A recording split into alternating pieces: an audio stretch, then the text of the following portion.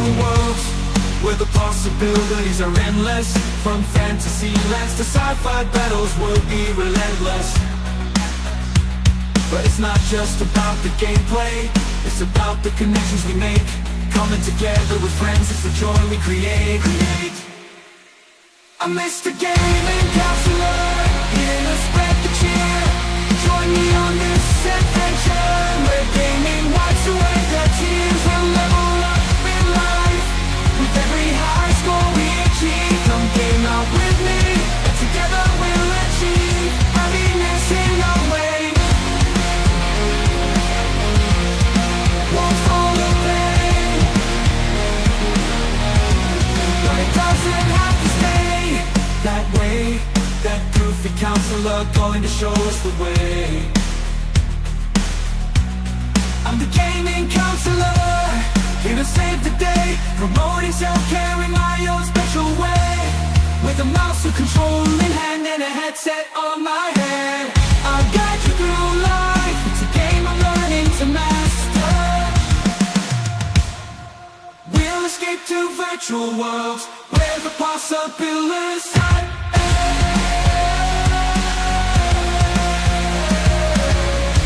Mr. Gaming Counselor, counselor who games out.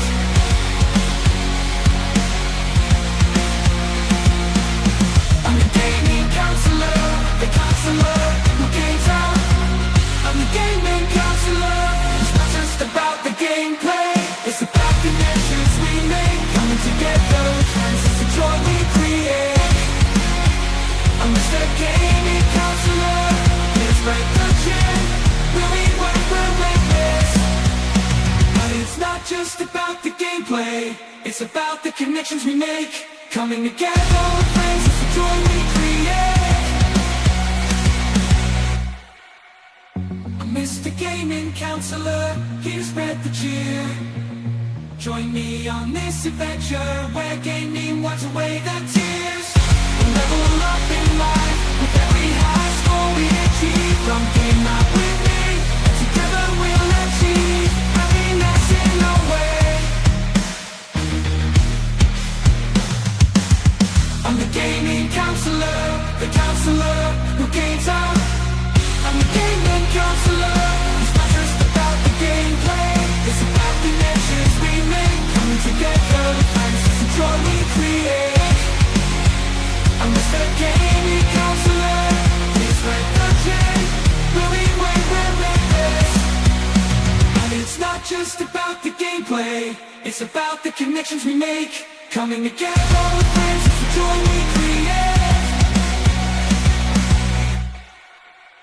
I'm Mr. Gaming Counselor, here to spread the cheer. Join me on this adventure, where gaming wipes away the tears. We'll level up in life, with every high score we achieve. Come game out with me, and together we'll achieve happiness in our way.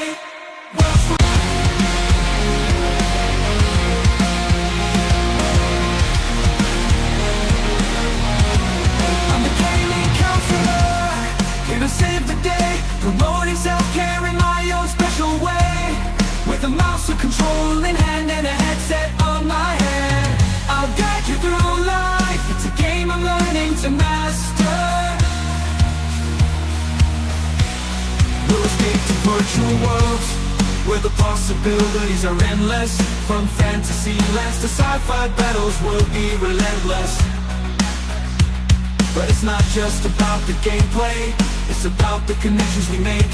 Coming together with friends, it's the joy we create. I'm Mr. Gaming Counselor, here to spread the cheer. Join me on this adventure, where gaming wipes away the tears. We'll level up in life, with every high score we achieve. Come game out with me, and together we'll achieve happiness in our way. Won't fall the pain, but it doesn't have to stay that way. That goofy counselor going to show us the way. I'm the gaming counselor, here to save the day, promoting self-care in my own special way. With a mouse to control in hand and a headset on my head, I'll guide you through life. It's a game I'm learning to master. We'll escape to virtual worlds where the possibilities are.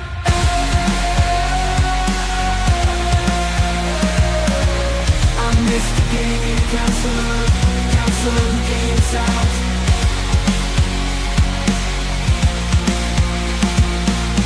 I'm the gaming counselor, the counselor who games out. I'm the gaming counselor.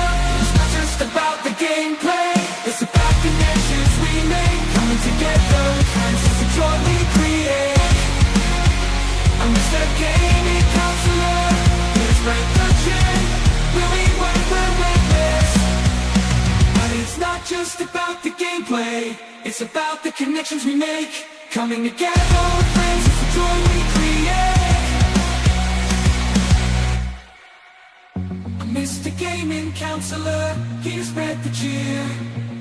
Join me on this adventure where gaming wipes away the tears. We'll level up in life with every high score we achieve. Come game out with me, and together we'll achieve happiness in our way. I'm the gaming counselor, the counselor who games out. I'm the gaming counselor, it's not just about the gameplay.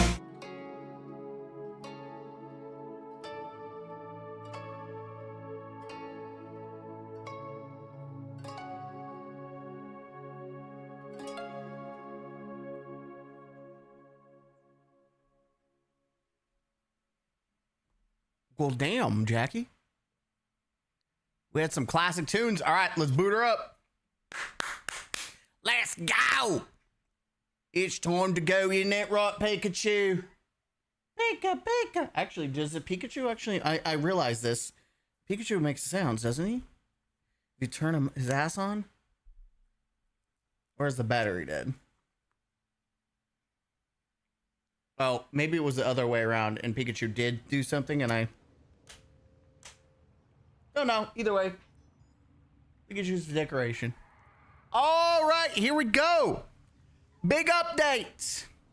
Jade Shadow's Constellation, cosmic conflict stretching through time and space. Big dick energy. Discover what fuels this fiery battle and come to understand the Stalker's role in this follow-up to Jade Shadows. Meet Sirius and Orion.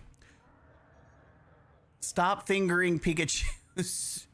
Good afternoon. What's up now? What's up? What's up? So we've got Sirius. We've got the new Dante skin.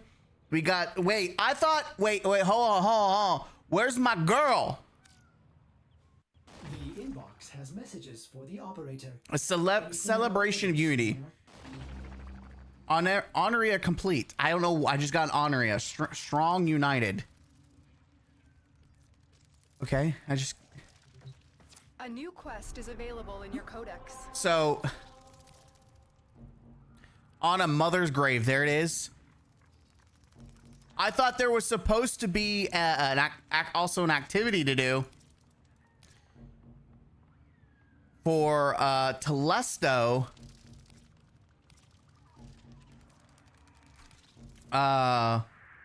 Is it on Mercury? Oh, not much. Just feet up, chilling after Aquafit. I don't eat what Aquafit. What is Aquafit? I thought there was supposed to be an activity, like an alert for Telesto. I was expecting some Telesto love. Let's see. Warframe tribute to Destiny 2. When is this supposed to happen?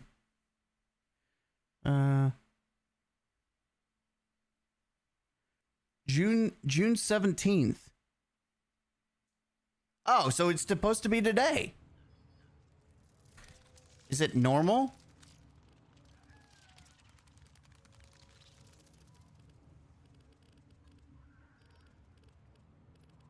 I do not see this alert. Either they forgot or they didn't enable it.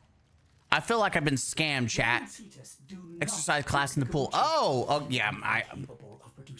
If I had a pool around here, I'd probably do some exercising in the pool too, just because it would help with my keto. I need to get back into walking and doing some jogging, at least 30 minutes a day. That's kind of what until I get to the groove, and then, you know, I might do some more. I was thinking about buying some weights to weightlift a little bit at home. Just not to get muscle, like just to be active, to keep my arms, because that's what I used to go to the gym for. Is I used to go exercise and do just basic stuff to keep my body healthy and keep me fit enough. Like, I'm not looking to look jack, but I do want to keep like my bones and my muscles, you know, good enough. All right, so we've got the new activity, but I swear my girl Mesa got that new fit. Don't tell me it was another day, another dollar.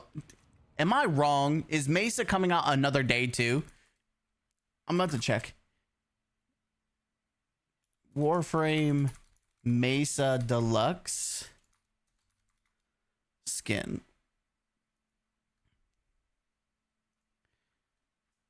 Release date. Heirloom.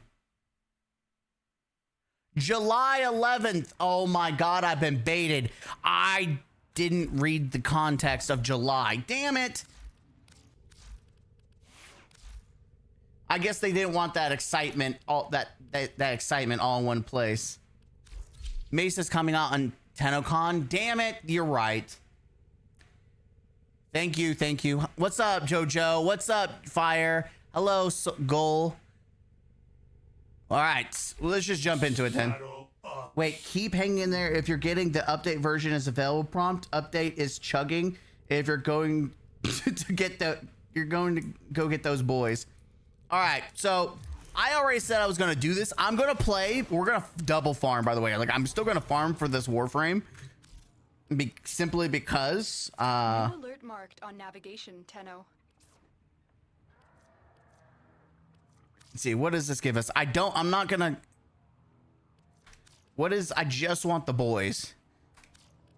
Here it is. Here's the boys. All right, so here's the boys. I'm just gonna straight up buy the boys, and here's why. Because you're probably gonna have to farm actually, no, that's easier. I may not have to farm for the boys or unlock the boys. I thought we were gonna have to do double sets, but they were actually very generous. It's only 3 parts, so that, you know, making the boys is not going to be as hard. So maybe I can save some plat. I was ready to just swipe the card for them. So we're just going to jump into it then. All right, so let's just jump in and. All right, Jade, 30 to 40 minutes. Are you all ready to spend 30, 40 minutes? I hope so. It's funny they said father and not daddy. Listen, knowing Rebecca Ford, I was expecting it there, or Meg, to say daddy, but it says father.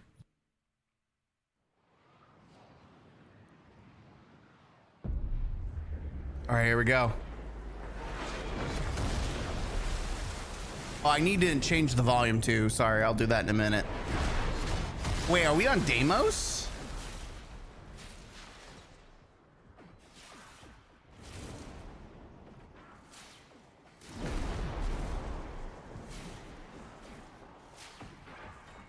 What the hell?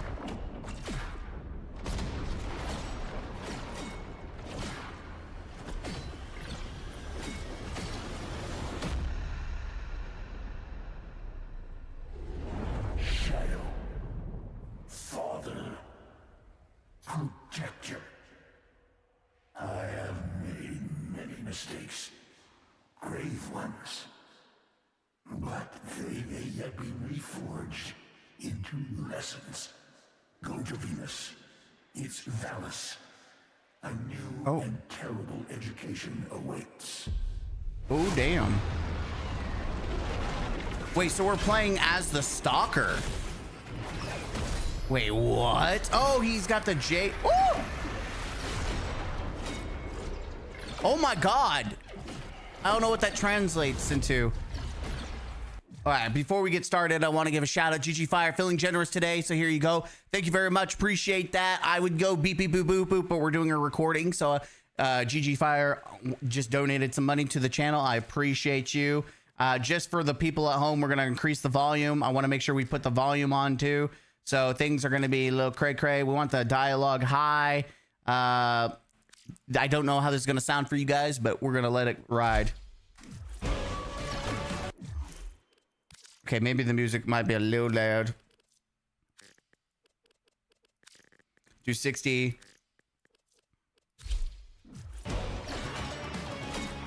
Here we go.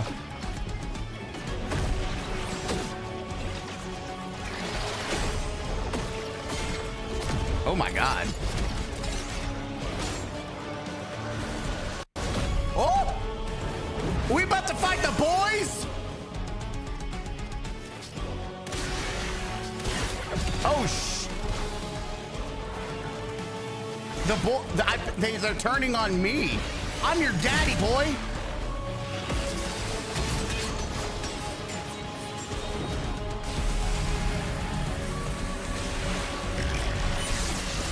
Ah, that's right. I'm your daddy, boy. Where's...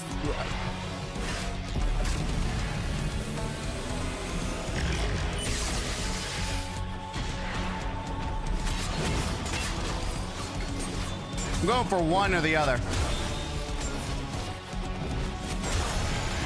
Dude, Dad is... What are you gonna do? Come on, hit me. You're doing a lot of like special effects, and that's all fine and dandy, but like y'all need to choose a... Owie.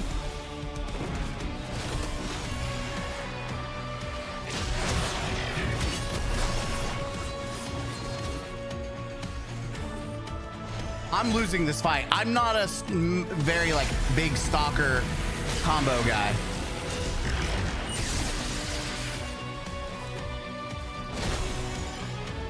Yo, I'm getting double teamed by the boys.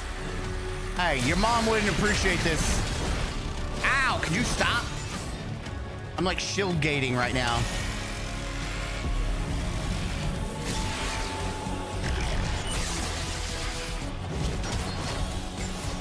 Yeah, that's right. Come on, boys. I'm gonna deflect your stuff right back to you. Come on, hit me.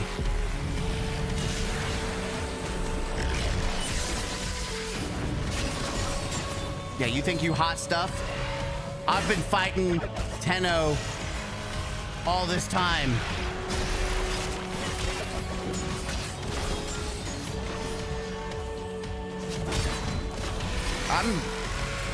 Come on, hit me. Hit me, boys. Daddy's about to take you to school. That's right. I gotta play the game. Ow! I wasn't ready for that though. Owie! Oh! Ah! I actually got my ass kicked. All right, come on, boys. I was only playing with you because you're my sons. I don't know where you went. You're teleporting around. It's some bullcrap. Right, hit me.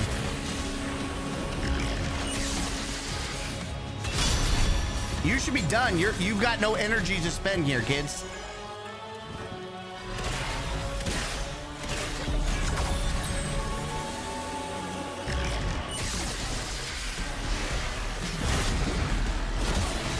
All right, I've got to go for Emerald Boy over here. Come on. We're done here. You kicked my ass, I kicked yours. What are we waiting here? Oh, wait. Oh, I've got to time this. Oh, wait. Wait, no. I didn't see the F. Where? There. Woo! Oh.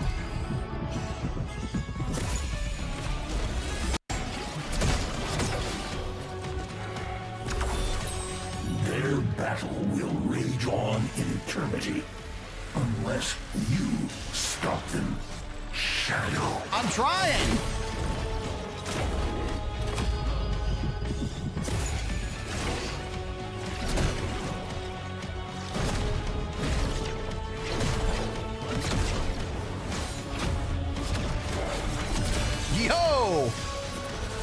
have thought Stalker was like, yo, boys, trying to put you in timeout.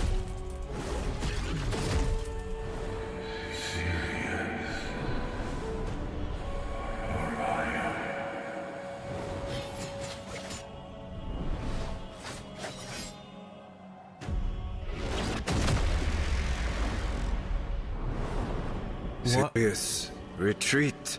Recover. There can be no victory today. Ooh! Our future must survive. Your father will follow the righteous path eventually. Even if he chose the other. Even if he chose Orion.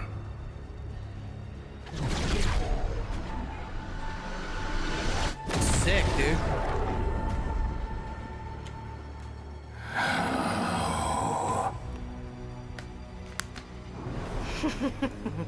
How does it matter? We're here. Orion, Daddy doesn't recognize you. Dude, Orion's pulling a Some baddie. meddler has trapped us in an eternal death dance, murdering each other over and over. But we finally found you alive. We retreat now and hide. Find us, Daddy dearest. She called us daddy. Yo, son pulling up a baddie and she calls us daddy.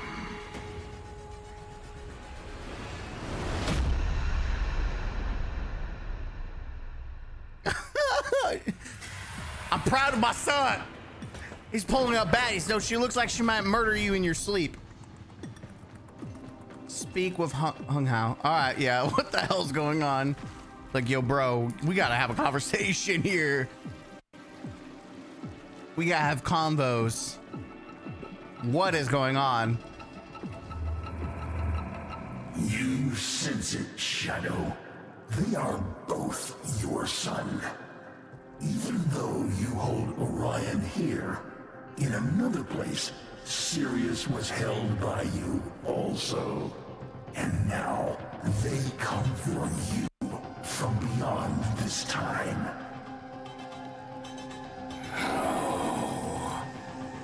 Time is a river, and they have learned to swim upstream. They're from a doomed future where one always wins. Yet now, they've found you. We must stop their war. But you cannot do this alone. Too much is unknown. Too many forces are raised against you. You must seek help.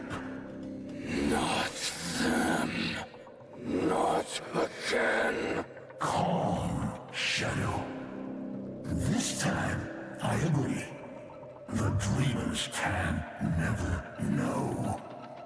Naka can never know. Woo! She must always believe in a future.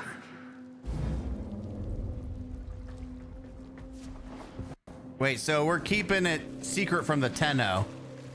We're keeping everything from the Tenno. Tenno, this is family business. Keep yourself out of this. We keep it in the family.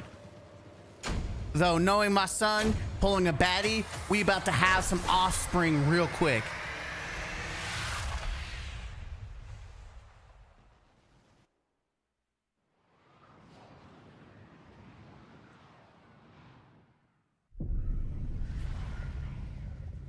Oh, wait, we showed up in the Tenno's bait like La la la la la la la la. Ordis loves his new vocalizer module. Wait, did Ordis get a new voice actor? Wait, no shot. What is that curious silence? Ordis believes it is the sound He did. of Oh, what Ordis? Wait, I didn't. Did they ever say that? last. A quiet night on the orbiter. Not even so much as a flickering sensor. He sounds like CPU. The Star Wars guy. I forgot what his name is. Sounds like the golden robot Somatics. from Star Wars. Still fast asleep. What the Sweet heck, man? dreams, dearest operator. Yeah, sweet dream. No, not a chance. After what you put us through last time. What do you My mean? poor operator. Shoo. That's some. Did he not roll? He can.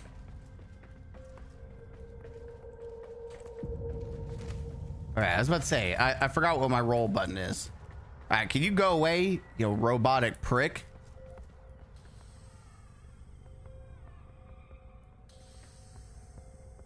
Is he just gonna sit there until I trigger him? Helmet hasn't been itself since the drifter climbed into its mouth. Wait, what? Oh! I find a cavat in there. Oh, we're using him as a distraction.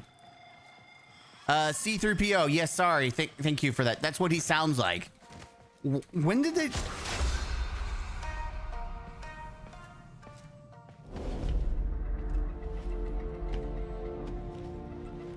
What the heck? That, it looks like a zombie Tenno. Intruder! Intruder! Stalker is... Wait. Umbra? Umbra? Umbra. Ordis will... Must go with you. You cannot betray the operator like this. Oh, Opera's acting on its Will own. not Or allow. Umbra.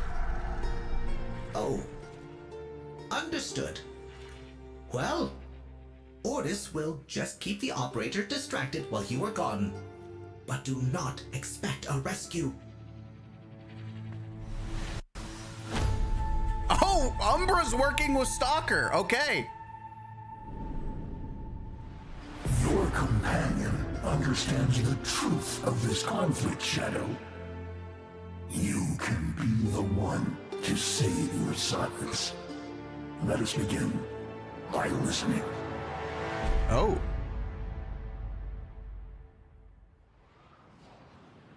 Okay, that's a plot twist. I didn't expect Umbra to be like, oh, I don't want to skip the cinematic. I just want to leave everything go. Stalk the unknown. Wait, oh, so Umbra's with us. The Oh! Corpus know much. Surely they have detected this anomaly in the orb Velis. Intercept their data to locate both Sirius and Orion. We're about to play dual missions with Umbra. That's hilarious. Oh, that's Umbra.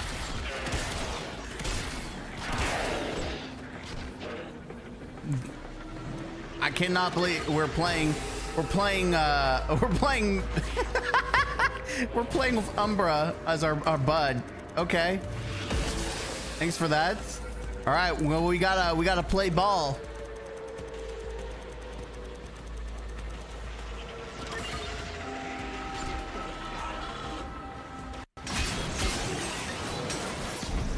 That means I gotta hustle. You were at war with yourself, Shadow. Your choice of a name was simple, from your beating heart. But the Void, our enemy, nursed and nurtured the unchosen name, forging a rival path, a second son. There is room in your heart for both. We must show them that. Okay, the problem is he doesn't work independently,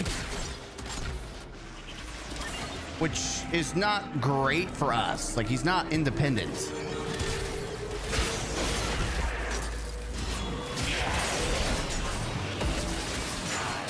It would be fine if he was independent, but he's not.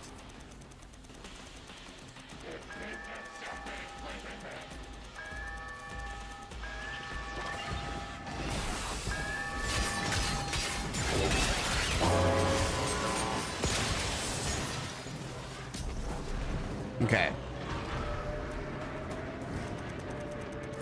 I've got to focus up. Like, I'm really gonna be on the ball for this.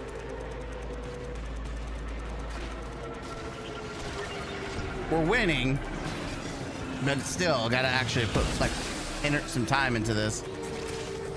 These ships, the alloys are dated 20 years from now. Truly a doomed future.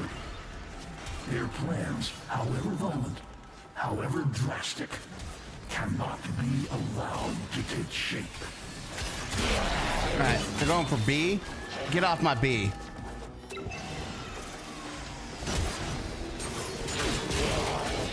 They're going for D. All right, good. We won. Kill you. Screw you.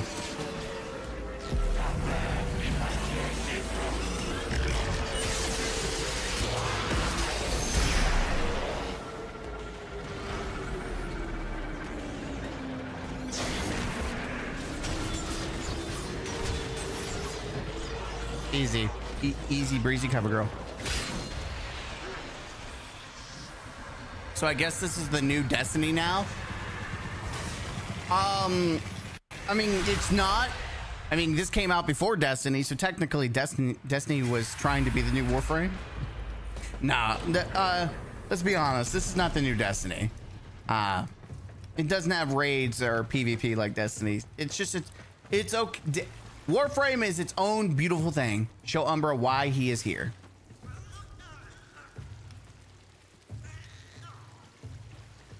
All right, I'm gonna show, it's like, I'm gonna show you my kid. This is my kid here, my pride and joy. Orion. You could not have known. Your dilemma is a fell comedy to the dweller in the void. I almost hear them laughing now. Well, if they're gonna laugh, I'm gonna put a scythe through their chest. Shadow, restrain those opportunistic mentors. Learn what you can, how your kind have been twisted. You must meet with Sirius and Orion, uninfluenced by future forces. I will create such an opportunity for us, Shadow. Wait, is he gonna put us through Umbra time? the Broken, you are here to help with one thing. Watch the child. You're the babysitter. Oh, we're playing as Umbra now. We have Umbra as the babysitter. Oh, crap. Oh, crap, dude. Oh, I'm not, I can't do this. Not on keyboard. I can't, not on this keyboard.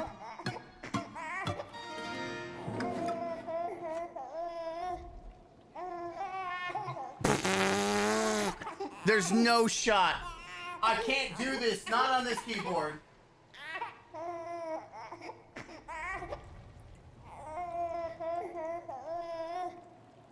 Okay, I think I have my controller hooked up. No, I have it hooked up to this PC.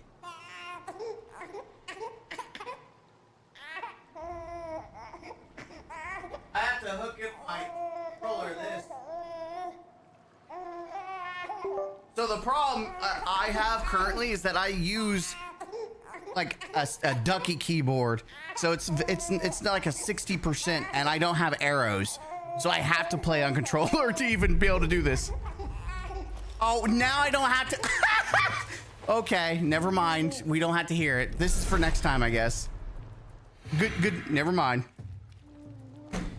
So much for that. Hooked up the controller and everything for no reason. Umbra's like, here's my song. Click, click, click, click, click. Kid's like, I love it.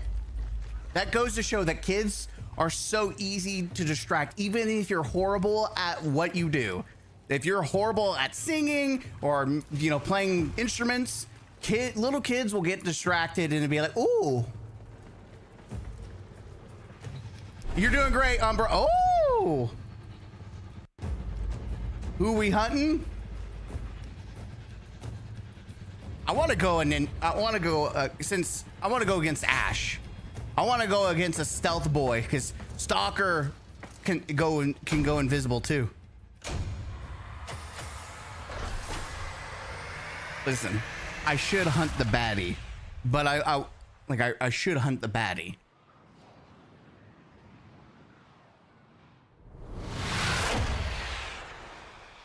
And it's I don't know if we'll end up going against both or not, but I kind of want to fight against Ash as the stalker. The Yaiba is a relentless blade, a worthy foe.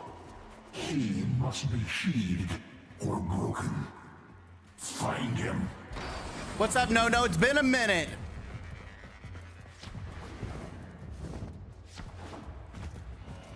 All right, let's activate. Whoa.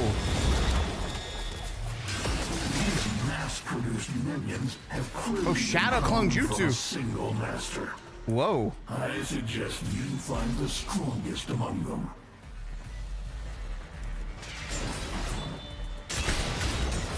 Dude, we're just fighting shadow clones. Naruto! I was expecting a little bit more of a fight, but here, oh, never mind, they're kicking my butt. Go ahead, hit me. That did nothing.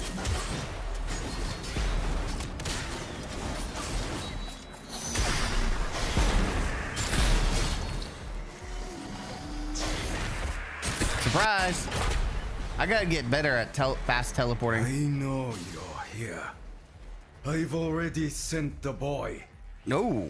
My role in this eternal dance has come to an end. I do not belong here. I welcome death at your hand. Wait, okay. Make this a fitting finale. Okay, I just realized that the voice comms are gonna be on one side. Boop.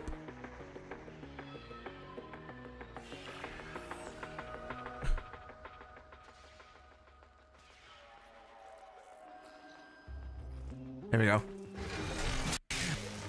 Dude, why do I keep walking into... Stop walking into the traps!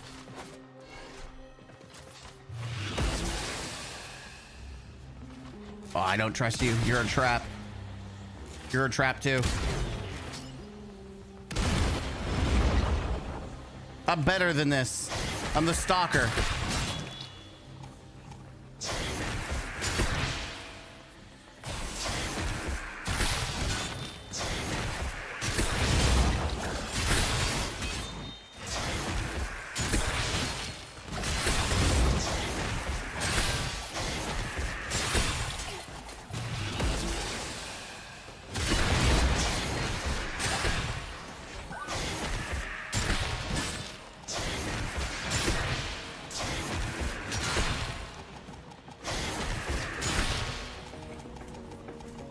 You're moving too fast.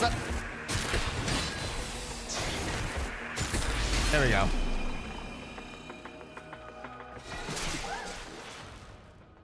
Every time. It's annoying. I'm not falling for your trap. I'm gonna walk the edges. I'm too smart.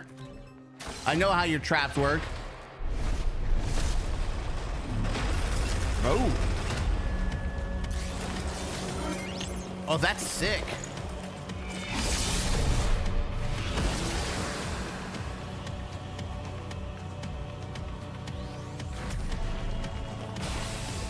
Ow.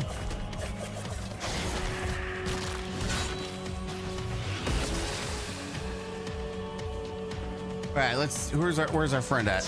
Move like smoke, strike like lightning, vanish like morning mist. Oh, we're just...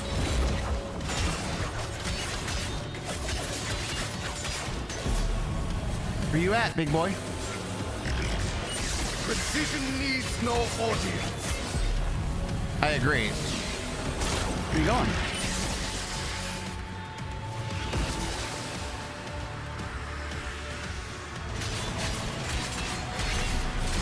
Oh, that weak sauce. I was expecting more from you. We just murdered him. We just murdered Ash. I was expecting him to go invisible and stuff like that. Okay. I guess Stalker just OP. I mean, technically Stalker has been hunting Warframe. Not today, Satan. You think you're gonna get me that easy? I'm a professional. The real threat was the stupid traps. That's pretty sad. The real threat was the traps all along. It wasn't the fight against Ash, the Warframe. It was the traps.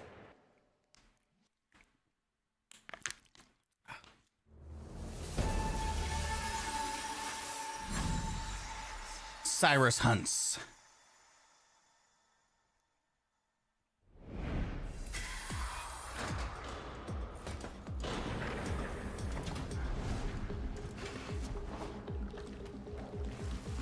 I like how Hunhow is still our boss.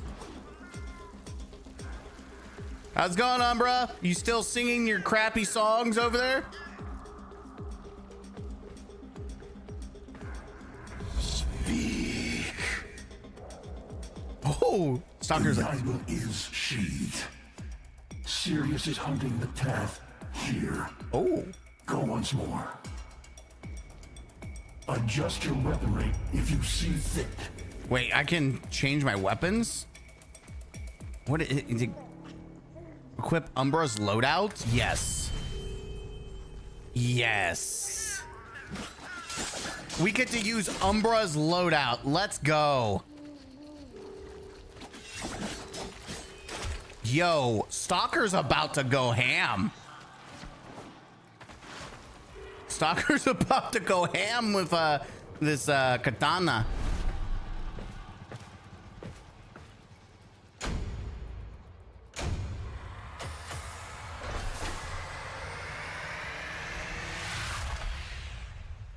I think we've seen a lot of character development from Umbra, especially with the fact that he used to want nothing to do with the Kuva Witch.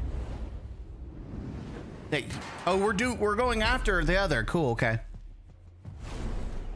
Oh, we're doing spy missions. Confront Vina. Unveil her secrets. We must know what dangers her future holds. Oh my God. The literal river of blood. Yep, this is definitely Garuda. Oh my God.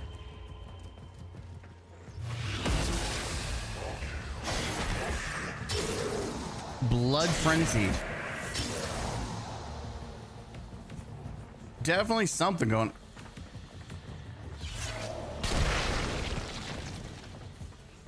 Yo, this one's far more interesting than the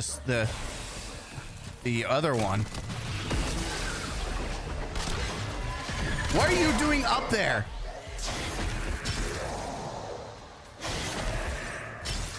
Yeah, this one's far more interesting.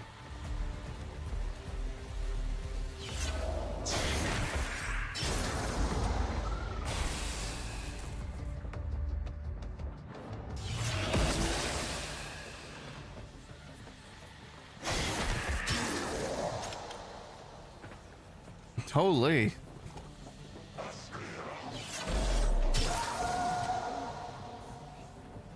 What are you doing there, bud?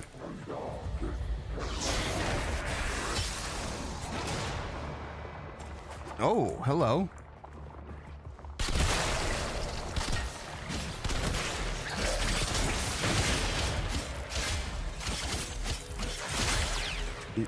Nice. Oh my God, what the hell?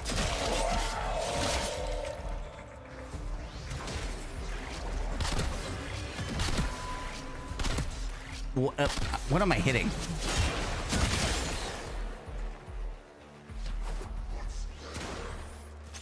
Where is this dude at? Screw you, robot.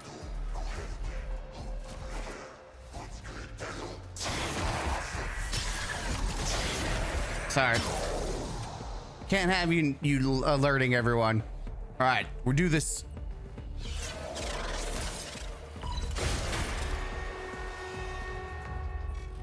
Whispers from the future we must never allow to pass. You're telling me. Cephalon Parvos, a plague.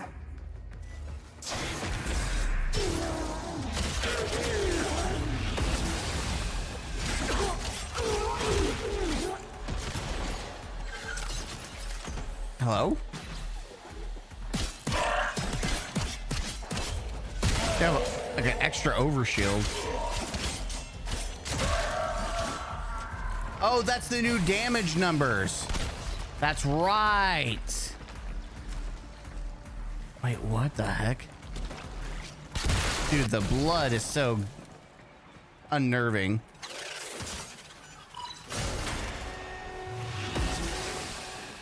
This future is shrouded in darkness. In blood. Orion, alone. Always fighting Sirius. This witch, his partner. Yeah, I mean, look at this. The drone is. What are you doing? Yeah, get him. Get him. The little. Get him. Yeah, get him. Fuck that guy. Get him, little robot. You got it. There's no Get him real good. Yeah, fuck that guy. The little drone that could. The little drone that could, guys. You must understand, this future is doomed. The Tenno made sure of that. Okay, what did the Tenno do that made everything all cray-cray?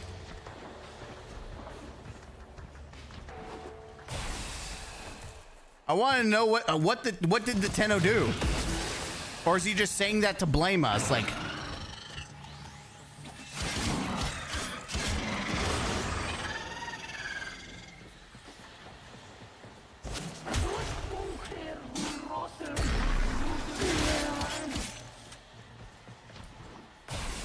I need, we need some evidence to support these statements. Okay, we need hard facts. Oh, Garuda. Here we go.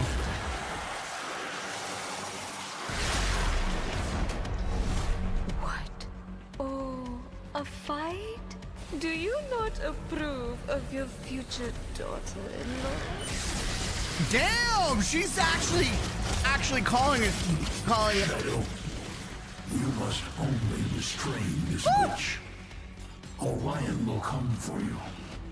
This is inevitable.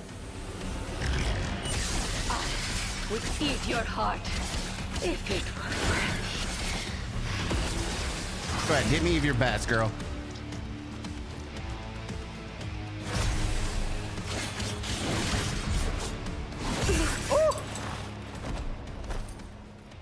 I just killed my son's baddie. She low-key was claiming to be our daughter-in-law. Like, literally our son pulled a baddie. I'm proud. That's my boy. That's my son. That's, yeah. Even though she's toxic and there's more than red flags. Like, you want to talk about red flags? No, we got red rivers. Yeah, GG Fire. It's been on discount since for a while now, since the launch.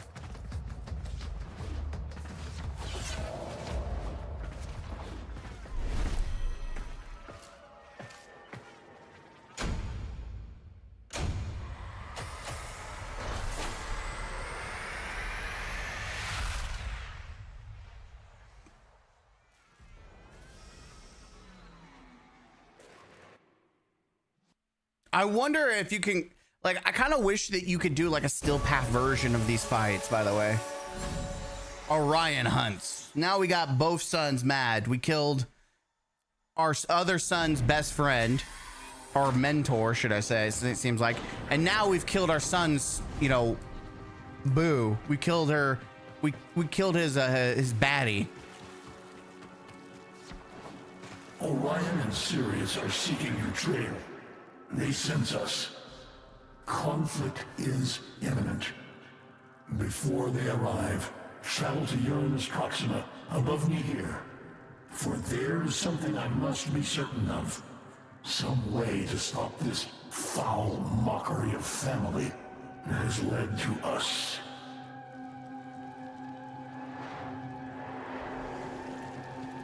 All right. This is where the rail jack comes into play, right? Let's do it. But this has been fun so far. I've been having a good time. The story beats are pretty exciting. I'm really interested to see, like, I want to know the backstory about the Tenno screwing up the future. The mockery. It's literally called the mockery.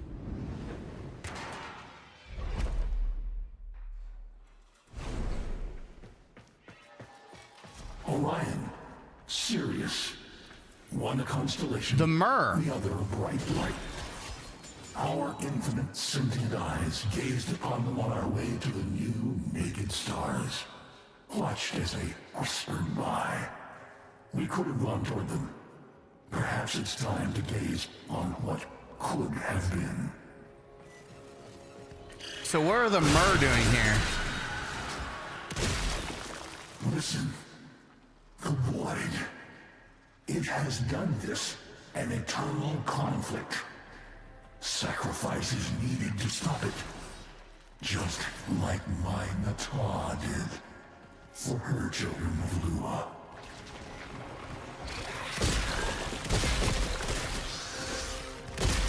Yeah, I'm just curious, like, what happened to this future? If the Myrrh are involved, that's never a good thing. There's a lot of the spore fragments, dude. Easy material farm, guys. You need a bunch of spore. Here you go. What was the secondary? The despair? That's right. I haven't used the despair. I wish they would give them the augmentations so that they have a little more sauce to them.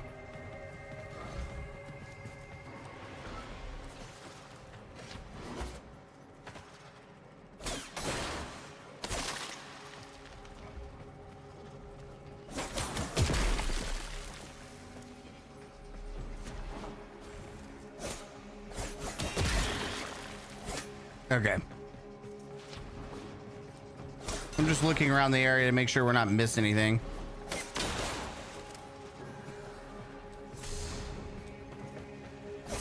The poison glow, brighter than a star. It may be here that you see something I could not. Touch it in all its impurity. Withstand its vacuous laughter. Wield it. Bring it to me. Okay. That's not that's a little unnerving, but yeah, here we go. We're gonna touch it.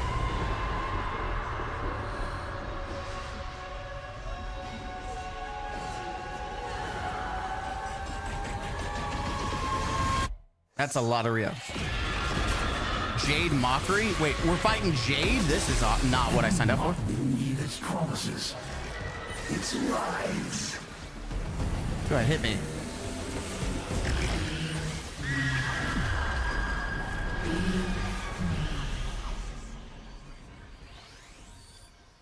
Sorry, you just got wrecked. Bring the void spark. Hurry. Got it. Adult sons hasten toward the infant, and even Umbra cannot hold them for long. I've taken a terrible risk, but we need them together. Okay. Well, that's interesting. We just one-shot Jade with our ability.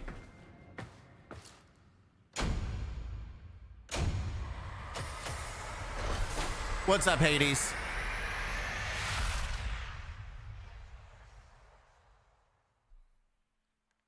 Interesting. I wasn't expecting to fight like the Phantom version of Jade.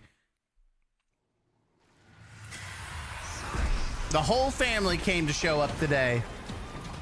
The father, the son, Now, and the mother. Shadow, now!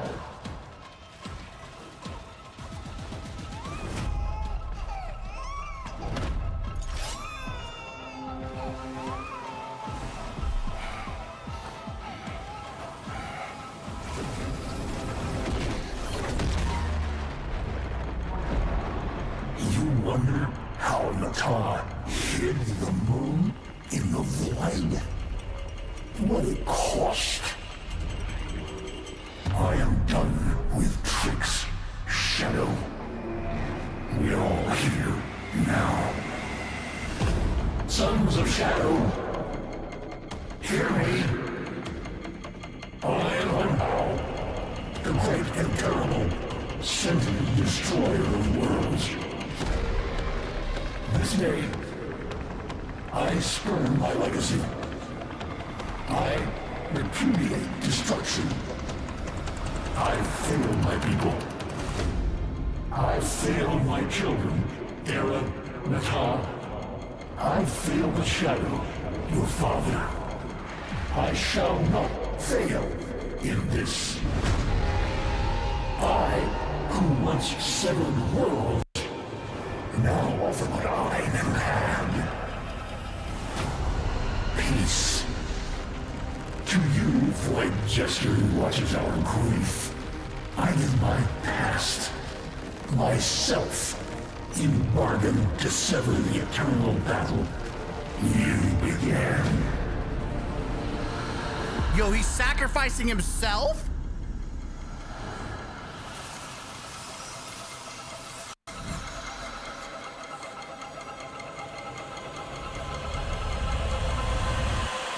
Yo, what the heck?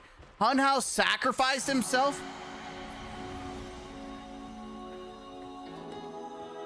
Dinner time! Did you forget it was your night to cook? Oh no! Oh, the emotionalism. What is this? Come on now, before he gets fussy. You're gonna hit us with that?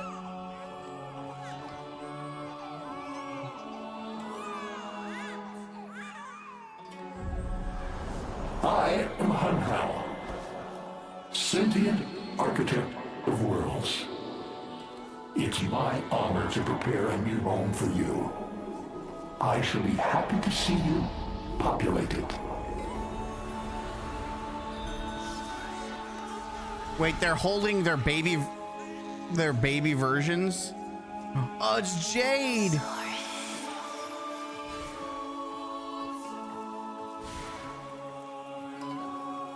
Oh, this is depressing. This is where they used to live. Cook your son's dinner? What the heck? I'm about to cook. Do you think he'll like spicy or sweet?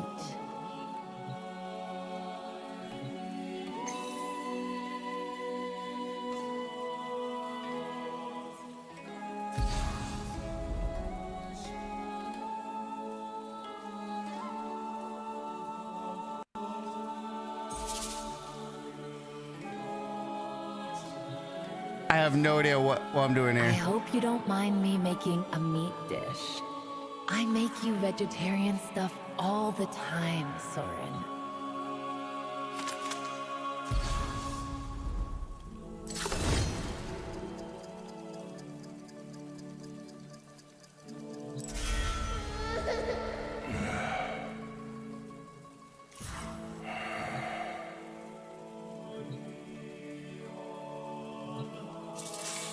Okay, he likes spicy. If he's anything like you, he'll love it spicy. If this And doesn't work, I'll be me, so well, annoyed. I could never say no to sweets. Oh, you want spicy vegetarian? What? Dude, I cannot believe we're doing... It's like Hell's Kitchen. I'm sorry, chef. Yes, chef, I'm an idiot Meat? sandwich. Or vegetarian.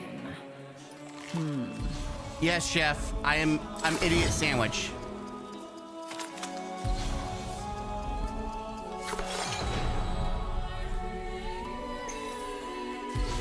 Sweet chicken. That weird. Yes, chef, I am idiot sandwich. Stalker is literally Chef Ramsay. This is wholesome AF.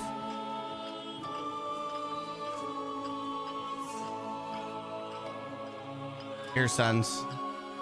Shut up and eat food.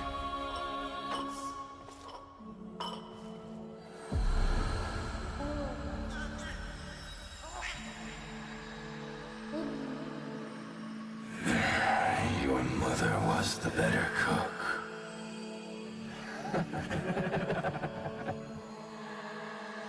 Stay together.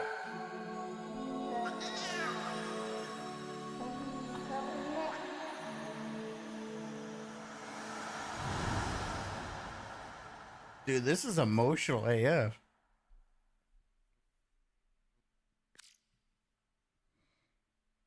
By the way, son, that was it? Yo, no! Bro, what a ending. Bro, I gotta take a picture of her later.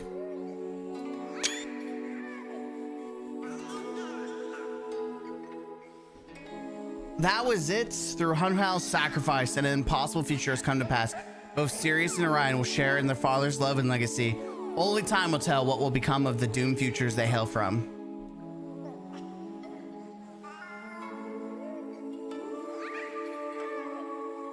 Dude, that was wholesome.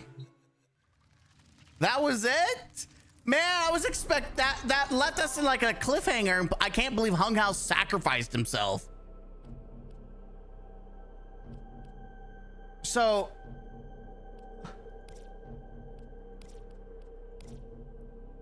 oh, there it is. There's the destiny thing. Yeah, that was crazy, man.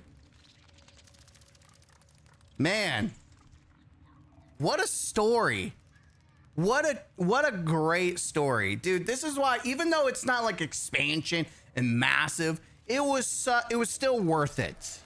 You know, I would have been okay with Destiny having small updates like this when the narrative was this impactful. Like, it makes you care about everyone in the story. Warframe, please don't change. Keep doing what you do. Digital Extremes, truly, it's always Operator, a great do you know time. which finger the corpus Thanks. used to count their money? The index. Don't forget there's a Twitch drop campaign for 2 domestic drones and a poster. Oh, don't worry. I already have a Twitch stream in the background.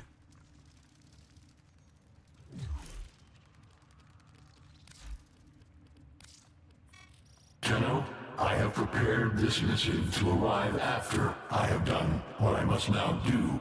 Okay. With the poison we all danced with. The void. Did you hear laughter? Do you feel lighter? I do feel lighter. My efforts may fail. The void might reject my sacrifice. But I know how it covets. It will want everything I was.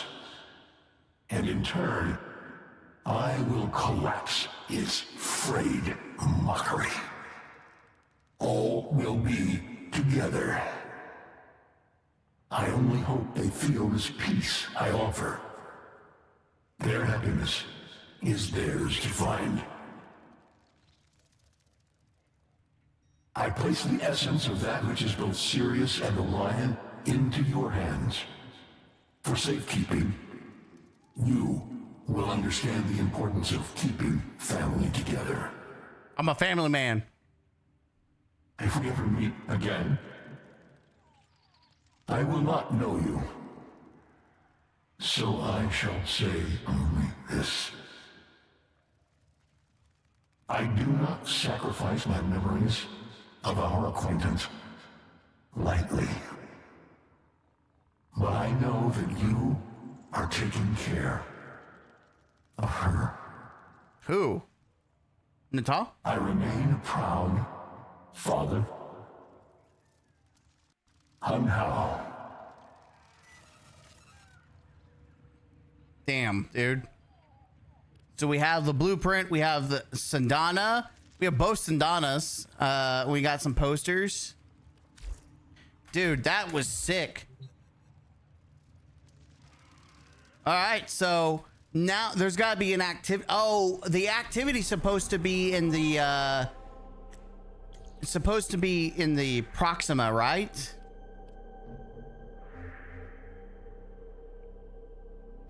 Is it Venus? No, it's here. Okay, so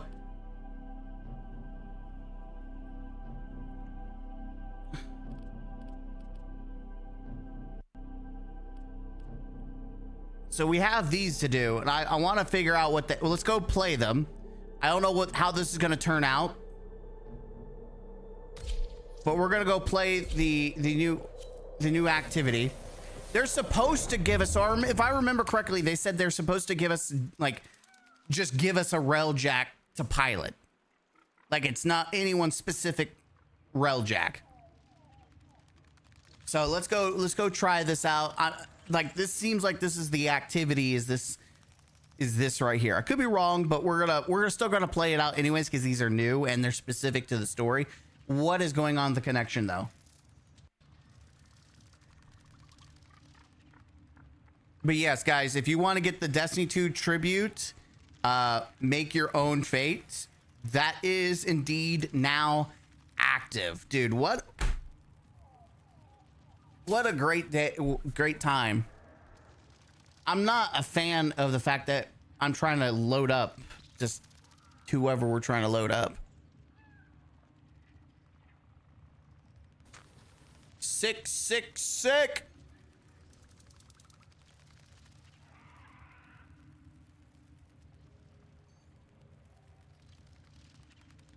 What'd y'all think about the story?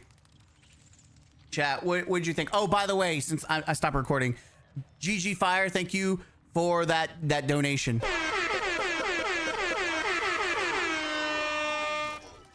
I didn't want to do it during the recording, but thank you. Hello, thank you. Hello, thank you. All right. I don't know, like, we're trying to connect. Oh, someone left the squad. I wonder why. It's because we're not. I'm about to shut down the game and reset it. Because someone's AOL is not letting us play.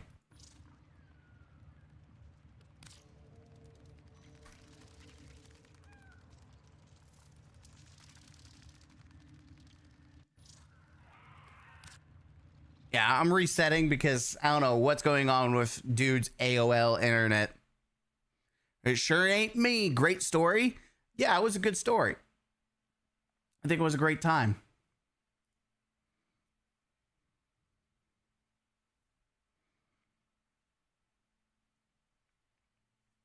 Jade, Shadow, Constellations. Yeah, I mean, I still want to know more about how the Tennos screwed up the future. Maybe that's going to be part 3 where we get some more backstory. But now we have the family. We have we got the sons are going to be part of the business now.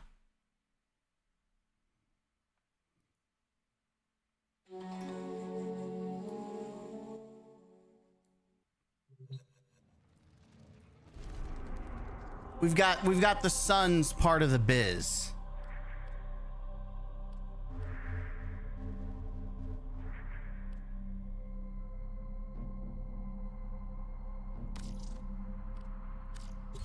Let's go to the Pontus Tower first, as I feel like this whole section's new. So let's go see like the vendor and see what they have going on.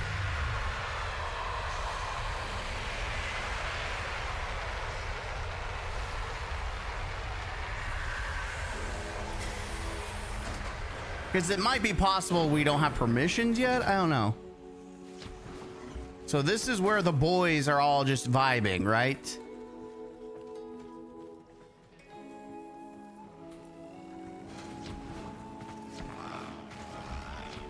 Paradox. This place can only be kept peaceful by the ritual of continuous conflict. Okay, so everyone's downstairs. How do we get down there? Here we go. Are we departing soon? I can't. There's so many people. I can't even see what's. I am Hunhow. I know not who you are, small one. Okay. How bright the stars are. They remind me of someone. She sang to me, I think.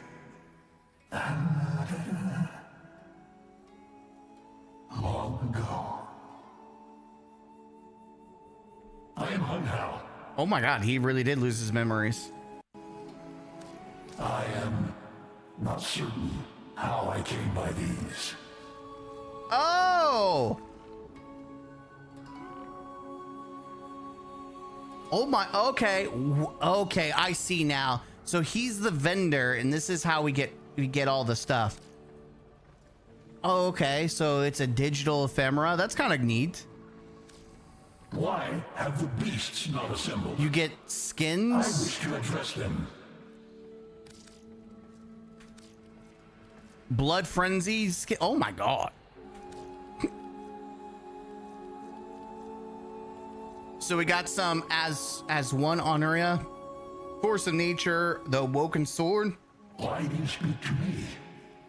Can you not see that I am dead? For an unidentified, perhaps an ancient piece of old war decor. Okay. Kuva. So we have some new mods as well. We got some drones. Here's the boys' weapons. I have children of my own. And if you want to rebuy the blueprint, you can buy it from here. But you can have all these guys join your team, so that's pretty cool. So you can fund this. Jade's Victory Sandana. So you need 50 of each, and you can get the combo. They have been seduced from me. Seduced by them. So, you too abandoned me. Oh my god, Jesus. 3 or 4 impactful cinematic missions every 2-3 months is all I ask. Yeah. Dude, that's a bitter truth. But All right. unless... So what does this go to?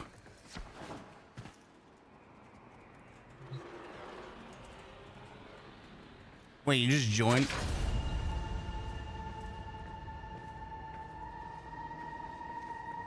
So what are we doing here, Chief? I just hopped on this guy's ship. Who's leading the charge here?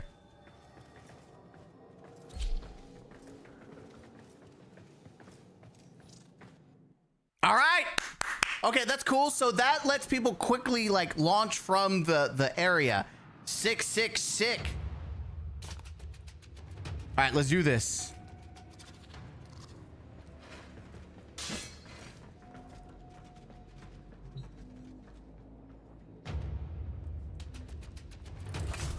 Oh,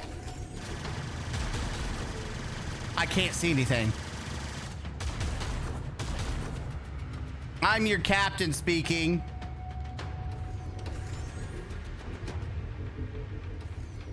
Your captain is speaking.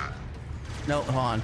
Your captain speaking. Your captain. Nope. Your captain speaking. Hello, this is your captain speaking. We have seemed to got lost in translation. Nothing but the dark void here to consume your souls. Please make sure. Wait, this is not the right one. This is the right one. Is this the right one? All right, yeah, there we go. Sorry, megaphone, got the right one. All right, we are in the void right now, and it seems, ladies and gentlemen, that we are taking a turn. Then we take a left turn. Then we take a right turn. It seems like we have entered habitual darkness. What you're seeing is the signal of my heart right now. Sparkles of light and darkness. Thank you for stopping by as we journey through the darkness that is my love life.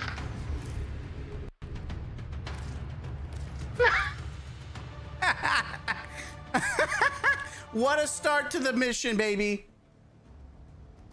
Well, that's 2 times we got nothing. Third time's the wins, right? Third time, baby.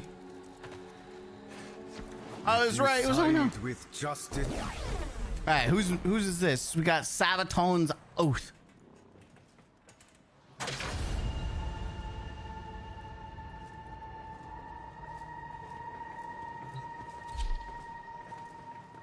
All right, I want to do the still path version. Let's do it. It's time to kick it. Squad up, boys. Oh, there we go. All right, ladies and gentlemen, it is your captain speaking. We are actually transitioning through the void. Third time is the charm. That's right. That's right. Titania is here to be your captain. Let's get this. Let's get that bread. That's right. It's time to kick bubblegum. Take answers. I'm fast forwarding. We're teleporting. Slowly but surely.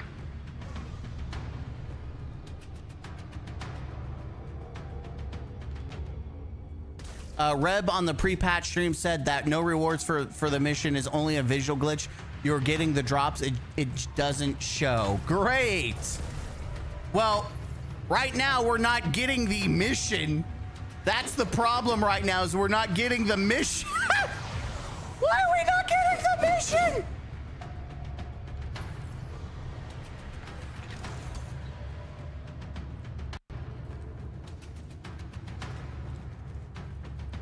What is going on? Oh, it was that dude.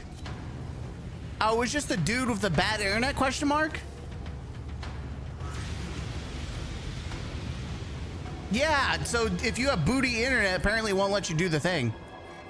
From his perch within Pontis Tower. Let's do this. Hanhao watches, eager for a martial contest. Come, let us find Vina and give the old sentient what he desires. The butcher lurks in this field of stone and ice, from which what a am I blood destroying frenzy corpus hews sustenance. Are we destroying the big? For Oh, the we are biggest destroying the. asteroid and crack it open. Okay, so we crack open. Move into position. Yeah, go. Collect the asteroid spoils. Battle has come to join us. Easy. Oh my God, everything's dead. Destroy the remaining fighters! Do it. We're being invaded.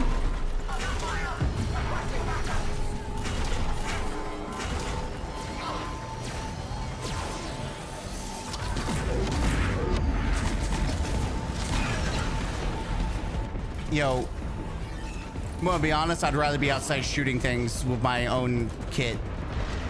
I'm going outside. See you, kids. I gotta remember how the hell do I get outside? Things that I don't remember. How to get outside. God, it's been a minute. How do I get out? Here we go. No, I can't leave the ship.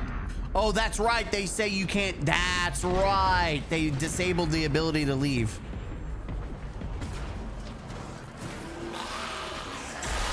Oh. Location marked. Move out. Where's my, do I have the thing to fix the thing?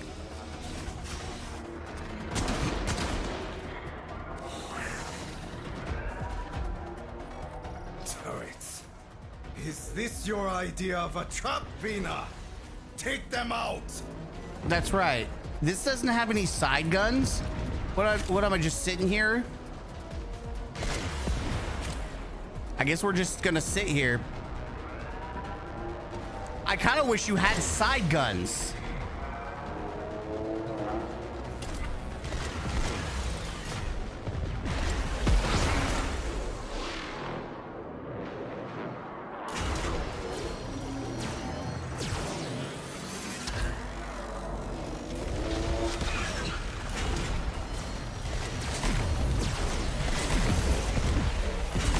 I don't know what this gun is even doing.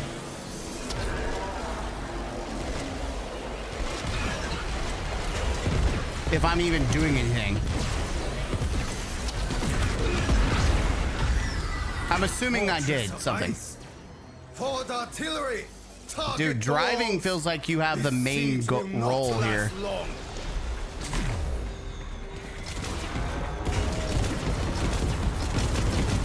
I'm just to spam just spam a bunch of 1s and 2s.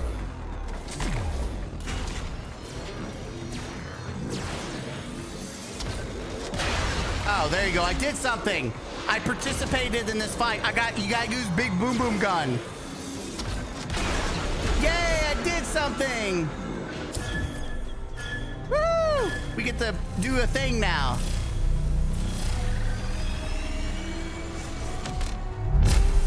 I'm so happy. We're in. Spies tell me that Vina has been toying with a very dangerous weapon. Breach that door. Oh, that's awkward. You get no, like.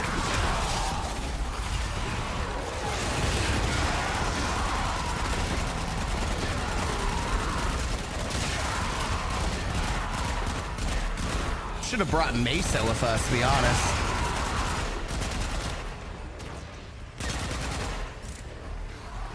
This is a dud. Maws eliminated.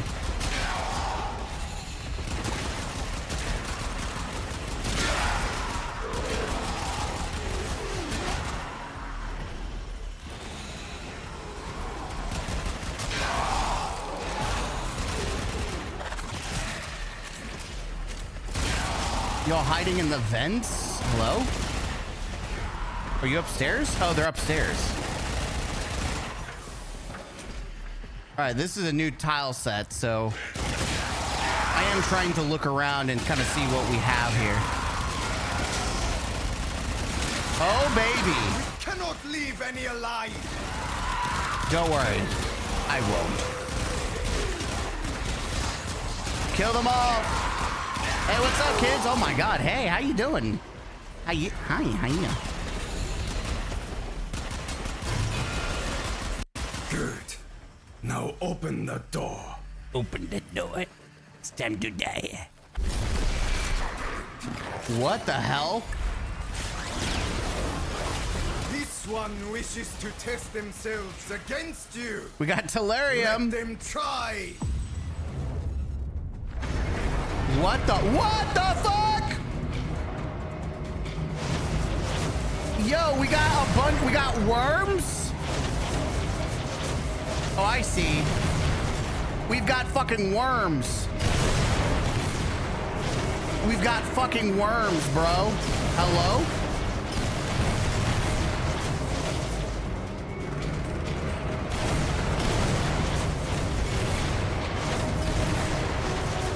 What the what is the Deveri worm doing here, man?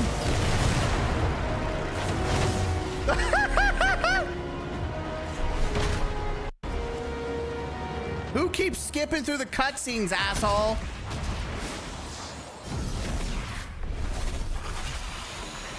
Oh, come in. I was expecting you.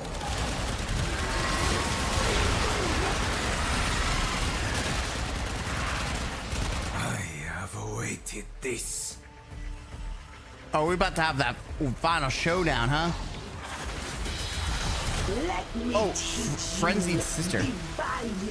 Is she dead? She dead. Listen, we fought a lot of sisters in our time. You ain't a threat. Yeah, you ain't a threat, sister. Sorry. You think you may be, but you ain't no threat.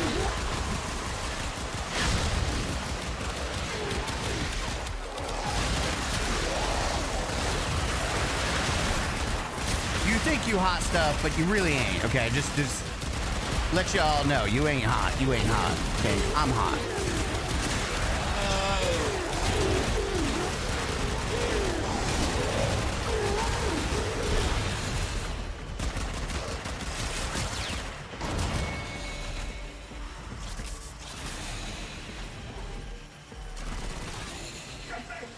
She has me. Find a way in and take her out.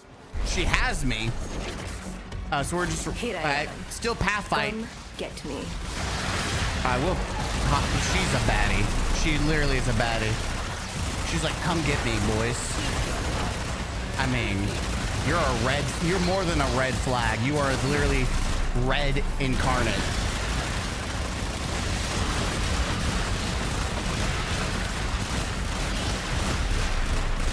You are literally more than red flag material here.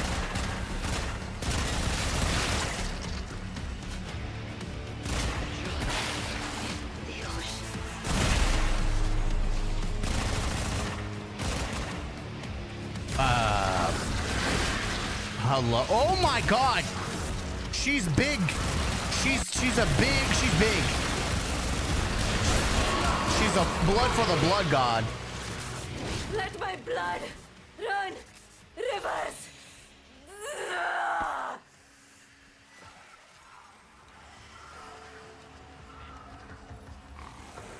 I am stuck. Well, tap unstuck.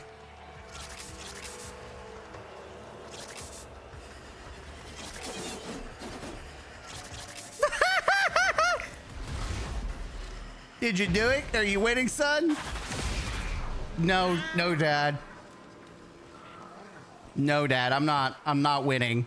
I'm stuck in a pool of blood.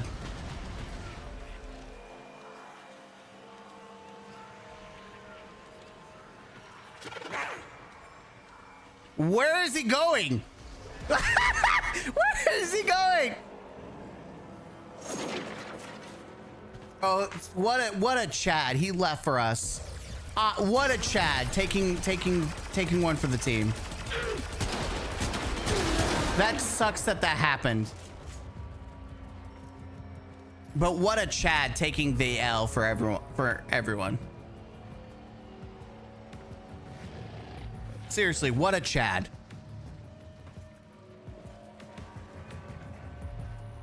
Oh, and the other guy left too? So 2 of the dudes left?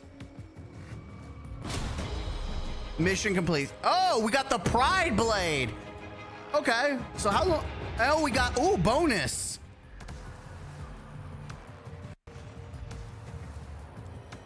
So, well, we got the loot.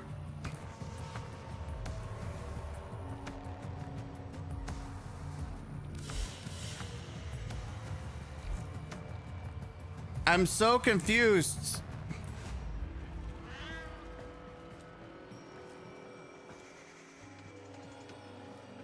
Nice. It's so buggy. It's so buggy. It's so buggy. Oh, man, it's so buggy.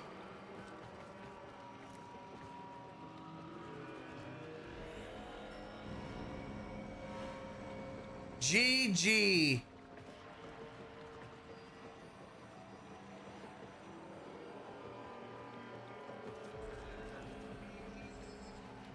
I'm not leaving. Screw you. I refuse to leave.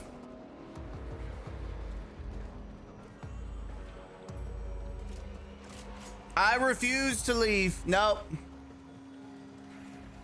I don't want to lose any of my loot.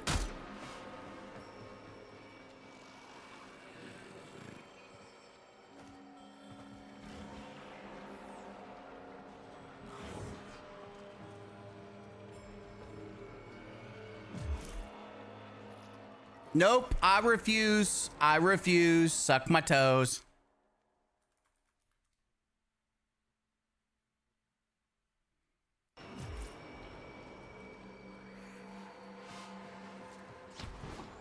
Well, maybe I have no choice but to take that L. Dude, if you don't keep the rewards, I'm be so mad.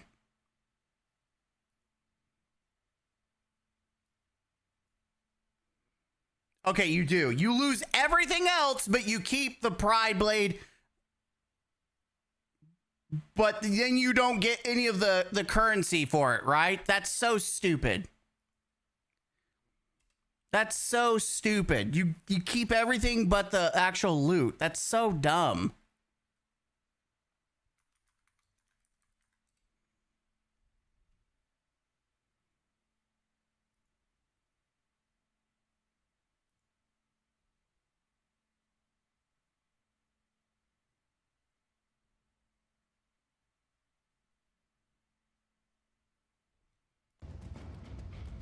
That's so dumb. Do you like this? My collection. Oh, no, we did. Okay, so we did keep it. Okay, I was about to be really pissed. Okay, so I see how it is. You kill Garuda for Emerald. You fight Ash for the Crimson. Okay. Got it. I get it. I get it now. Okay. I was gonna be so mad, but it seems like it's okay. Why have the beasts not assembled? I wish to address them. Why have the beasts not assembled?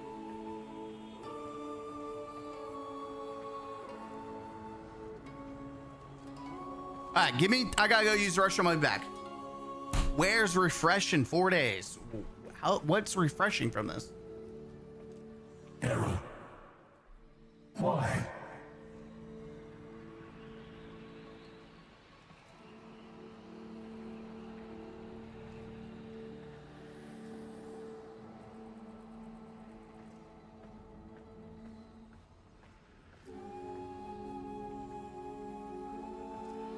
I can feel them boiling away. Even the least of them.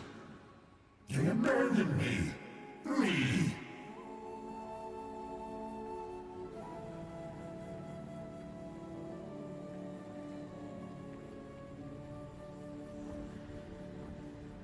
They have been seduced from me. Seduced by the blooms.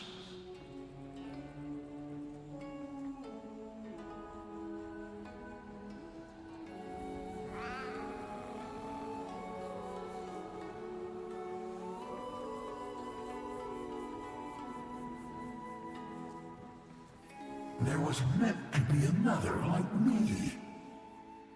I cannot find her.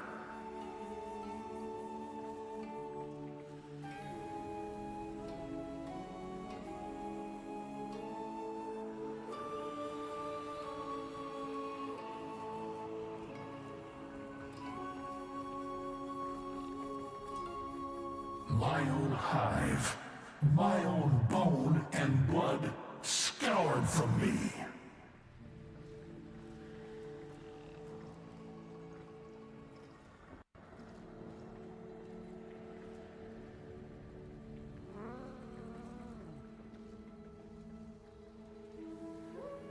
I have no daughter.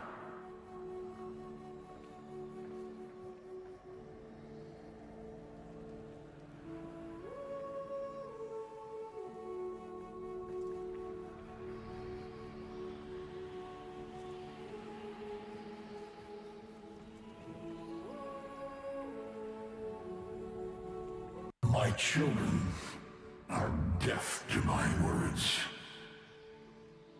My hive is split and dispersed.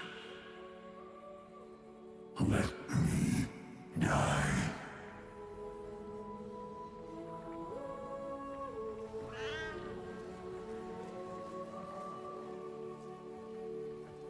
Let us not speak of war. Not when other paths are open.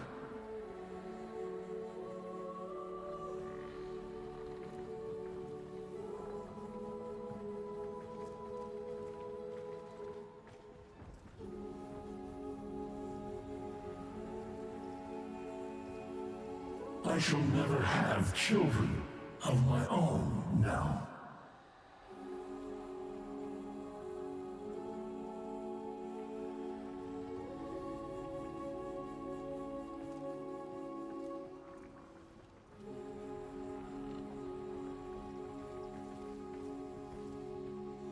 Why do you speak to me? Can you not see that I am dead?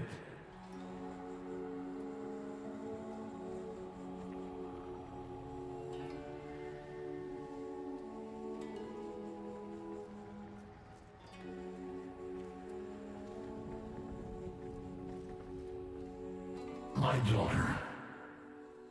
She has changed herself so much.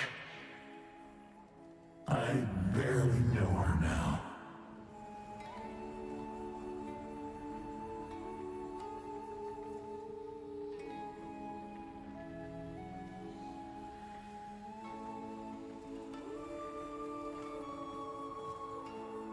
They are coming, Nata. Coming to kill me. Just as we planned. Why do you not answer?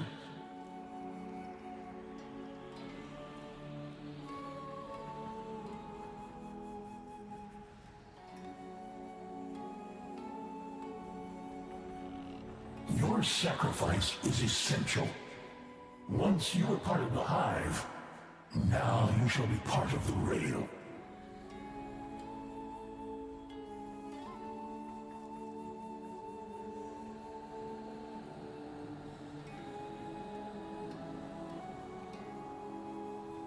This war will soon be over. One of their own executors has betrayed them to me.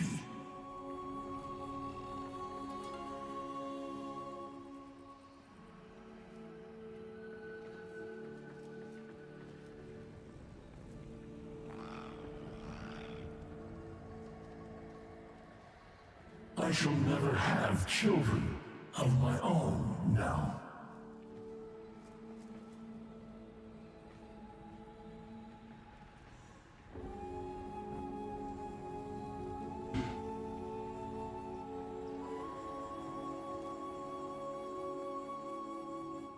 My own hive, my own bone and blood scoured from me.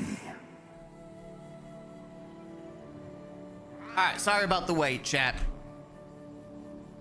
Alright, I do want to do a brutally honest not review, since it's just not a full thing. But I do not speak of war. I do want to do a full thing for it. Like, I'm gonna give actual video on it. I'm making 3 videos. One about playtime. the activity, the story, and then my impressions. So I'm gonna actually have 3 different Warframe videos out for you. All right, so we've done the one side. Now we're gonna do the other side of the mission. This time we are going to take a ride on the Marrowbone. That's right. Can I change my Warframes? Yes.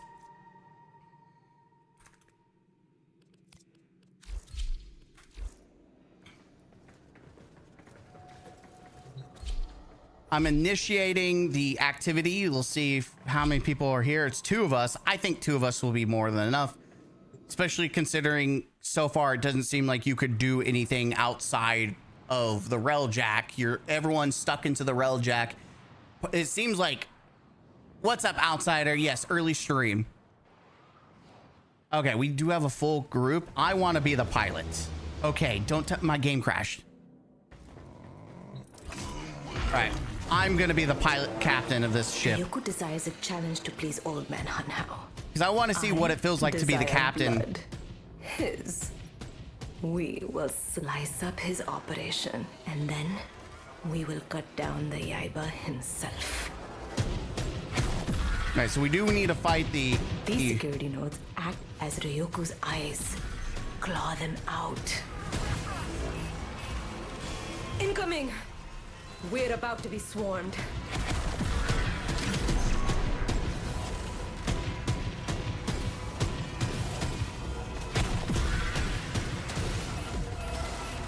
Dude, these guns kind of suck.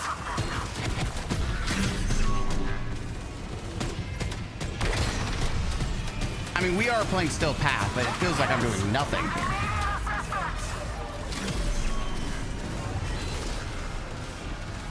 It feels like I'm literally just doing nothing to it.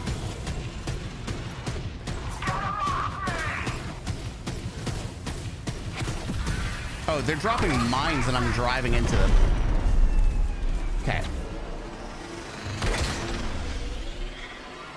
Okay, so we destroyed some of them.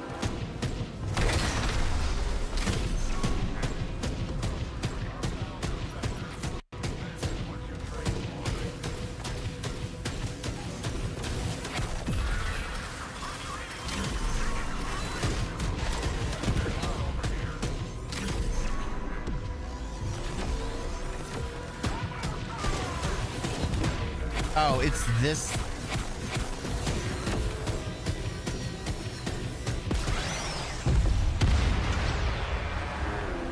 All right, well, the guns kind of suck. I'm not gonna lie. The guns kind of suck. Like, they're definitely not modded. Did you do the Telesto event in Warframe? Not yet. We will, though. Supply transports. Destroy their cargo and send them running.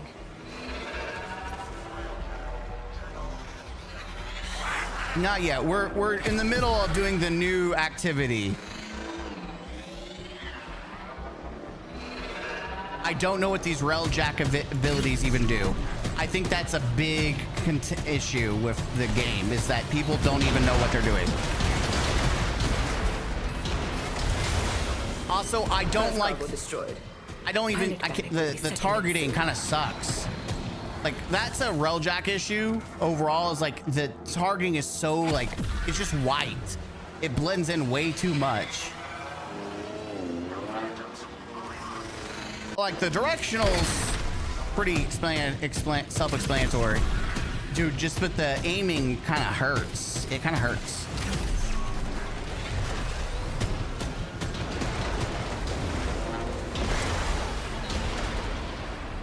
They're running. Give chase.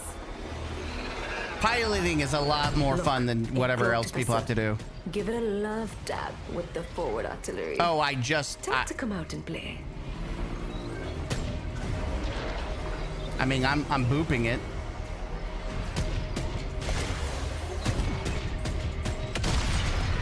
Thank you. There you go. Now it's our turn to do some breaching, shall we?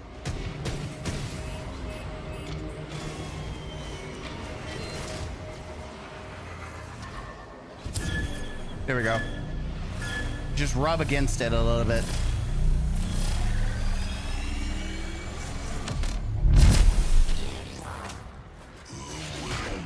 Cover me, Tenno.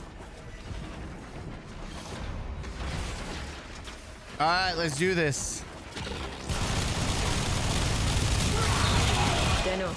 Yeah, Mesa kind of rocks for this. Worthless mugs out of their misery.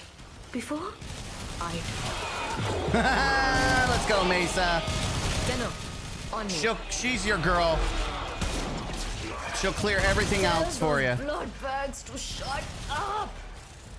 I'm trying to concentrate. Don't worry, I've got it. Keep fighting. I've just found something very interesting. You found that big dick energy? Security disabled. Get those gates open. Got you.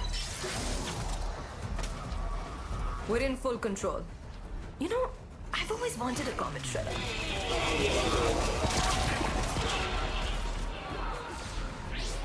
What do we have here? Ship's captain? Finally, a challenge. Yeah, he dead. I don't know about a challenge, because I literally Was it good for you, Captain? It was hot. Having, did I kill him too fast?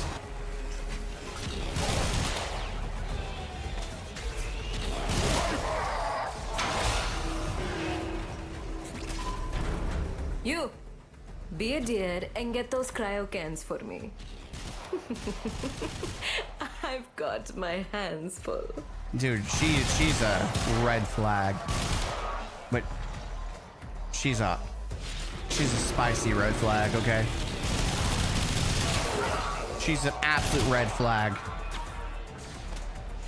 She's not the kind of chick you take home to, meet mom, but you definitely take her back home for sure. She's also liable to claw your freaking bed apart too.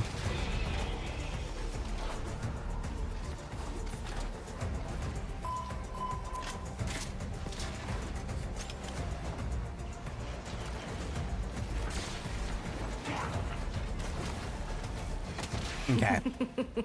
Blood-infused ice. Hard enough to penetrate the hull of Scoria's angel. Well, she's talking about penetrating and being hard. Get in that ramslet. I think she's like a pervert, to be honest. You're not gonna lie to me, girl. You sound like a pervert.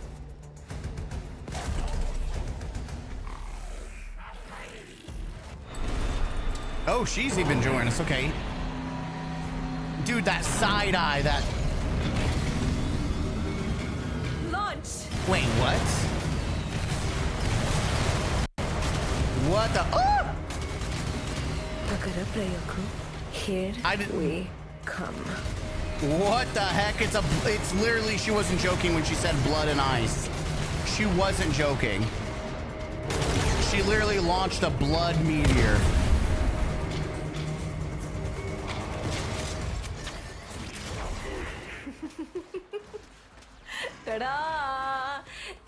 That's me.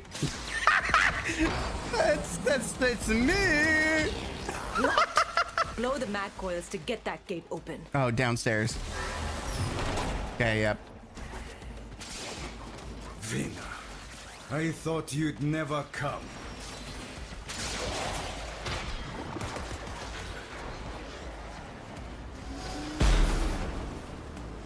I'm not falling for your trap, sucker.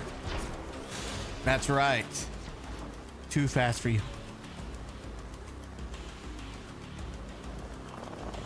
I can't use any of my ability. Okay, thank you.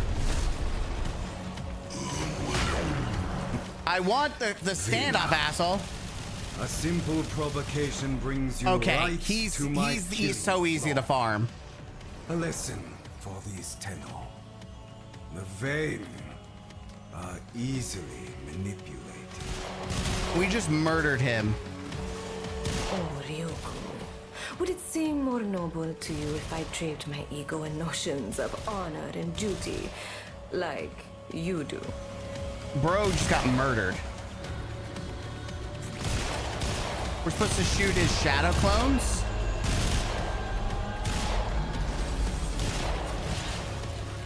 You're supposed to pick up the power cells and throw them.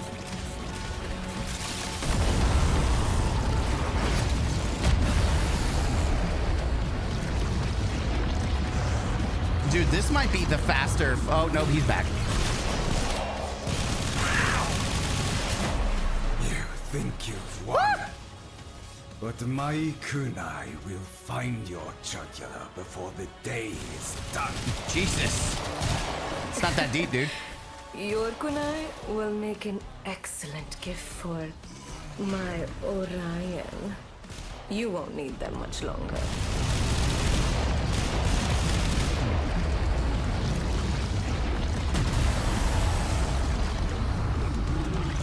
Anyone got those power cells?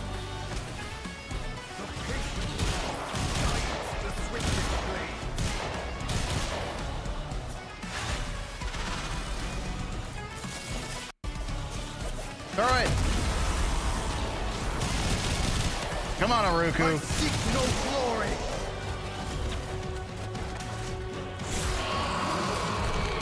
Unhonorable. He dead. You better purge those wounds quickly, Ryoko. I want to go again tomorrow. Oh, it's gonna automatically return us. Okay. We nuked that guy. He did not stand a singular chance against anyone here.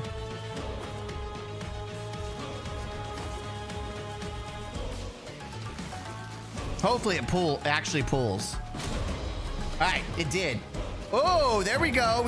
We got the chassis, and we got a mod. We got another mod. Let's freaking go, baby. Sick. And now it's gonna be bugged. It's not gonna pull. W, thanks guys. And the host leaves.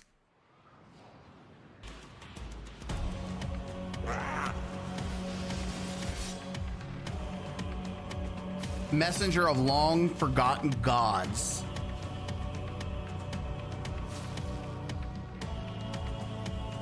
Find Roku? What the heck?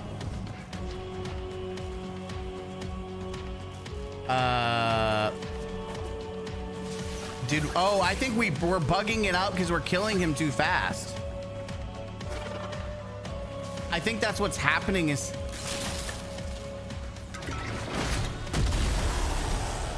we're doing it too fast, I think. Oh no, hey, it fixed itself. Sick.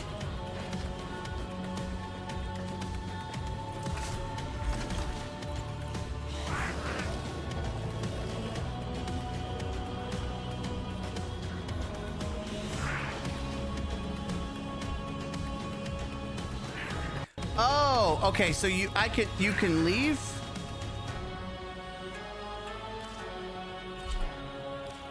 I'm gonna personally leave because I want to give my thoughts on it. It said it. Okay, so as long as you get that, But it didn't give me all the other stuff though. Oh wait, no. Someone said that this is a bug that you do get all that stuff. It's just a visual bug. Are we departing? I may have sustained. Oh, my things. Wait, why did Yes. you only get 24 for that one and 30 for Emerald? I'm so confused. But so we have Orion blueprints. We have the chassis for both. Oh, you could, okay, so it lets you farm for either Your or. sacrifice is essential. Once you are part of the hive, now you shall be part of the I get it now. I understand what's being done here. Is they let you farm either or, and honestly, it seems like the Emerald is faster. Do 3 runs. I shall never have This is children actually, I think this is of going to my be easy own. to farm. Unironically, I do think it's going to be easier to farm because if you get 30 per run, that's 3 runs. Honestly, you're going to get random drops in between, which will help you. Dude, I think it's going to, I really don't think you need to drop plat on this.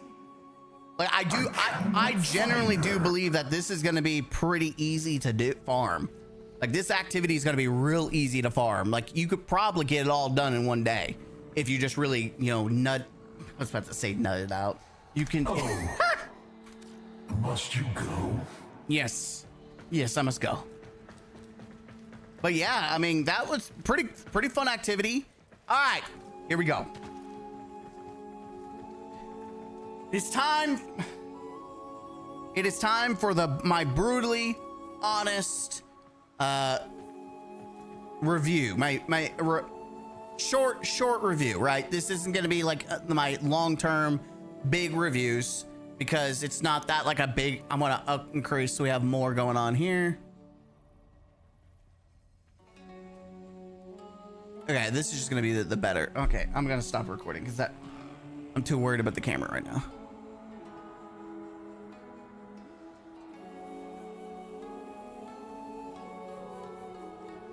All right, we are here with the new Warframe update, Jade Shadows Constellation. And we are going to give our brutally honest thoughts and, critiques of, let's start with the actual narrative, the story, the mission where you play as the Stalker and you are confronting your 2 sons from 2 different parallel futures. One with Orion, one with Sirius, and they have teamed up with either Ash or Garuda, right? Those are the Warframes that they're based off, they're proto-frames. I want to say first off that the story is fantastic. The narrative has moments that really like, okay, that's bad. That's really cool. The only thing that I was disappointed with was the brothers fighting and the sentient, like the way that the trailer and the showcase of Jade Constellation made it seem like the brothers were going to team up to face against the sentients, especially when like the sentients appear on the trailer and stuff. You don't get any of that. So I feel like that was a little bit of blue balling going on. And honestly, I was disappointed that we didn't get more of the brothers like all out fight. Like I was hoping to see more badass fighting, like the trailer they did with the anime. It was really sick. We didn't really get that. We got a little bit of it. Stalker kind of fought, the brothers a little bit. But outside of that, it felt less like the brothers after the beginning part. The brothers just took a side show. They were on the side. They didn't play any real major part throughout majority of the story until the end is when you see them again. And personally, I'm narratively, I'm a little disappointed. I was hoping that it was literally Ash and Garuda that got the main attention. I'm gonna be honest. I'm a little, just a tinny bit disappointed. Hun Hao had another, piece to play in the story.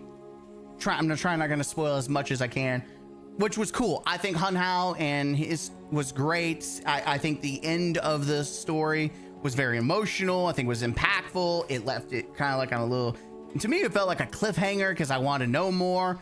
There was also talk about the Tenno, and I wanted to know how they played a part in creating these dark futures because they were blamed for it. Overall, I like the narrative. There was bits that disappointed me that I wanted more focus on, like the brothers themselves. For a short little update, the narrative was good. It was good. It could have been better, but it was good. I'm criticizing it because we're being brutally honest, right? That's what we do. Things that I would have liked to see versus what we got. But overall, good update. Now, the main activity. I'm going to say this right now, very buggy. I'm not going to discount it, but I'm going to still be honest. It's annoying. There are multiple bugs loading into the mission, people getting stuck and not unstuck, removing people. Like someone got stuck in like a corner of the map and kept typing unstuck and didn't remove them. They were permanently stuck. So you're forced to leave and you waste all that time. Sometimes trying to leave the mission bugs out. Like if you try to, it's a Railjack mission. We'll talk about it in a minute. Trying to return to the Railjack after you complete the main objective and the game, tweaks out and it won't let you leave. So you have to abort the mission. Luckily, it seems like you keep everything. I don't know about all the extra stuff, like material and stuff that you collect throughout the Railjack mission.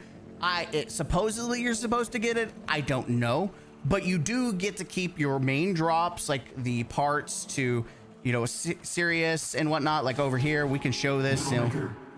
Do not. They are taking my boat. So you get to keep. You can't see it on my screen, but on the top right, there's the Crimson talents and the Emerald talents on the top right. It shows you the currency of the credits and all that stuff. But you get to keep all these drops, which I think is great. I'm gonna just talk about the rewards before we talk about the mission itself. I think it seems just as we planned. For what you do, Why do you not answer? it seems very rewarding. I ran one of each mission. There's 2 different Railjack missions. And you get the corresponding, the opposite. You get Emerald This war will for beating Garuda. One of their own executors. Thank you, Hung Hao. I'm so glad that you're talking while I'm talking. You get the Crimson talent for beating Vena. Or sorry, you get for being Ryuku. You get the opposite colors. If you go green, you get red. If you go red, you get green credits. Hive, my own bone and blood scoured from me. I get you. Could you stop talking? Thank you. But the currency is pretty generous. I got 30, 24 for both missions, and it won't take. It seems like you can run it a couple of times, and you can get the Warframes. And the Warframes themselves, you only need the it's combined. So that's nice. Okay, I'm done with you. You're super annoying.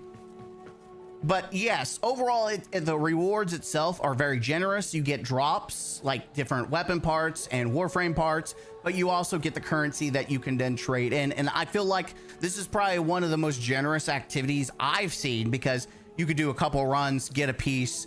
I think you could do everything and get everything unlocked within a day if you're really power farmed. I don't think you need to spend plat. Like most people like to buy plat to get the Warframes right out the rip.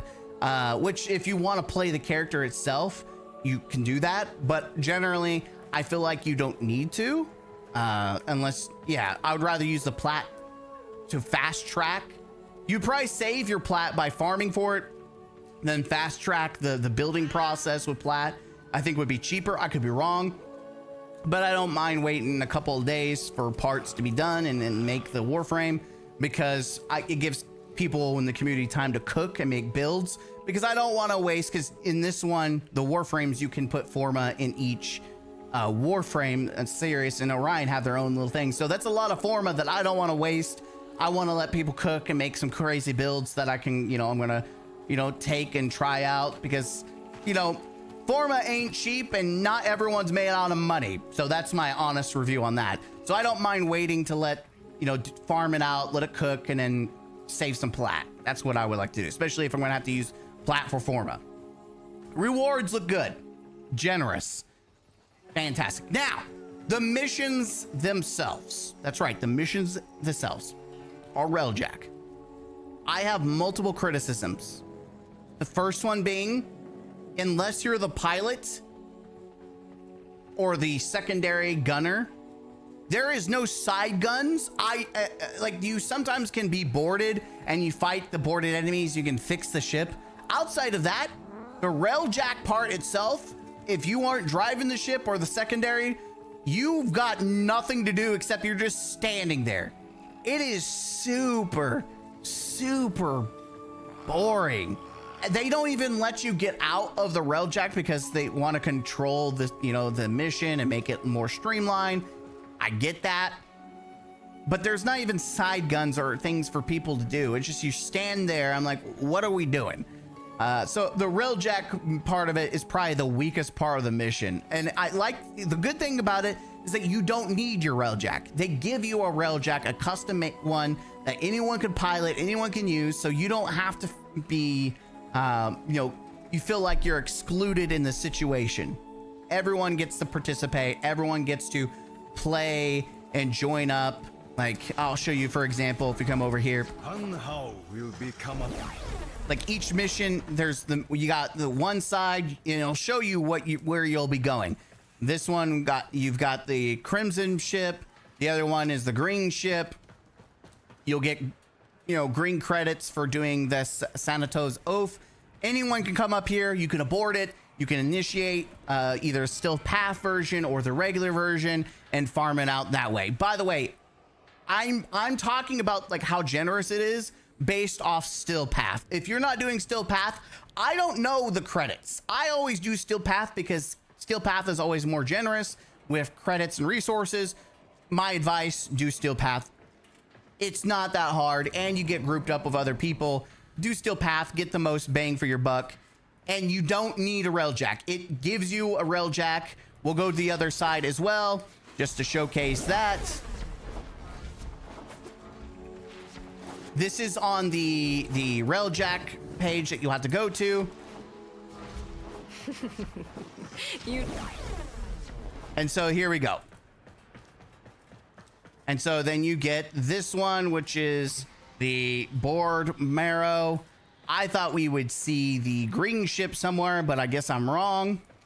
But yeah, so this is another one. You get to drive it and you don't have to worry about spending a dime. We got the brothers in the background. You can see them kind of flying around. The cool thing about this, like I said, is that it has no cost to play. It's completely free. You don't have to worry. And I mean, both financially and for like in-game currency, you don't have to worry about feeling like you are locked out from participating. The only thing you need to do is play the first part of the chain, which is Jade Shadows. You play that, you're grooving, you're cooking. You can jump in and play this activity. I think there's nothing wrong with it in that regard. My problem, like I said, is that if you're not driving or the secondary gunner, you are having a boring time with the railjack mission itself. Also, since this is a custom railjack, the guns feel really weak, at least on still path. I feel like we spent a couple seconds just hanging enemies and it was like, okay, anytime now. Anytime. This is great. Yep. Would have been fun to have other people being able to shoot guns on the ship. But as you can see, even on this ship, there is no side guns, even just looking at the ship. But yeah, you spend way too long shooting crap. And it's just the choice that they gave for the custom ship that is just really weak in still path. And it kind of kills the fun even as the driver because you're just sitting there driving around shooting constantly. And you're like, okay, here we go. Slowly but surely. We're going to get you. We're going to get you. So that's another problem is that the gunplay of the ship itself is really weak and it makes it drag too long. The objectives themselves, pretty easy. Shoot this thing, kill this thing, go to the next thing, shoot this objective, kill this thing, shoot the thing. Do like it's XYZ, but the Railjack space fight is cool. Like the theme of it is cool. Railjack itself is cool. I just think it's weakly implemented, which seems like a common theme whenever Railjack is talked. Historically, it seems like Railjack has been poorly implemented in one way or another, and this feels like another situation where it's just poorly implemented because the Railjack, there's nothing to do if you're not the main gunner or the secondary gunner, and if you are, you feels like you're just shooting Nerf guns at enemies on Steel Path. It doesn't feel good. Now you get to the second half of the activity itself. You go through and do multiple objectives. I'm trying not to spoil everything, but you'll do multiple objectives, which is fine. Typical Warframe style. You get to play on the new tile sets for each ship, fight the enemies. It's fine. Then you get to, the final showdown. There's bosses. We all know there's bosses. They even told you in the dev stream that there's bosses, so no spoiler there. You'll fight either Ash or Garuda, and it's a multi-step fight each way. I think it's fine. The fight itself, very simplistic, not hard to me or challenging, which might be an issue for some people that wanted a challenge. Both a group, like, you're fine. If you play solo, I'm sure the experiences, change. As a group, you can imagine it's like any other boss in this game. They get cooked. The problem is, like I said, the bugs at the end that kind of ruin it. There's bugs that pop up and it makes things annoying in a challenge. But when it's working fine, it's fine. Like the mission is not that long. It's fast paced outside of the Railjack, which I think is the immediate wall, because the guns feel like you're shooting Nerf guns. But once you get past that wall, the mission goes really fast. Like it's go, fight, do this, XYZ, go. I thought it's fine. I think this is out of all the activities, this feels like the most simplistic, easiest.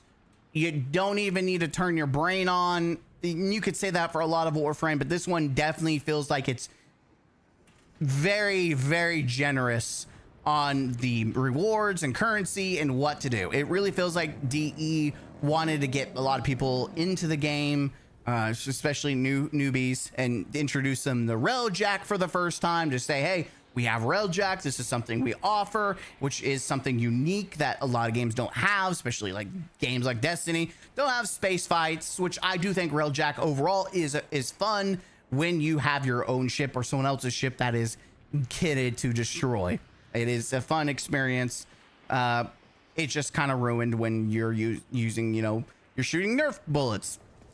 Outside of that, the story, the gameplay, it's all fine. I don't think this was... I think that the activity is funner than Jade Shadows, the original activity. I do think it's more interesting and enjoyable. The narrative, I think, if I were to compare this to Jade Shadows, I think the emotional aspect was more impactful, in my opinion. For most of it, Jade Shadows was more impactful than Constellations, but toward the end, you got that emotion that you would have saw from Jade Shadows, the original, the part 1 of the story, because a lot happens toward the end, and I'm not gonna spoil it, but a lot happens.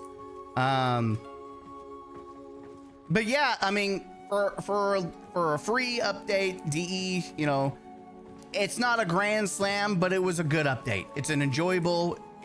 You can have fun with it. I don't think it's comparative to like the old piece, which it's not intended to be like a big update like the old piece. This is kind of like a semi-big update, introducing quality of life changes, introducing some more to Railjack, which I think is always good. I think the idea of introducing Railjack for free, like you don't have to have your own for people to play and touch I think it's good. I think getting more people involved in Railjack is always a positive. I just think it wasn't implemented as strongly as it should have been, especially since you can't leave the ship and there's not extra roles to do on the ship. Overall, I would say I would rank Jade Shadows. I would give it, the narrative was the strongest part about it, except for some pieces. The gameplay is very generous. I feel comfortable getting it an 8. Because the narrative was still, even though I had some gripes with the narrative was still really pretty good. And how generous this activity is, and the fact that you do get to do some Railjack without having to pay for it. A lot of people get to experience it first time. Even though Railjack does have some issues, I think it would probably be a better experience on normal, because you won't be shooting Nerf guns there, but on Steel Path, it's very noticeable. I would take 2 points off for the lack of what I wanted to see in the narrative, and a point off for the narrative that I wanted to see, with the brothers fighting more and the sentience being more involved from what the trailer showed. And then a point off for the fact that the Railjack mission has some issues, like in the beginning. But yeah, that's my brutally honest short review, because we're not going to do anything big and fancy for a small update. I'm just going to give you my thoughts like I normally do, but in a more direct and concise fashion. So go out there, play Jade Shadows Constellation. It's free. You don't have to pay for anything. It's worth it. And I'm excited to try out the new Warframe, to try the brothers and craft and see how it pans out. But I'll see you guys in the next video. Until next time, don't forget to hit the like button, comment, and subscribe. And I'll see you in the next brutally honest review. As always, game out. Huzzah. All right, that's done.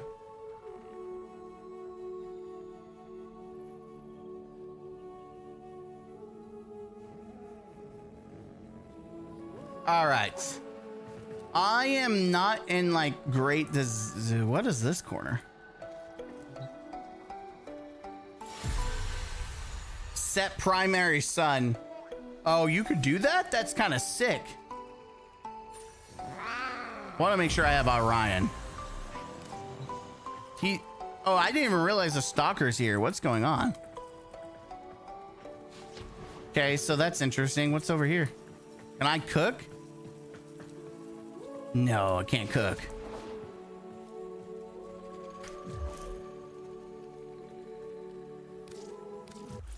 All right, we are gonna do the Telesto. I'm gonna record. We're gonna record it, shall we?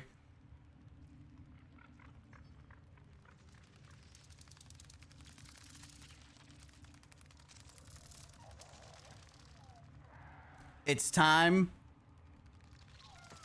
to do it. Man, we're recording a bunch of Warframe videos today, aren't we? All right, ladies and gentlemen, it is time. We are here in Warframe, and we are here to play the Destiny Tribute, Gift from the Lotus. We're going to play on Telesto to get the title Make Your Own Fate, which is in honor of Guardians make their own fate for Destiny. So let's go in. We're for Warframe, here we go. We're gonna do this.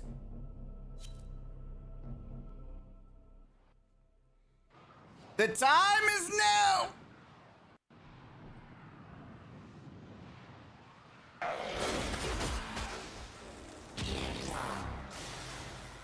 All right, so we're in Warframe. I don't know if there was like any Destiny like Warframe like. Stay focused. There's a heavy unit approaching. I need to catch up with the group. Apparently I joined mid-mission. But we're on Telesto, which is not anything comparative to Telesto. Honestly, it would have been funnier if Telesto was Corpus, because The enemy is is broken. Well done. Now get to extraction. And there we go. That was it. That was great. I should have done this solo, but that's all it was, is going in, killing everything.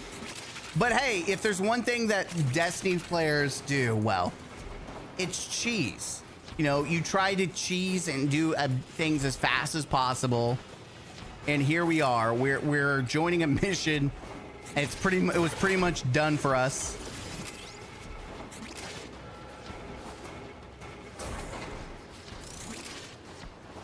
Uh-oh. See if I can get there before everyone leaves me. Boom, there it is. Mission complete. Easiest. Excellent work, Tenno. Yep, make your own fate.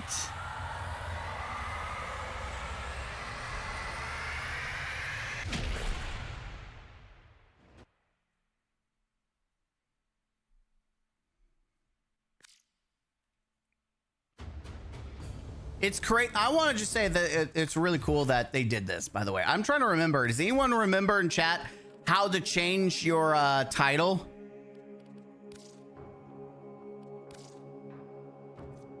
How do you change? Oh, there, change honora. Here we go. And just like that, we are now make your own fate. It did keep it, right? Yes. So I do appreciate that Digital Extremes took the time, and Digital Extremes themselves has been very vocal and you know, supporting the Destiny community, especially since they've talked about it. In fact, I wish I had the podcast where Reb 4 talked about their experience with Sony and Sony wanting to buy out Digital Extremes and what the future of that would have been like, right? What it would have turned out to be if Sony had bought them. I've been thinking, Operator. I've been thinking too. I thought you'd want to know. Yeah, so, well, we've all been thinking. Thank you, Ortis. And Reb Ford had mentioned and talked about how, you know, the business side of things gets in the way of what, you know, what developers can do, and also essentially what the fans want.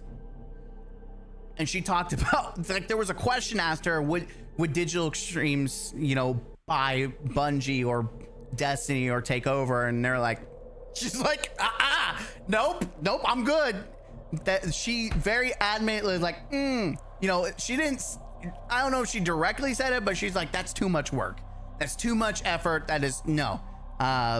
You know, they've already got their own game they're cooking in the background, which you could say that them working on their secondary game has, you know, Soulframe has been pulling resources.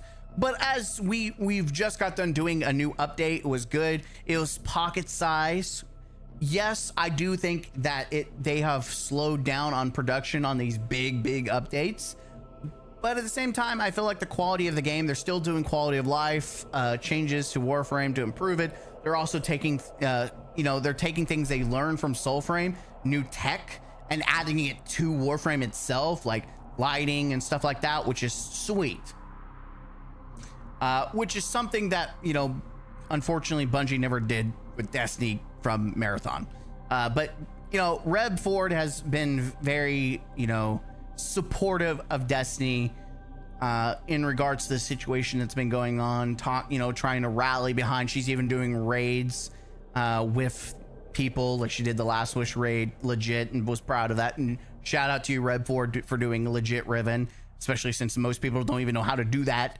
But it's very sad to see that we have all the support for Destiny and the hope for Destiny 3, and that Sony themselves will probably never listen or care about what anyone says because they're greedy, and they care more about the corporate side than actually caring about their fans. And unfortunately, that is the outcome that we're seeing in the gaming industry. And it's always nice to see companies like Digital Extremes, you know, going strong, being loyal to their fans, but also willing to reach out and support other communities, especially communities like Destiny that have been around just, you know, shy of a year of Warframe itself. Warframe came out before Destiny ever did, but they've been kind of going side to side, and so it's nice to see the support and the fact that we have Digital Extremes, a studio that to show and represent itself in the gaming industry, that yes, you can make money, yes, you can have the business side of things, but yes, you can have a great community, you can have a loving community, you can have a community that you care for, that you nerd out with, that you have a great time with, that you show respect to, and they respect you, and that they respect others, and that they're welcoming. Like the Warframe being, you know, reaching out saying, hey, I know your game's finished, come over to Warframe. And a lot of people were upset and feeling like they were trying to poach people, but it's just how the Warframe community is they're very welcoming, willing to help people, you know, transition into the game, and willing to reach out. And Reb is leading that by, you know, with the whole activity we just did with the title Make Your Own Fate, giving that nod to Destiny. It just showcases the community cares for others than just its own community, and we don't see that a lot in the gaming industry. We don't see that a lot.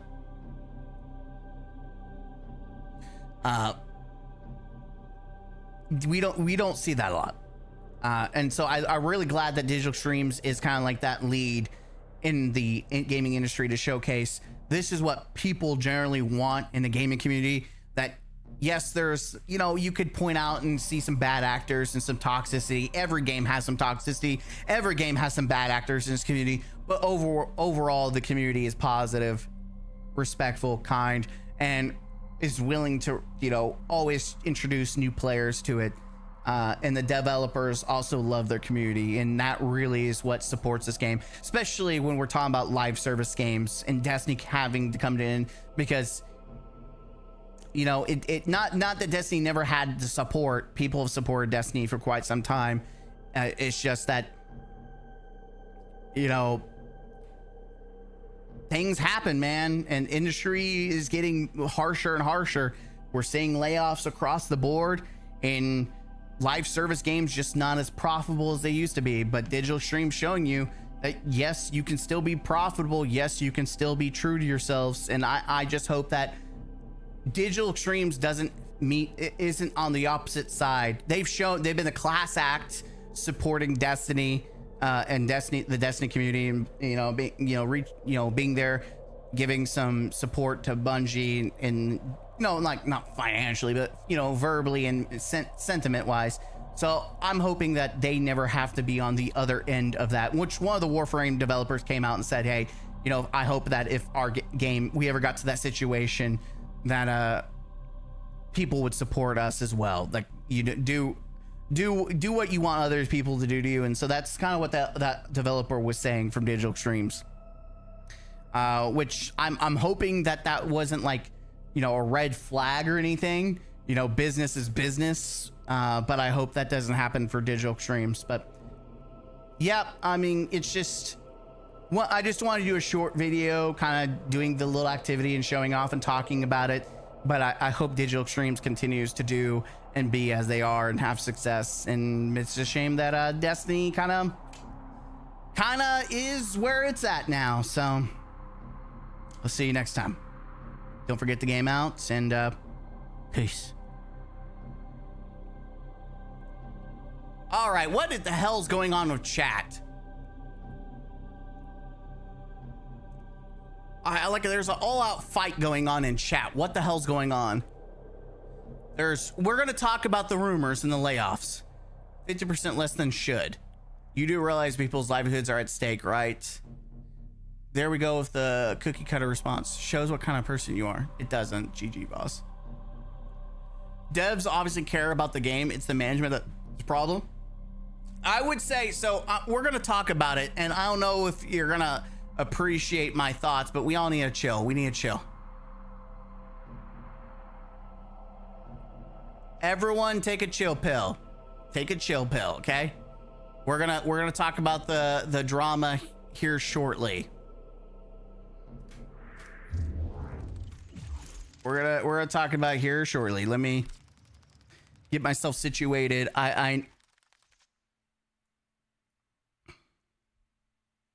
There's a Paul Tassi video that I wanted to look at. I'm playing D2, but I'm still reading. Yeah, I appreciate that. Yeah, there's a lot of heat going on right now. We gotta chill. Everyone chill. Just chill the F out, guys.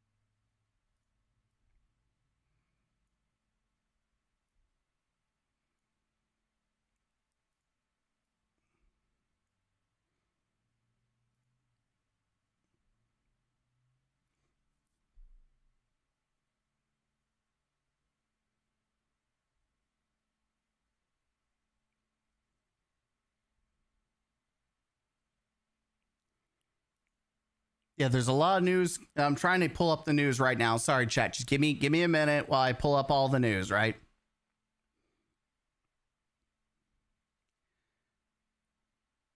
Plus, there's a little side.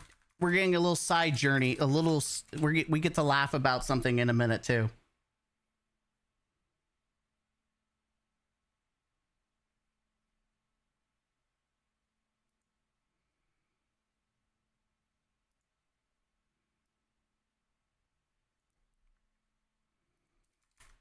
Here, let me try to put on some music while we're waiting. Sorry.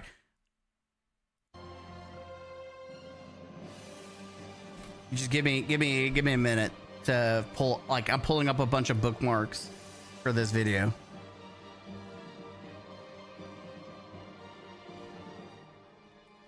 Because we're going to talk about the layoffs. We're going to talk. It's time for the drama. It's time to talk about everything.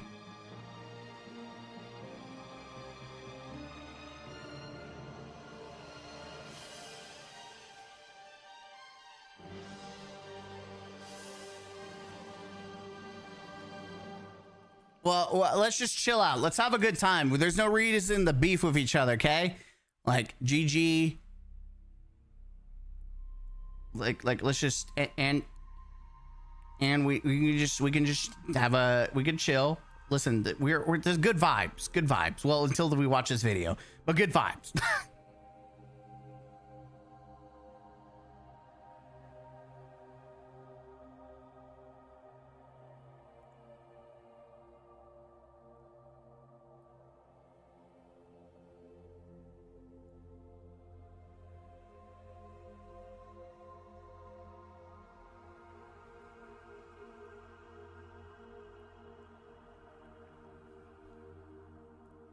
Yeah, you're good. Chill. Just everyone's chilling.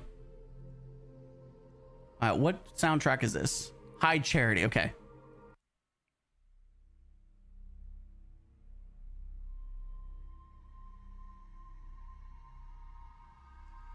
Sorry, I'm trying to be quick about it, pulling everything up.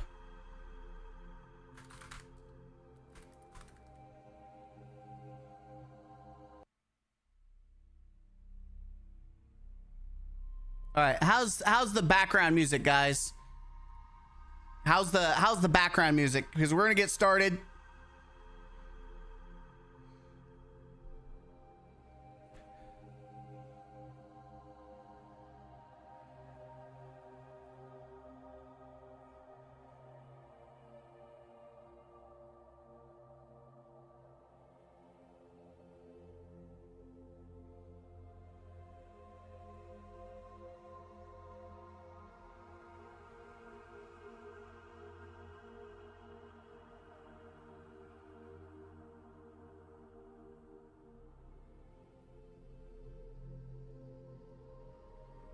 No, I'm talking about the G Fire. Like, he's spamming generic links, except me to play along. Starts with personal jabs and tell me I need to. Is there a chance the devs might be absorbed by Sony or on other projects? We'll talk about that in a minute.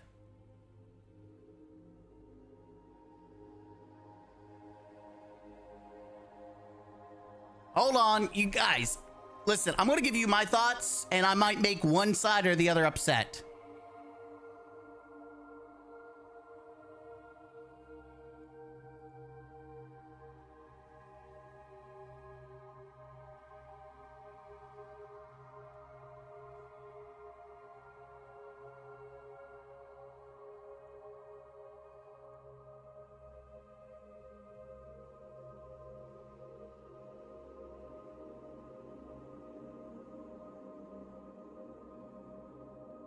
I'm having issue with something that's taking a minute. It's annoying. We'll talk about people losing their jobs, okay? We'll definitely talk about it in a minute, okay?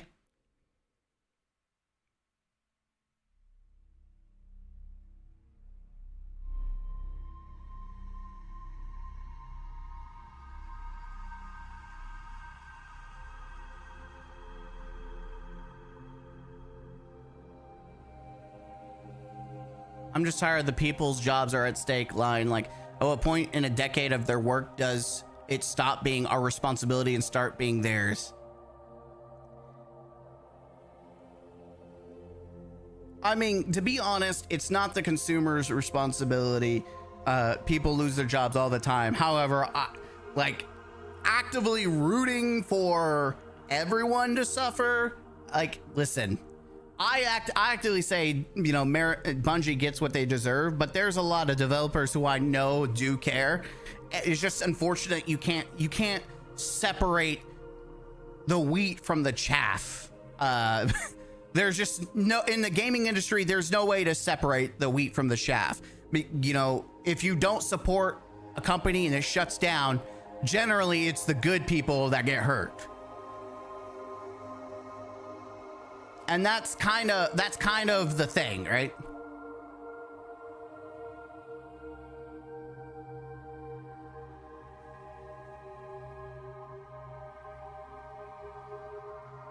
Okay, I got us ready. We're good to go. Don't forget about Xbox killing 3 studios too. Yes, we're gonna talk about that. Actually, do I have a tweet for that? We're gonna talk about the layoffs, and that is something to really hammer home, is that there's a lot of layoffs potential coming.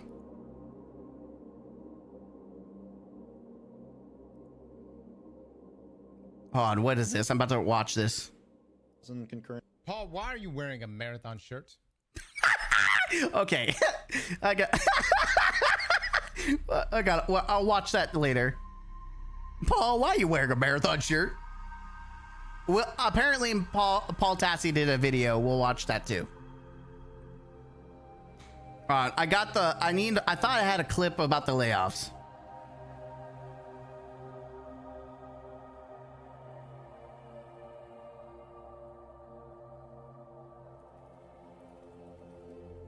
Notorious for shutting down good studios.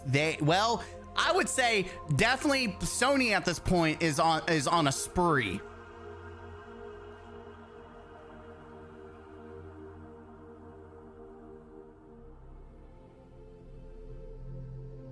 Oh, I'm trying to find, I have the Xbox stuff, right? So there, I wanna, here we go.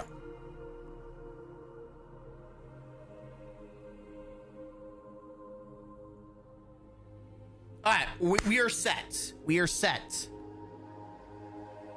Sorry, I didn't have all the tabs and everything I wanted up front and ready, but I got you guys, okay? I got you. Let's do the video. We're doing the intro, and then we're gonna jump in, okay? Chat. Normally, it would have you participate, so unfortunately, I for what I'm trying to do, I can't open up chat on my second computer. So sorry, you're being kind of temporarily excluded from this. I know, shame, but you know, shame on me. Shame. Sorry. Anyways, Bungie is about to lose 50% of its staff. Let's check it out. Oh boy.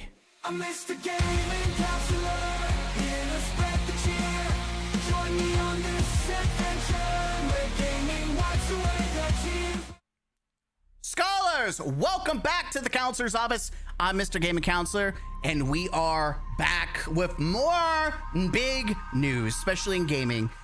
Bungie is rumored to lose about 50% of its workforce, which isn't surprising, especially when we look at more details outside of just Bungie themselves. Let's jump into it, shall we? Let's get into it. So we have Bungie is reportedly set to lay off 50% of its workforce this summer, around 400 employees, following the end of Destiny 2's live service development. First off, let's talk about a couple of things. First off, we knew that there were going to be layoffs.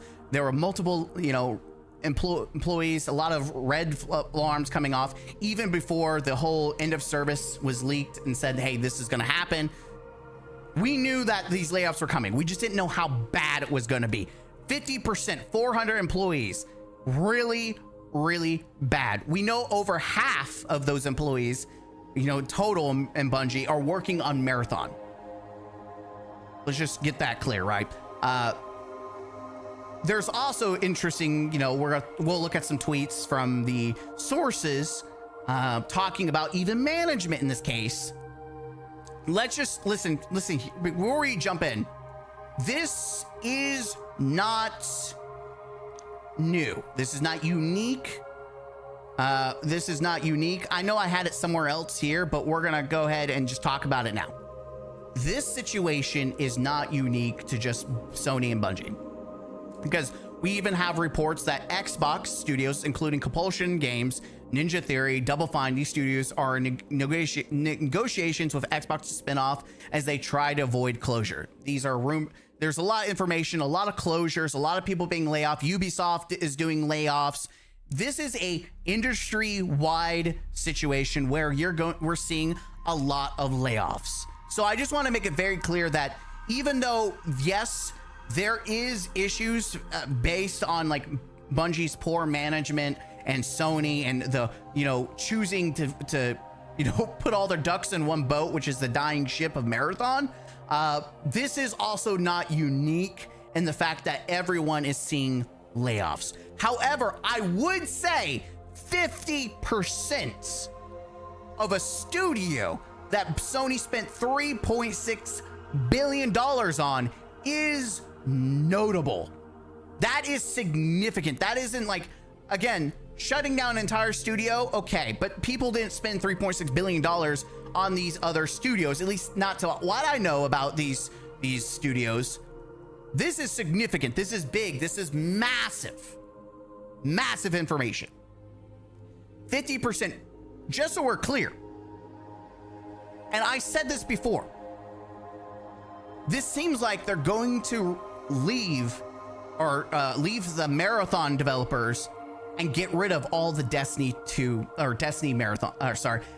developers. Anyone that worked on Destiny, your community managers, you've got, what else do we have part of the equation? The regular developers, anything in like, marketing, all those, everyone. It sounds like they might lose their job. While I do celebrate the idea of some of the worst developers, people who ruined Destiny, some of the narrative decisions, some of the gameplay decisions, some of the community managers, I do celebrate that finally we're getting rid of the trash.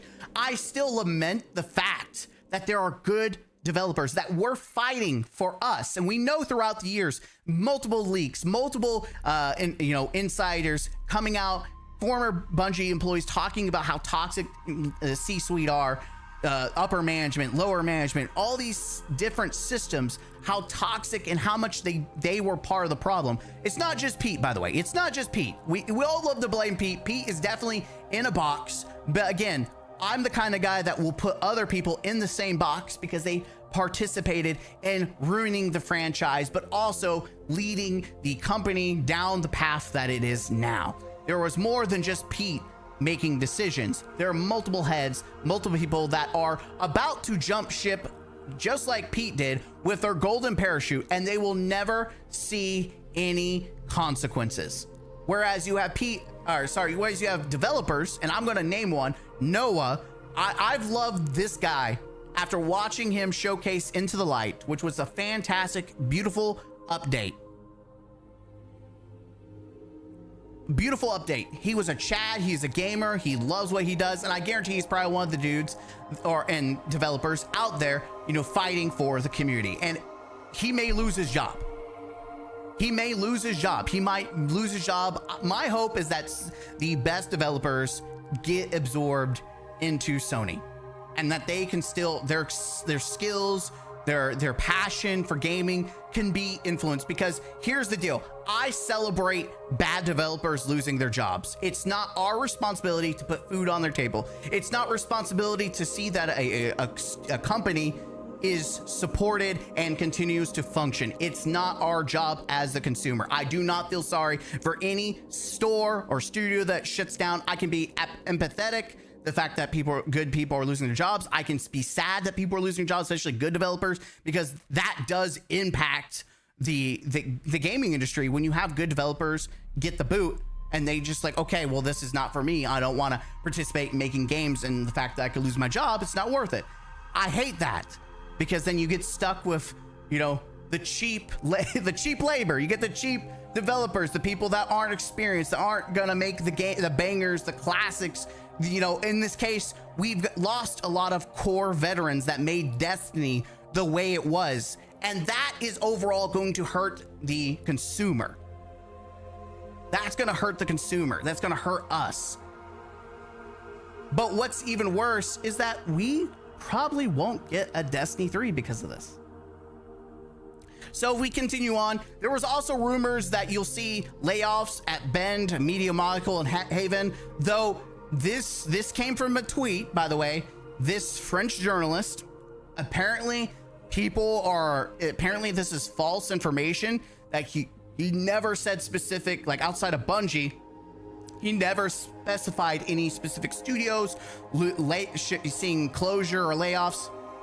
Apparently this is a lot of misinformation, so always be careful what you see. Now, the only reason I would take for what this French journalist has said, Sylvian journalist, is because Paul Tassi kind of backs this as well. But let's see the original. This is where people got their information. And if that weren't enough, Bungie should expect mass layoffs this summer. I'm treading carefully, but I'm hearing the talk about at least 50% of the workforce. Again, this is something, take this with a grain of salt, because it's not confirmed. First off, this is a journalist. Secondly, they even say I'm hearing talk. That means they're hearing, they're a third party hearing from other people. We don't know for sure. Take for it a grain of salt. However, the idea of people losing their jobs, we already know this is confirmed by multiple sources. This seems to be true. The number of percentage, we don't know, but take it for a grain of salt. 50% of the workforce affected, permanent or contract staff, following the end of Destiny 2 and the situation with Marathon. It hits me particularly hard because Bungie is a studio close to my heart, and none of this should be happening if everything had been managed properly. It's very sad, and I'm thinking of the devs who poured their guts into their respective universes. And that is something that is true. Again, we know for a fact that people like upper management, even some lower management, that helped make some of these bad decisions that sent, you know, Destiny into a roller coaster, which was even before the Sony acquisition, by the way. People were like, oh, things really went downhill after they tried to sell themselves, you know, trying to do multiple incubation projects to make themselves look good to Sony. This was happening before that. Destiny was on a downward trend before that even happened. The studio was not sustainable. They went on a hiring spree. They spent too much money on an entirely new studio. This is not something new. They were already making poor, financial decisions before they try to grease their palms and sell themselves off to Sony. Now, we have Paul Tassi reaffirming this situation. I don't want to commit to a percent, but it's going to be significant. They don't have a green light new project. Again, that is something to note. Sony has refused to green light any Destiny project, and they can hardly throw 400 more developers on Marathon. you will see some leadership and OGs leave in July, I believe, which is when Sony deal cash vests them, which we know this is true. This was a leak from about a year or two ago where they said they're after Marathon shipped in the summer that leaders were going to jump ship, that they're trying to push it out to get their cash grab. And that's what seems like it's going to happen. In July, we're going to see probably layoffs. We're going to see a bunch of people jump ship. It's going to be a massacre. We have Michael. Sadly, so Bellular Games. Sadly, this makes sense. It'd be them laying off the Destiny 2 production team and likely any associate roles, support, ops, etc. Game industry economics are crashing around us. That's exactly what seems to be the thing. And it's a shame. It's really an absolute shame because we with the new update, we almost hit 2 million players in the past week. 100K whom are new, which is, by the way, significantly more than Marathon. There's more players playing Destiny 2 than Marathon, which just had a brand new season. Marathon was a bet that Bungie and Sony put their ducks on, and it seems to be a failure. And so there's, again, a lot of argument about the biggest reply I've seen so far online every time someone brings up Destiny right now. Well, if you wanted a Destiny 3, you should have paid for it. You should have bought more Destiny 2. And I'm like, you dumb mother effers, we already paid for it. We paid for that shit. The Destiny community paid for all of it. They probably paid for Destiny 3 twice. It's not our fault the money went elsewhere. It's not our fault it went to Marathon. It's not our fault the money went to other incubation projects, which, by the way, never came to fruition. And this is a big argument, this hoopla that you need to support Destiny.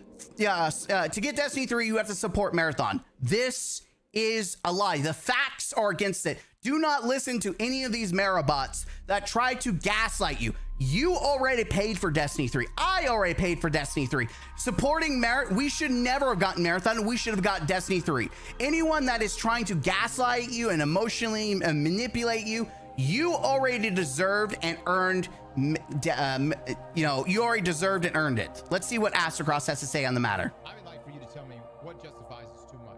Okay, this is way too low. So we're gonna boost this to the moon. You tell me what. Oh, Jesus Christ.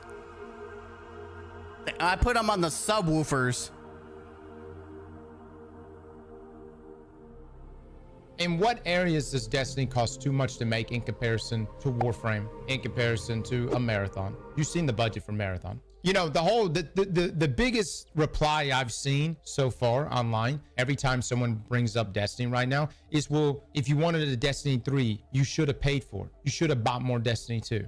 And it's like, you dumb motherfucker. We already paid for it. We paid for that shit. The Destiny community paid for all of that shit. They probably paid for Destiny 3 twice. It's not our fault that the money went elsewhere. It's not our fault the money went to fucking Marathon. It's not our fault money went to other incubation projects, which, by the way, never came to fruition. Keep in mind, the agenda at Bungie 2020 internally was that they were going to have 4 games alongside Destiny by 2025. 2025, they had no other games. And the one game they got out was Marathon. That was in 2026.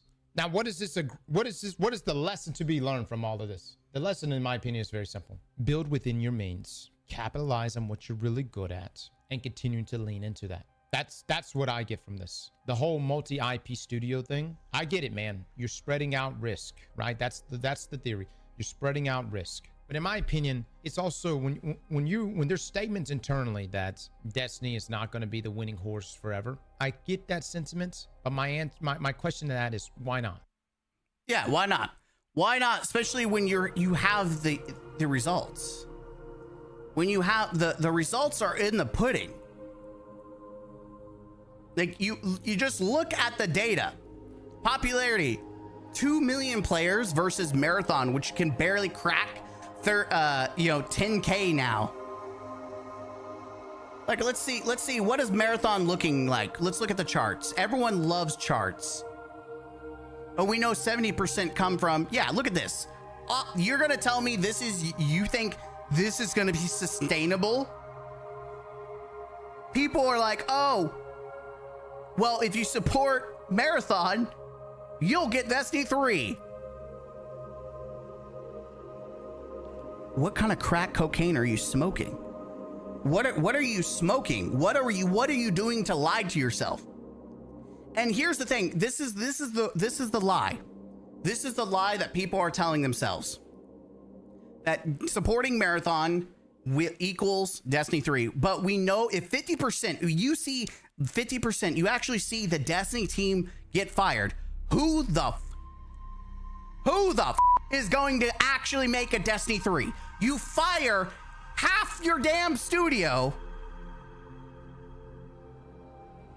Who the is gonna make Destiny 3?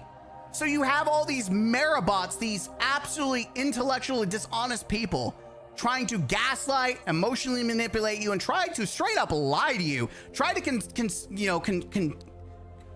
try to convince you to buy a pile of shit in order to get gold, to get what you want.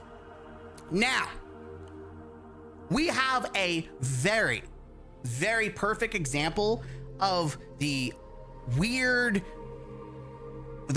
nature of the Marabots. I reacted. I'm gonna pause real quick. Just I'm gonna pause the music real quick. We have we got a couple specimens. That's right, a rare couple specimens from the Marathon community, Marabots. You remember when the video I did a couple days ago where we talked about people trying to sell you the lie that Marathon, buying and supporting Marathon will give you Destiny 3? Well, I reacted to multiple people trying to gaslight people being upset that people aren't supporting Marathon. And just briefly, I had talked about one of our people. That's right. One of the Marabots, one of the typicals. We've got Angry Craig. I call him Angry Craig now because Angry Craig was on Twitter upset, saying Destiny fans should be more like From Software's, thank you, about talking about being supportive about Marathon. We can put the music back on. I'm just going to lower it.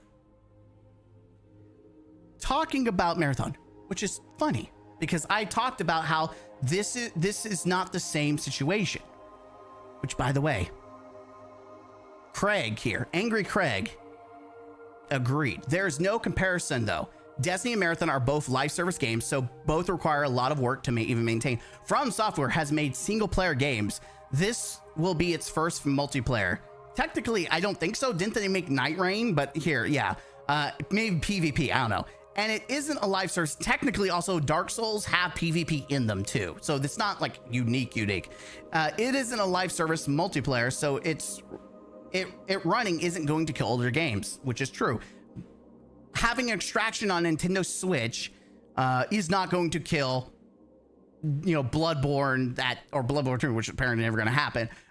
Dark Souls, Elden Ring, none of that's going to die off because, there's an extraction shooter specifically on Nintendo. Oh my God.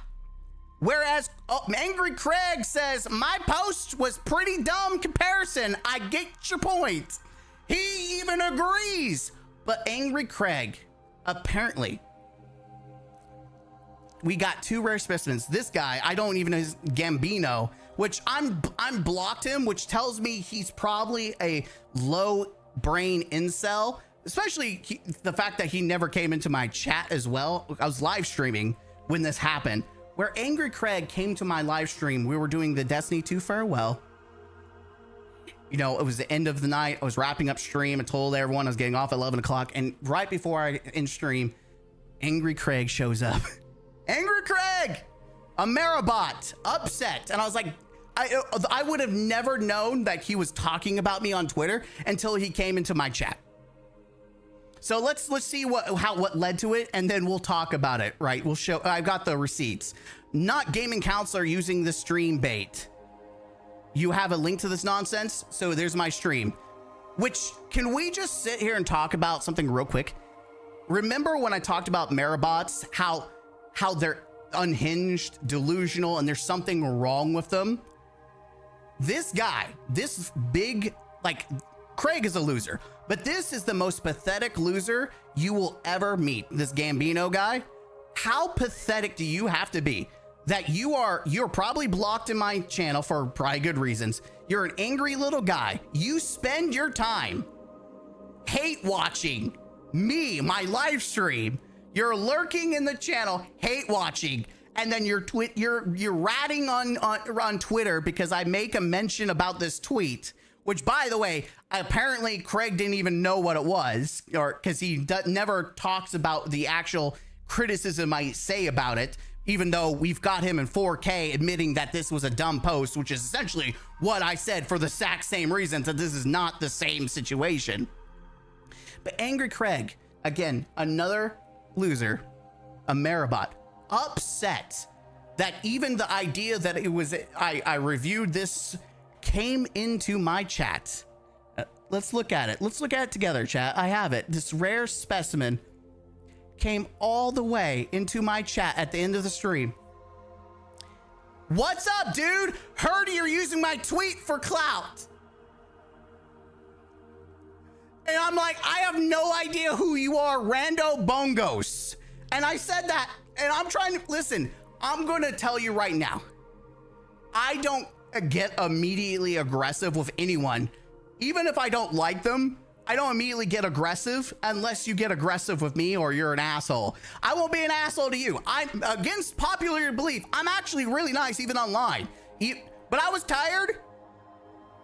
I was wrapping up, and Angry Craig came in upset that your boy mentioned something about his comment, his tweet. And so we're talking clout. By the way, it's so funny. When we talk about clout, the only clout that angry Cool Runner Craig has is literally a floating shit. Like if it was an iceberg, it'd be a floating shit. That the wider gaming audience, even if people notice it, anytime I've seen him in like big YouTuber videos, it's usually people making fun of him and using him as an example of delusional Marabots. So I don't think anyone wants whatever clout you have, if you have any. You're more of like the ass of everyone's joke. He said, Cool Runner Craig. I'm like, okay. So I was about to wrap up. I'm being nice. I'm just ignoring it. I'm like, okay, hey, yeah, what's up? Or whatever I said. And then he's like, starts getting aggressive. Talk about it. Calls me a coward. At this point, your boy, I'm like, hey, listen, you're being aggressive. You're saying, hey, I'm stealing your clout, which is whatever. I'm trying to ignore you. I'm trying to be nice. My dude calls me a coward because I'm not immediately trying to, talk about a tweet that I briefly talked about, moved on. He came into my chat because some dude randomly told him that I covered this tweet. He has an emotional reaction. Gets on. By the way, how much of a loser do you have to be to get upset that someone talked about your tweet and then you go to their stream and immediately start trying to be aggressive, like to start some shit? You are a fucking loser. What a like low level human being you have to be. Like, bro, if you don't like someone, don't interact with them, which is the same thing with this other guy. Like, if you don't like someone, don't watch them, don't interact with them. Like, how much of a like ego do you have to have that someone barely mentions you and then you have to go and immediately start investigating? Like, holy, bro. But it even started talking, saying no one's in the chat except bots, even though my community, Firestone, and other people were talking in the chat. We're ending the stream, so people are leaving. It's late at night. But that wasn't it. I go off on him and like, you know what? You want it? I go off on him. And then he goes, don't worry, I got him. You didn't get me. I've got you. So he goes on Twitter. Yeah, again, this is how the Marabots are. They get angry. These are people that need constant validation. They get up. They have emotional issues. There's something wrong with them mentally. Like when we talk about escapees from the asylum, it's these people. So this is what I had to say. Let's look at what I had to say. That Storytime, the biggest loser in gaming, no, that's you, was whining about Marathon and putting my tweets on his stream. So I hopped into chat and just me and a dozen bots. Ah, yes. Unfortunately, you were the only bot and he got very triggered. Yes, very triggered that you call. I was trying to be nice, not aggressive. You call me a coward. I'm like, you know what? I'm trying to be nice. You want to be aggressive? Fuck it. Let's go. I'll let you know, but we will be trying to play more games this Wednesday. We are going to be doing. So this is me addressing my chat. Warframe, which we did. That'll be fun and exciting. Is we're going to play some Warframe. We'll continue our farewell tour, saying goodbye, hooray, hooray. That's where I'm going to call it there. Talk about you, coward. Oh, okay, cool, Craig. It's no chat, just me and bits. No, there's chat. People have been talking. Anyways, cool, Craig. I know you're upset. It's okay. It's okay. I know you're upset that Marathon has not been doing well. I also know that you're upset that you're a failed analyst who's trying to hype up, you know, Marathon, but no one's going to buy a shitty game just for the hopes for Destiny 3. So stay on Twitter. Get your clicks, your likes. And keep going because it makes it's really fun. It's really great. Bots. No, you are the bot, Craig. You are the Marabot. So when we will make fun of you, we'll laugh at you. And especially as Marathon continues to die and go down the drain, we will continue to watch as you freak out, desperately trying to defend a game that no one wants. So with that, fuck Marathon. Fuck you, Craig. There's a reason why you're a failed former analyst. Have a good one and enjoy as Destiny gets more attention. Yeah, I ended the stream. Enjoy as Destiny gets more attention. But yeah, exactly. See, you watched me literally try to wrap up the stream being nice, ignoring it, and then he amps up the aggressiveness. Listen, you think you got me? The only thing you do is you got cooked. And you're getting cooked now. In fact, the fact that you didn't even know what I talked about and you agreed, you essentially agreed this guy, which is agreeing with the main sentiment of what I was critiquing about this. You got unhinged. You had an emotional reaction. You got upset about someone talking about your tweet. You went to their live stream, tried to be aggressive, like talk about it. And someone was trying to be nice and not be aggressive to you. And you're like, coward. And then you go to Twitter with a clip of the stream thinking that you did stuff, which, by the way, there's a lot of people that don't like me, which is very prototypical of these Marabots. But then there were people that were actually, actually agreeing with me. So you're botting people now. Yes, he is. He's joining up and being a bot. Damn, he kind of fucked you. I don't know why you posted this. Looks like he dumped on your chest. You posted 2 losers. Hey, you know what? At least they're admitting that he's a loser. Did he? Sounds like didn't overreact at all. No, I wasn't overreacting. He fried you, to be honest. He actually cooked you. So a lot of people agreeing.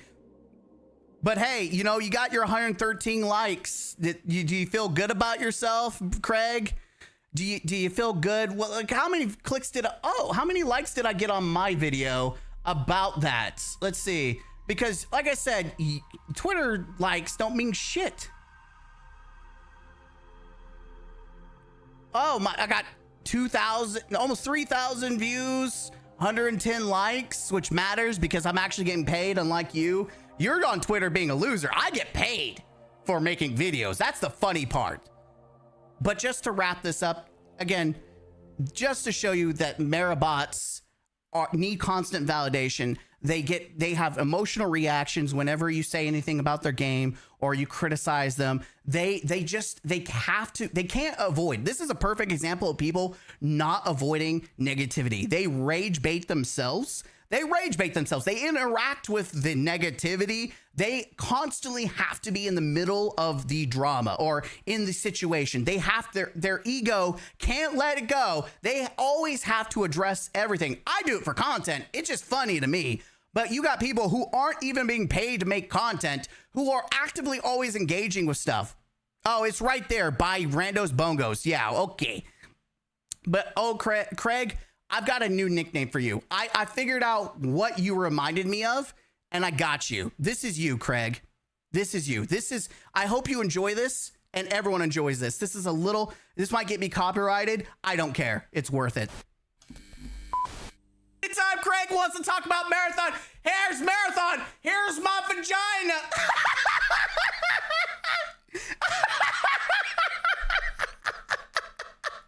I'm old Craig.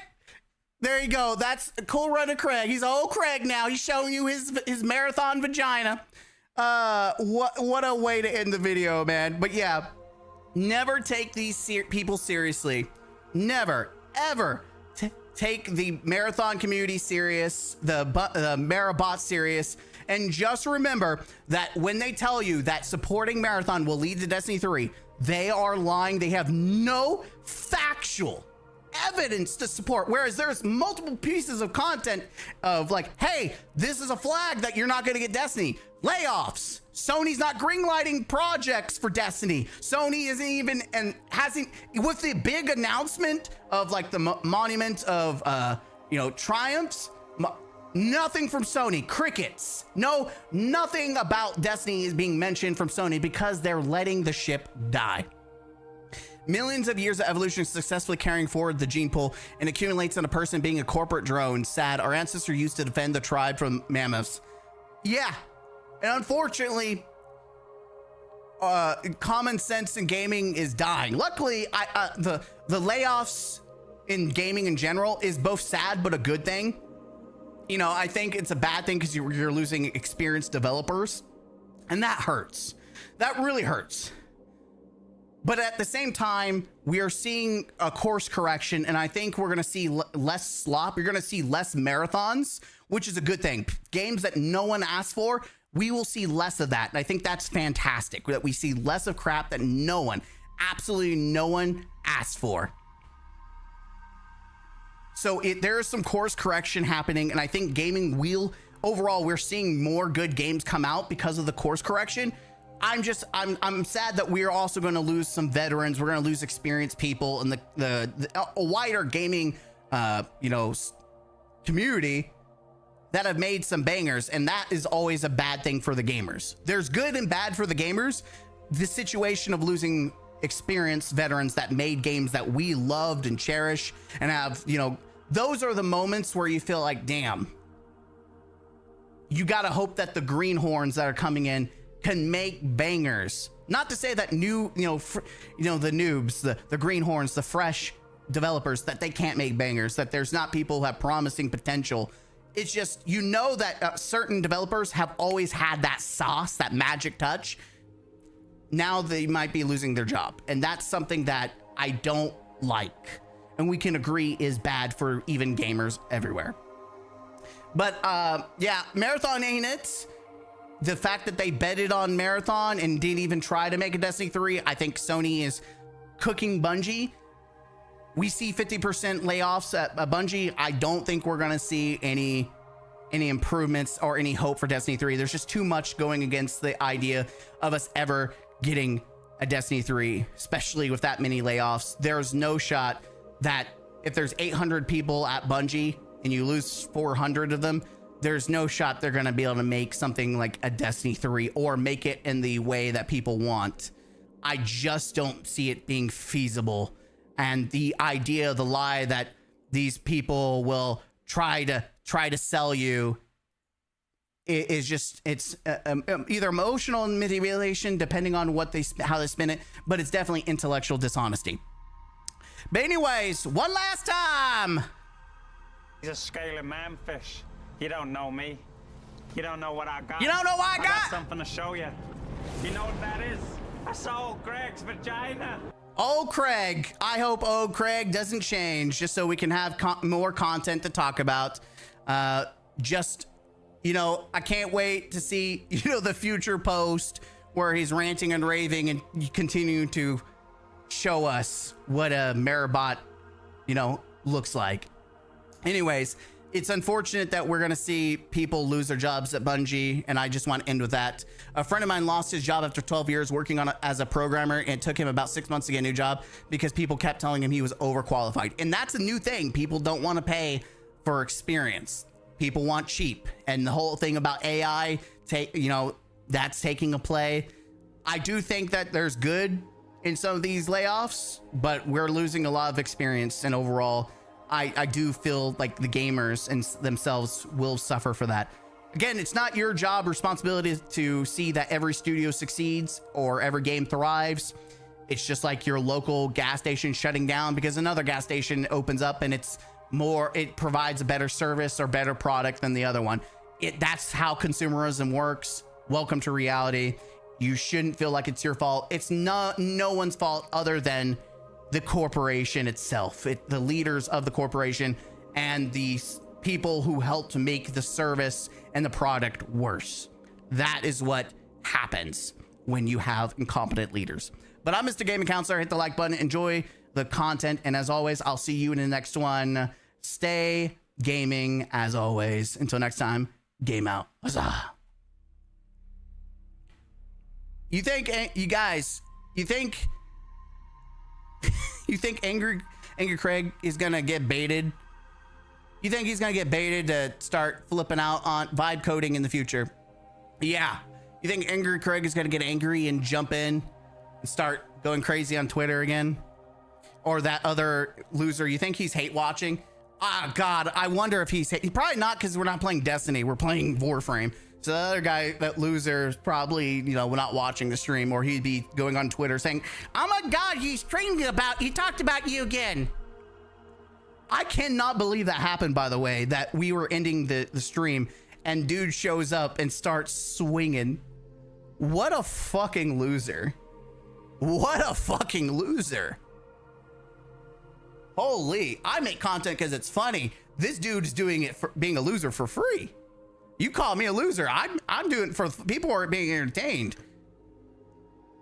I get offline. I don't think about these people.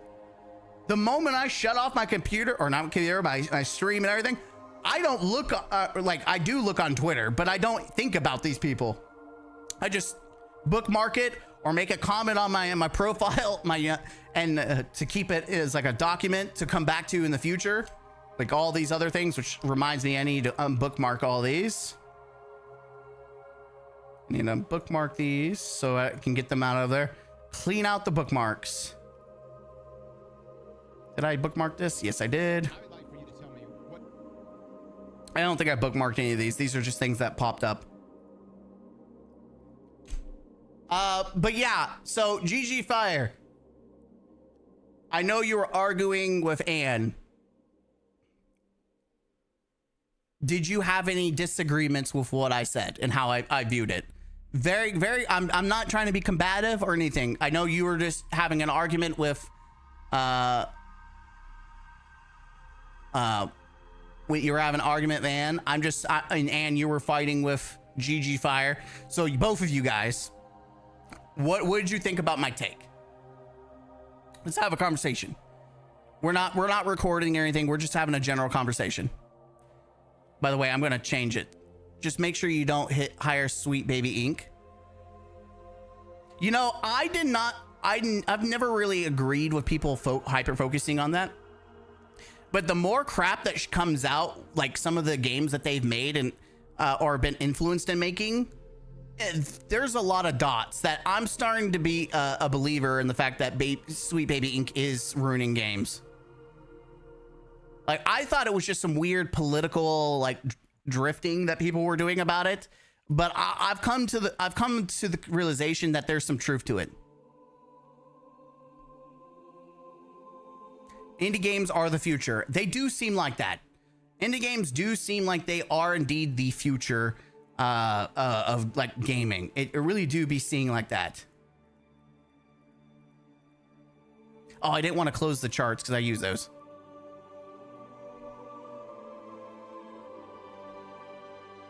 As someone who knows how hard it is to find a job, it's painful to see so many people lose their jobs. I think again, you can be empathetic. I think it's completely reasonable to be empathetic or sympathetic at the bare minimum to people losing their job. Why do you keep popping up? Turn off notifications for new video. I'm tired of seeing that. You have rewards for a game that you don't own. That pops up. That's been popping up for a week. Sorry, random tangent. 88 ADD popping up live. I'm so annoyed. I agree. I think it's sad. I think you can be upset that people are losing their job. I personally think that people, like, especially in Destiny, we lost some key people. Again, Luke Smith was responsible for the DCV, made a lot of shitty mistakes, but also made a lot of good mistakes. How many of them do you think will land on their feet? For a lot of people, losing their jobs is a downward spiral. Well, it depends on the position they were, their experience. I'm gonna say I want to say that reputation is a big deal, but I don't think it's as big of a deal. Like, I think there's a difference from like DMG's position. Like, a lot of people in the Destiny community don't like him, or the wider community don't like him because he's kind of a dick and gaslights people and then blocks people because he has an emotional reaction, even though it's supposed to be a professional account. He treats it like his personal account. But outside of that, I would imagine that most game studios don't give a shit about that drama. They don't give a shit. And I'm sure they would hire him. Now, Christopher Barrett, where there's like allegations against him, I think that kind of stuff would hold people back. So I would say it would be based on the years of experience and maybe recommendations from managers if they give any. I think that some of these people could definitely land on their feet. It just depends on the market and what positions are over.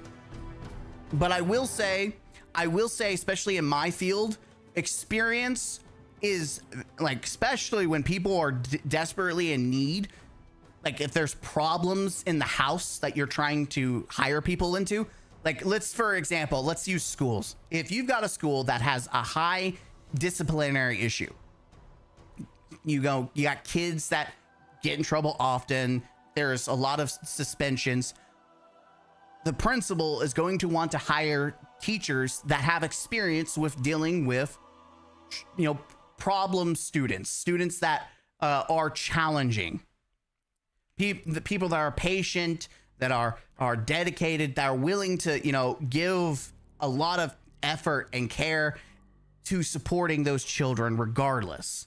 People that aren't going to immediately start working and see like, oh, these are bad kids. When in all reality, these are just kids that need support. They need extra help. They have bad behaviors, but the kids themselves have potential and they need help. They need support. They need some love. They need some care. So the principal's going to want to hire people for that specific school that has, challenges. You want people that can be able to take up the challenge and handle it. You're not going to want to hire someone that is either too fresh or has lack of experience in, management of that challenge, because then you're going to have this downward trend of issues.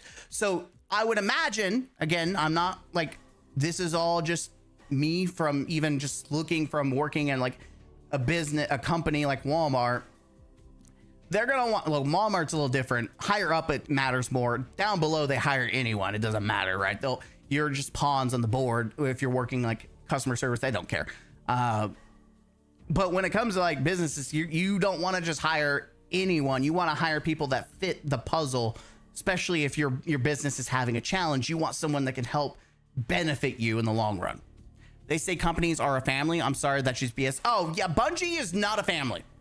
They're like, at least from the higher ups point of position, we know that the leaders are like they even called them the boys club, that the leaders are toxic. There's a lot of, even right now, like let me Google, there's a lawsuit. I keep mentioning it, but I'm going to do my due diligence this time to actually find it. Find the situation where a ex-Bungie employee, the female, is suing Bungie over HR. I'm gonna pull it up. Where, yeah, there's a situation where Bungie themselves is being sued for firing someone who is trying to do their job and report based on, discrimination, essentially. and they got wrongly fired, and now they're suing Bungie, which is not something that's in the headlines as much anymore, but it's still ongoing. So I'm trying to have it use Grok to find it. Here we go. The situation you're referring to is the 2023 wrongful termination and retaliation lawsuit filed by Ingrid Alm, a former HR manager against Bungie Inc. Who, Ingrid, female ex-employee with over 10 years of HR experience, she was hired by Bungie in May 2020 as a HR manager and was let go as the end of September 2020 after roughly 4 or 5 months. What happened, according to her complaint, she shortly started, was asked to investigate the performance of an employee pseudonymly called James Smith, described as the only black employee on the team of about 50 people. Smith told her he felt singled out and racially targeted by his supervisor. Almond raised concerns, recommended diversity sensitivity training for the supervisor, and disagreed with Bungie's push to terminate Smith, which she viewed as potential racial bias. She consulted Bungie's director of equity and inclusion, Dr. Courtney Benjamin. Again, these are people, leaders that you never hear about and I never hear about, who reportedly suggested a written warning instead of termination as it was too risky. Her supervisor reacted with hostility, issued Alm a written warning for going over her head, placed her on a needs improvement performance rating despite her prior positive feedback, and allegedly told her to find an off-ramp. Alm's access was cut off, and Bungie treated her departure as a resignation, even though she said she wanted to stay and refused to sign a voluntary resignation document. The lawsuit: Alm sued Bungie in Washington State Court for retaliation and wrongful termination. She sought lost past and future wages, emotional distress damage, and attorney fees.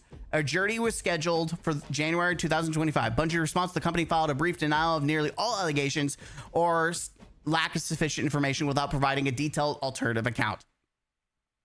The current state: no widely reported public updates as the outcome appear in the news after initial October 2020 coverage. Many such employment cases resolved privately through settlement. Older references to the January 2024 trial date in some later articles appear to be republished or outdated. This is the clearest and most direct match for a female. Yeah, so we don't know whether it's ongoing or if it was resolved privately. Knowing Bungie, they probably resolved it privately. But this goes to show that they're all about diversity. It's all bullshit. It depends on who you talk to, because apparently the only black guy that was in that team got racially discriminated. And again, it was some dude in leadership. Who would have thought that you and I don't even know who the hell they were? And it goes to show that there is a lot of toxic, parasites in the Bungie studio like this that don't even follow and support the trend line that Bungie has set as being diverse and inclusive. And apparently all these different people, even their HR person got the middle finger and got fired for doing their job. Who would have thought? So here's the thing. Never listen to these studios that like to gaslight you about being inclusive. They don't give a shit. There's people, the developers care, but the studio, the leaders don't give a shit. That's why I don't care that people, they put pride on their bullshit, or they say they're all about inclusivity. It's usually just to win brownie points to look good. The only people that I actually think care is Digital Extremes, because they have a loving, caring studio and community that they involve everyone. That's the exception to the situation. But most of these companies don't give an actual shit about what they're trying to represent. It's all just a way to look good, get brownie points for their company, to look good, to get people to buy their shit. These studios are greedy. They care about money. They don't give a shit about you. They don't give a shit about me. They don't give a shit about whether you're black, white, gay, straight. You could be a toaster. They don't give a shit. All they care about is shut up and give me your money. That's all they give a shit about. That's why I say there's a lot of these parasites in different forms in management, especially at Bungie, that people are ignoring because they want to hyper focus on Pete Parsons. Because in this situation, I'm going to tell you, in this situation, Pete Parsons had fucking nothing to do about it. You got parasites like this that are in different management positions that are fucking up. And by the way, I want to make something very clear. You think, oh, well, this has nothing to do with developing the game. It has everything to do about it. The mood And if a developer hates their job, they're going to show that in the product that they make. If you're not in a good mood, you're not in a good mind state, state of mind, you are going to have a lesser quality in your product. It's going to show through. So stuff like this, if the environment at Bungie is this toxic in multiple different forms, that could be one of the reasons why the product that we've received the past couple of years has gone down the drain. Don't kid yourself. You're like, oh, this is just social, emotional bullshit. None of this has anything to do with it. No, it does. The mental state of a worker impacts the work that they provide. You can look at this in customer service. You can look at any form, especially in education, any form of work. The mental health of an individual impacts the quality of the job that they perform.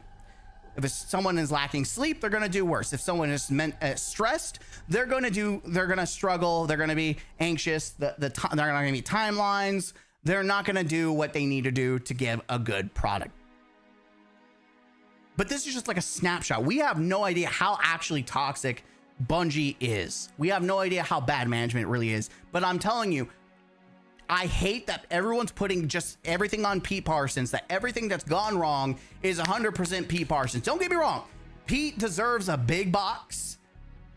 His name, his plaque with his shitty car collection. He absolutely deserves so much hate. And I'm never going to tell people not to hate him, but put other people in that box with him. Don't let him have his own box.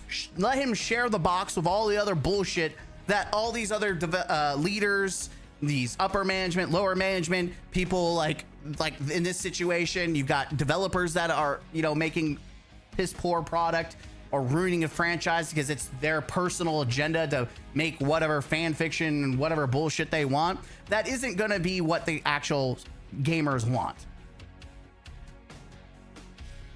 All of the Bungie programs they advertised over the years all seem like cheap tokenization to me. It is. With most companies, which is why you're seeing a lot of these different divisions being laid off. You saw a lot of them from Bungie, like the clubs and all the bullshit that Bungie had going on. Those were like some of the first things to get canned program-wise. And you're going to see more of that across the gaming industry, where more of these studios are going to shut off these programs. They're like, why the fuck do you need this? You come here to work.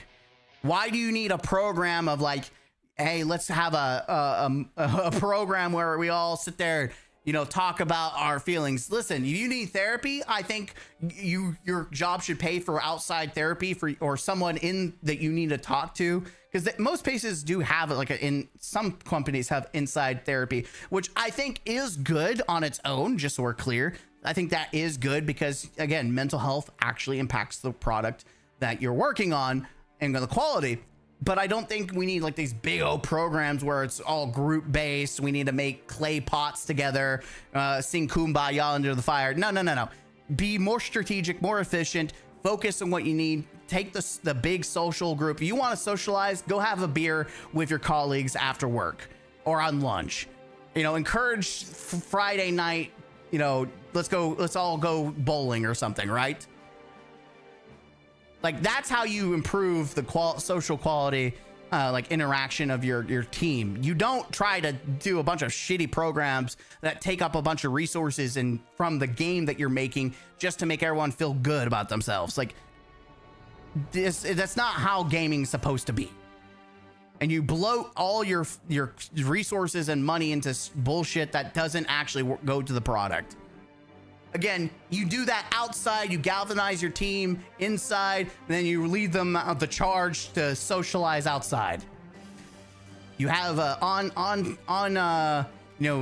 on-site therapists to talk to people that need a little support. I'm always going to promote therapeutic help. There's no shame on it. If you're stressed out or you got things going on in your life in this situation, whoever this black individual is, honestly, James Smith, I would, say probably needs some therapy, because if he's being targeted, he's being outed. If he loves his job, but he hates how he's being treated and he feels like he's being racially targeted. I mean, there's a lot of baggage there, especially as a black, you know, African American. You already have the baggage of the fact that you are being racially discriminated across the world. You know, you've got a lot of baggage going on, and being on a job, a corporate job like this, especially when people are pressuring you to get fired, that's going to have some emotional distress, right? Like, people don't realize that it is more complex, and that's why it's really hard to like divide the Bungie as a studio. When you say I hope Bungie fails, because there's a lot of segments of Bungie that I do hope fail. Because they're parasites. But there's so many different positions that have nothing to do with even game development that you're like, that don't even make decisions. It's hard to know every aspect, like especially when you have hundreds of people. It's hard to pinpoint which ones. It's gotten easier to just say upper, lower management, and all the people's, you know, the shitty developers say just shitty, because that really quantifies it not being everyone. But the problem, again, the overall problem is the only way to get rid of all those people is to burn the house down. If you want to get rid of all the rats and the roaches, you've got to burn the whole fucking house down, because you can't separate the wheat from the shaft.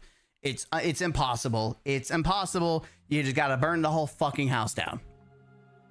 And you got to hope that the people that get out are the ones that are absorbed by Sony, that they get jobs that actually respect and treat them with respect and care about them. And unfortunately, the people that are leaders, like the C-suite, will jump off. They'll have their money. The hope is, even if they leave, that no one ever hires them again, because these are the people at the highest who had made these really shitty decisions that ruined the reputation of the whole studio. I think those are the people that people are going to be very hesitant to hire. Like, Pete Parsons tries to go to Blizzard.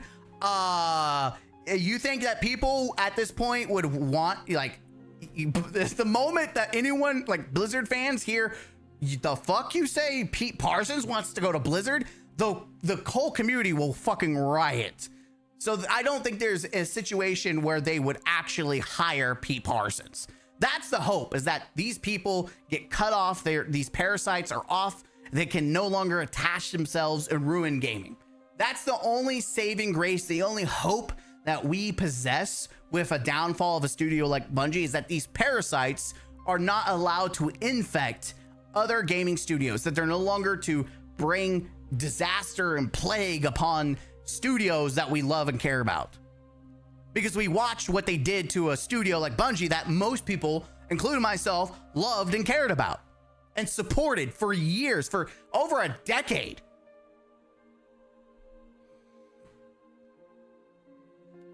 That's the truth. That's the reality.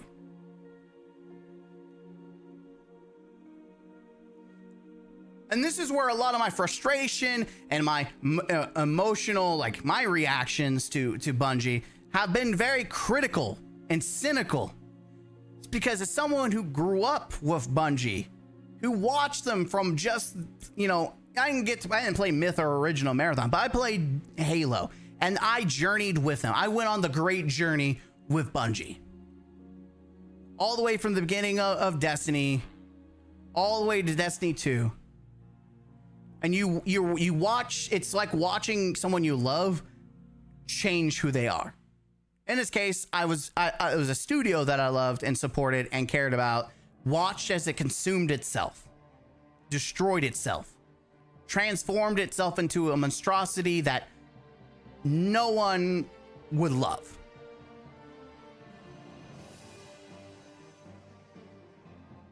So when people say you're a hater, or you're toxic, or you're just farming negativity, yada, yada, yada, yada, yada. No. There's a lot of history. There's a lot of knowledge. There's a lot of background.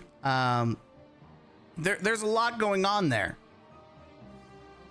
I'm not some LARPer or grifter just coming by for the first time. This is someone who has years of experience with this studio, and watching as, you know, someone who's enjoyed the games and had those memorable moments, and the fact that we may never get them again because the studio that we once loved is now being massacred, murdered, butchered, the people that made the games that we loved are jumping ship or about to be fired. It's bullshit. It sucks. And when you're like, you see it, you see the fire, you see the smoke above the trees. You're like, hey, there's a fire. There's a fire, guys. There's a fire. We need to change course. We need to do something different.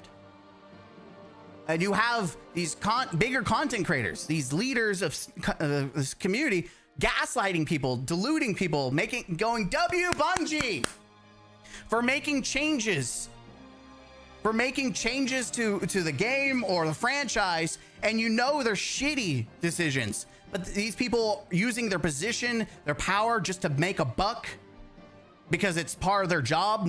They're playing because it's their business, not because they're at the base just a gamer. They're not the average gaming Joe. They're just there to make a buck. So they're looking at their own self-interest, especially when they're working in coordination with Bungie.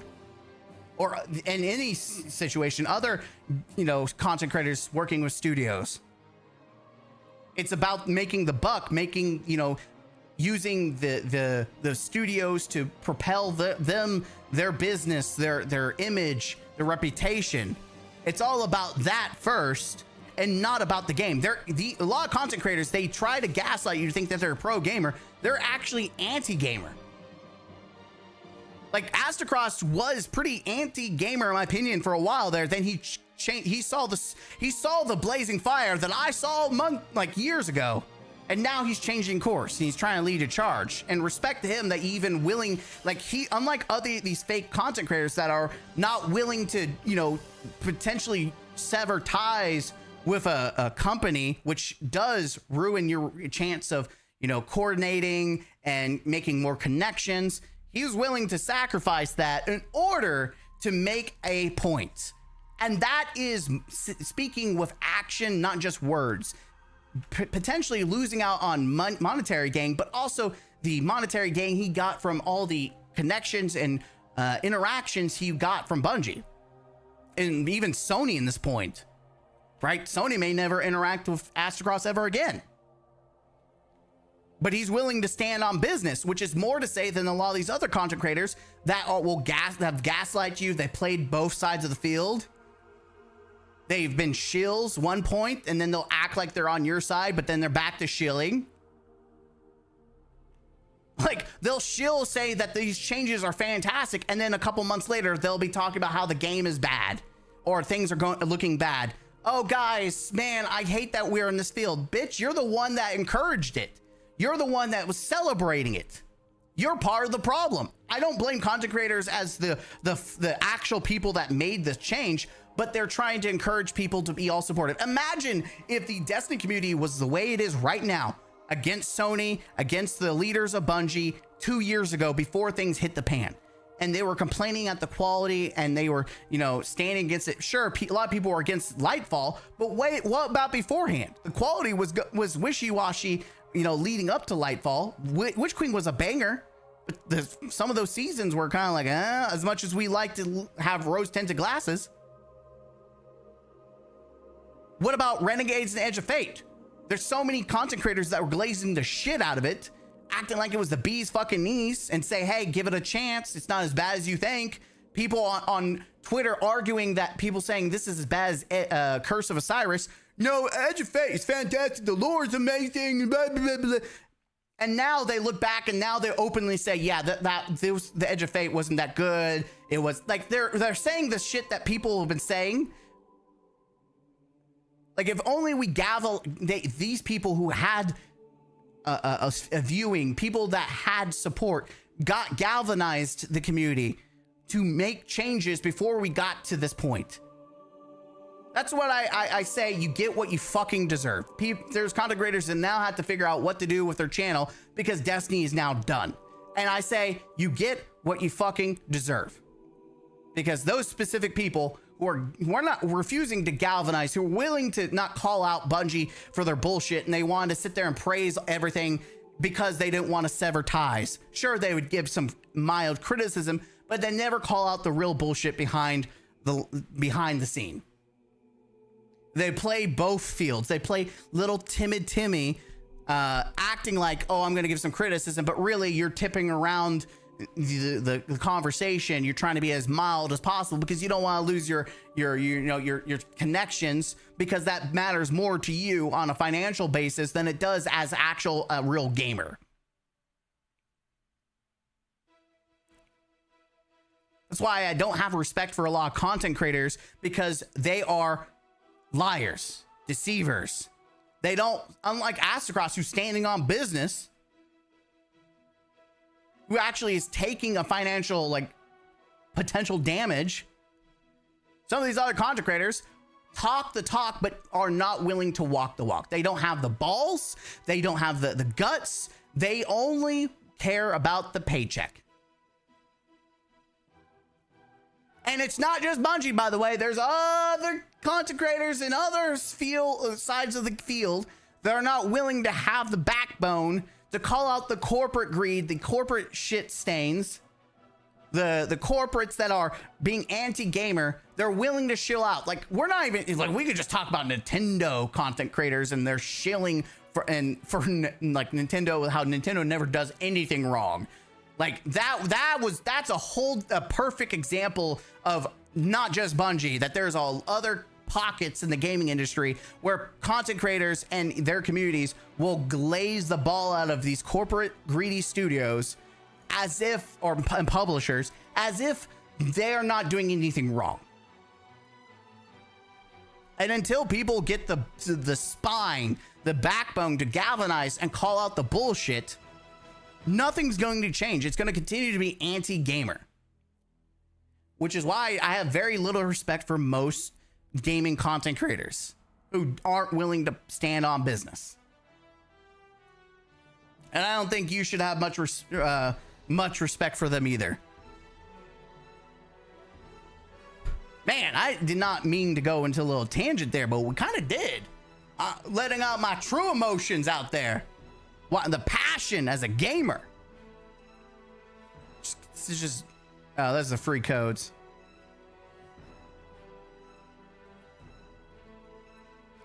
Anyways, what a stream. But according to Corporate Drones, your opinion shows what you are, and you deserve to lose your job.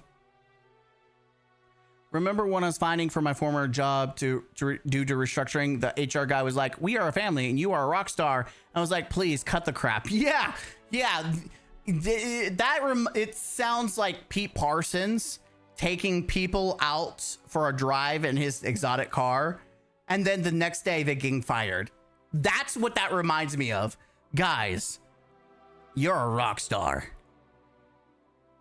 You're a G.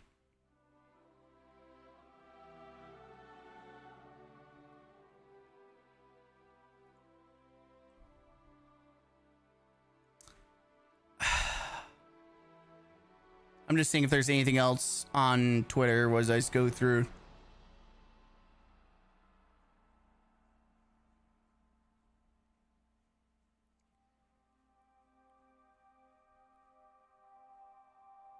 So I know the algorithm on Twitter, like I get a bunch of anime, which is fine because I do look at like anime shows like Attack on Titan and stuff like that. And anything like new coming out, it'll pop up a bunch of stuff from like video games, like a lot of Valve stuff. But I also get some, I get like, I'm not political. Oh, so I'm so sorry. I have to show you this. I'm not gonna lie, from my side view over here, I swear I thought this was Pete Parsons. I was like, no fucking way. Then I saw the hair and I was like, that's not him. I was like, the face, the look, I was like, that's Pete Parsons? Like, what the fuck? Like, no. Sorry. Treyarch's new studio. No new news that I see.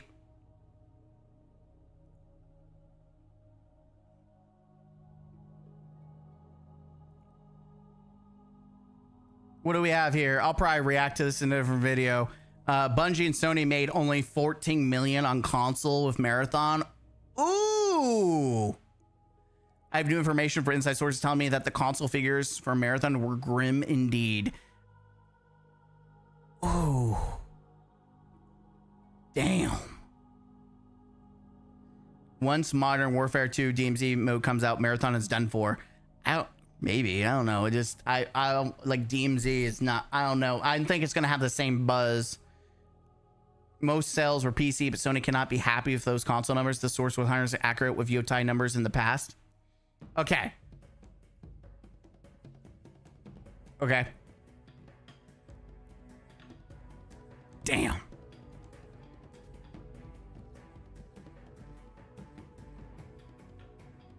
I'm seeing if there's anything, and there's not like a lot of other new news that I'm seeing to react to. No things that I see.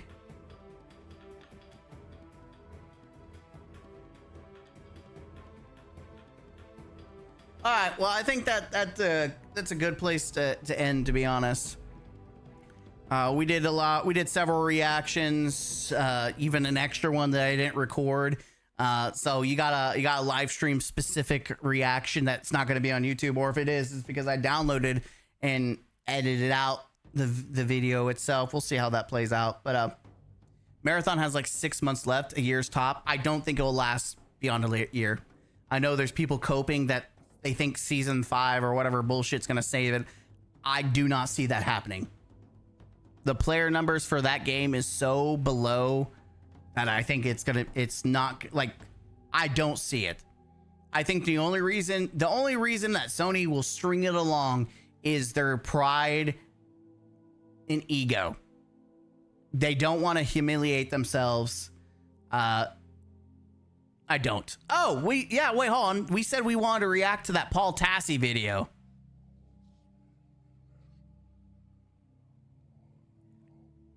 Okay, yeah. Paul Tassi. Let's react to this video.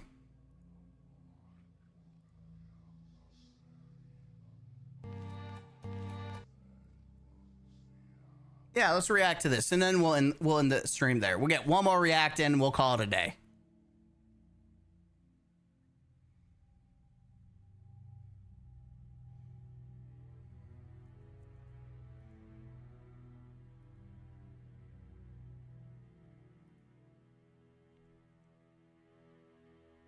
All right, let's start this.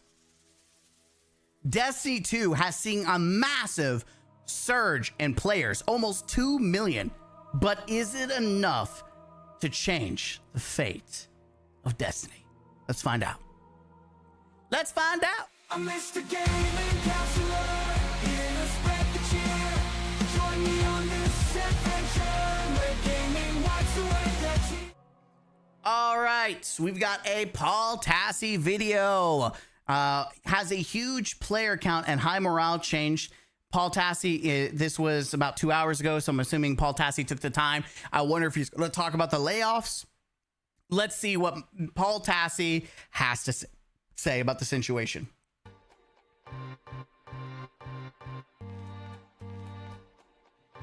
All right.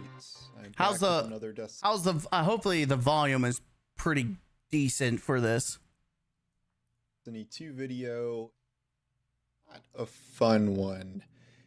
You know, I've been relentlessly positive about the update, which I still am. And there is good news in the sense that it is very cool to see that Destiny has maintained over 125,000 concurrent players every night for the past week since the update dropped. That's massive. Let's say double that at minimum on console, and it's a big hit, obviously. Let me tell you right now, that's massive, especially with the fact that there's some new content, but a lot of it is just content being fixed. And I think what makes this also different is the fact that there is no FOMO, and there's a lot of situations where a lot of people are now playing all these activities, including public events. A lot of activities that had no traction, no one was really playing as much, it was harder to find groups for. Now you're seeing a lot more people playing, and so the interactions are a lot wider, which I think is really good for a life of the game, is when there's multiple assets that are actually being used rather than just ignored. Like, Bungie brought everything up forward, and so that means there's all this activities that are now viable and worth playing. But, you know, there's some rumors going around about what's happening with Bungie. There's stuff out of Bungie, and then this idea of, well, this is a hit, like what happens now? Like, okay, so it's a lot of bad news. Some of this is like already public information, some of this is like me poking around, but there was this thing going around from a French journalist who I don't know, who said that 50% of Bungie is being laid off soon. I am not confident in exact percentages, so I'm not going to like confirm that, but there are going to be significant layoffs at Bungie, unfortunately. And again, I would, even if you want to be skeptical of the French journalist, Paul Tassi has inside sources, and he told us things that were going to happen before they happen. Like, I at this point, Paul has not said anything that has not turned out to be true. Now, he could be pulling out his ass and just getting really lucky. Like, my man should go to a casino and start gambling. He'd probably be a millionaire. But I like, at this point, like, he has a lot more going for him in terms of what he says from these insiders being actually true. Unfortunately, this is not the first time this has been said. I think I said this earlier. Jason Schreier said this with his piece. Yeah, multiple sources. And I mean, it's inevitable given the situation that we're in. If you discontinue, your biggest game, which at least half of your employees are working on, and you do not have a greenlit project to switch them to, you are not going to throw like 300, 400 devs over to Marathon, which they've already moved some over.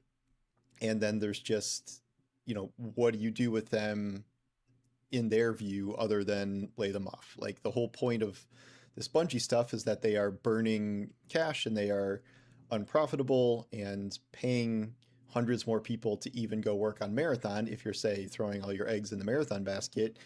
I want to stop there. So we know that this is, first off, Bungie has had an issue with burn rate, like burning through money. This is something that we've known for years, especially the fact during the acquisition, Microsoft refused to want to buy Bungie because they burn through money. That is something. Bloat is a big reason why resources go out the window. Like, that's usually why people cut programs. When you hire too many people, which I think is something that was industry wide, is that during COVID, a lot of people were on hiring sprees, going up, and it just was not sustainable, especially when COVID ended. A lot of the business traction went down, and so you have all these mouths to have to pay so they can feed themselves. It just does not become reasonable to continue that. And so, you're seeing these layoffs to try to course correct what is going on. And so that is the protypicalness of what we're seeing right now. But also, like, what he's saying is, like, a lot of people were saying, well, they're going to just move everyone over to Marathon. You're going to see stuff like raids, and you're going to see crazy stuff because all these Destiny developers are now going to work on Marathon. They're going to save Marathon. They're just going to fire them. Like if you thought that they're gonna bring over everyone to make Destiny 3 into Marathon, like Marathon's about to get the Destiny treatment and go pop off, I think you just bought snake oil. Like, you literally are conning yourself. You're deluding yourself. Please don't listen to any Marabot on Twitter or anyone who's trying to gaslight you, thinking that these developers are going to just move over to Marathon and then Marathon's going to dramatically change. I think what we see on the template of Marathon is going to be the basis of Marathon. I don't think you're going to see anything of the state of Destiny. Destiny is a massive project which needed more developers. Now that massive project is now over, the need for these developers, Marathon is a much smaller game. The maps are smaller. The focus is smaller. They don't need all these people, even if they have all these experiences. They don't need them. And Sony and Bungie, especially leaders, are going to probably can them. And unfortunately, you're going to lose a lot of experience, which is not good, not only for just people fans of Destiny, but also the gaming industry. Hopefully they get picked up or absorbed elsewhere. But with the way that Sony is now firing and cutting, reducing studios to nothing, I would hold my breath on that. Something that literally just got greenlit, when something like that would require more of a smaller team to get started. Like, they're not going to do that. And this leads into the second obvious conclusion that if you lay off all of the Destiny team, or, you know, if you don't lay them off and just move them, there is no one to continue Destiny 2 content and no one to start making Destiny 3. What? People told me if I bought Marathon, I would get Destiny 3, but you're telling me everyone who could make Destiny 3 is now gone?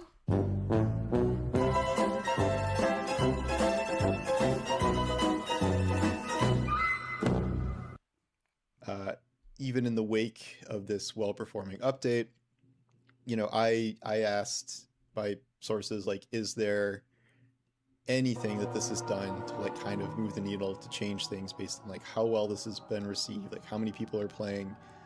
You know, Destiny's been third in, like, Steam revenue for pretty much a week. I think it dropped a little today. Like, it was number one for like a couple of days in the week. Is there anything, you know, that has changed? And the one word answer I got back is no. Ooh. So all of this is kind of already set in motion. It's already done. I don't know exactly the timeline for these layoffs, but I don't know. Sometime in the next month or two is most likely, because, you know, what now that this is released, you know, what are people working on? Also in July, you're going to see some amount of leadership or like OG Bungie people depart the company, which is something that was reported like when the first layoffs happened. This is what was reported, that you're going to see this happen, that leadership had this plan to jump ship. This was always part of the plan. This was always the long game. That's why people hated Marathon, because Marathon was the quick cash grab that the leaders wanted to get as much resources to pad and look good for Sony so that they could jump ship with that big pay, that bonus payout. That was the goal. The slimy little snakes. This was the goal. Probably, you know, not laid off, because this is because the various deals people have, their Sony shares or profit or whatever vests, so they can, you know, get out of the deal and go do something else, earning lots of money. And we've already seen some people do this. Like the Chris Barrett lawsuit is kind of based around this, because like he was fired, you know, allegedly or whatever for cause, and that's still in courts. Yep. And then he was denied some, you know, big payout because of that, and he's, you know, that's kind of that whole thing. But if there's no controversy, you leave and you get X amount of money or whatever. It could be Marathon people too, I'm not even sure. But if that happens, it might happen somewhere in July, and that may not be alongside layoffs per se, but it's all going to kind of happen, I think, kind of around the same time. And it's just like, there are zero indications, you know, publicly also, that this is going to continue on.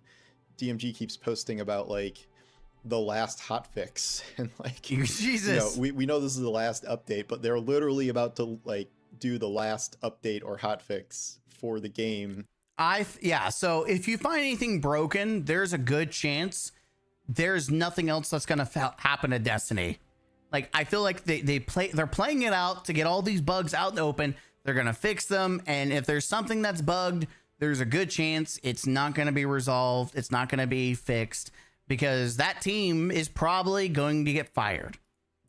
In terms of like fixing, you know, bugs and stuff with gear or whatever, to the point where he's like, yeah, pretty much anything going forward is just going to be if there's some sort of like game-breaking crash. So they are not even keeping, you know, forget supporting Destiny 2 with some kind of, they're not even keeping a small team around to do like the bare bones of what it would require to, you know, keep this game from breaking, at least through content or gear issues or whatever. Like, it's going to just be done. And all of this is, you know, near term. I've said before that my optimistic view is that I think the Destiny IP still has life in it, whether that is in a new kind of different project that gets eventually greenlit, incubated, or if it is Destiny 3 in the very, very far-flung future. But for now, it's like over. I mean, I don't even see a Destiny 3 unless you took every remaining Marathon developer and said, we're done with Marathon, you are all going to work on Destiny 3. Like, if you cut half of your studio down to nothing, I don't see how you make a Destiny 3. It just doesn't, unless you hire a bunch of new people, which in case, can you trust all these new people to make a Destiny 3? Who knows? Maybe. You think there's reason to play Destiny for a long time, given what they've added? If you're enjoying it, I think there's lots to do that's fun. I just wrote about how you can grind out 1 million cosmetics. A lot. You get a lot if you want. But in terms of Bungie support, there will be 0. And it's just, it sucks because I know people see these numbers and they're like, well, surely this much must be changing hearts and minds over there at Bungie leadership and at Sony. And like, it hasn't. I maintain that I think this is stupid. Not even, you know, I think isn't even totally a dig against Marathon in terms of like picking the right horse, blah, blah, blah. And, you know, there are real issues there about like, okay, the cost of supporting Marathon is going to be less than the cost of supporting Destiny. That said, that has its limits. If you're still paying, you know, 300-400 people to work on Marathon, that's not cheap no matter like what the... And that's the thing. It doesn't matter if Marathon is cheaper to run, cheaper to make. You have a shit ton of developers and all these other, you know, promotionals, everything. And apparently they're also still doing sponsors, which was the whole thing about people being upset that you can't mention Destiny 3 when you're doing sponsors. So they're still doing sponsored streams or videos from people. So they're still spending a shit ton of money on a game that apparently on console has barely made $14 million, which when you look at how much it took to make the game and to, you know, run the, we gotta remember, even though Marathon is a small team, they still work in a studio that probably costs a shit ton of money to keep operational, like a studio that's worth a lot of money, very expensive. You put all those business and the fact that also it says they made 14 million, but how much of that is also taken away from the 30% cut from these other, you know, Steam and all these consoles? How much of that is that 14 without the cut or 14 with the cut? And if it's not including the cut, then you're thinking of even less made from consoles, because Bungie themselves or Sony themselves is going to make even less money. And that does not look for the bottom dollar of all your finances. It adds up. And just to make games or run games is becoming more expensive because a lot of it has to do with your developers. Of content as you're adding. But like, it's always about just total dollars and cents. And like, a lot of this is a wider industry problem. Like, we're hearing all these reports of like just insane budgets, and like a lot of these aren't verified, but it's like, oh, Gears of War costs 400 million and Perfect Dark costs 800 million, and you know, a Destiny 3 would cost 500 million. And like, even if those aren't exact numbers, they're probably not out of the realm of possibility. So we are going to be scaling back in many, many ways. And it is frustrating to see that this is not happening with other somewhat similar games. You know, Warframe is just going to live forever. Yeah. Like, but you know, that has found a way to retain its player count to a significant degree. And then I just posted about, like, I didn't even realize this. The Division just launched. The Division 2 just launched a huge update. It's still going. And is continuing to make at least some amount of content. And that as well, they are making the Division 3. And this is Ubisoft, you know. Which that, you have to be, dude, Ubisoft has had layoffs. Ubisoft is in the red with their shares. And yet they're still managing to let their developers cook. Imagine how embarrassing you have to be as Sony, that you've spent $3.6 billion on a studio that can't even run 2 games, let alone keep players interested in them, especially your new game. Like, damn, that Ubisoft actually making Bungie look like a clown, and Sony. Not exactly the best project managers on a good day, and yet somehow Sony and Bungie cannot make this work, which, like, seeing this update, it feels like there has to have been a way forward to some degree. Even if it was reduced, if they fixed so many of the things that were wrong with the launch of the Portal and Edge of Fate and stuff, even if it was smaller content, I think that they could have probably reduced costs enough to make Destiny living on something that they should at least consider.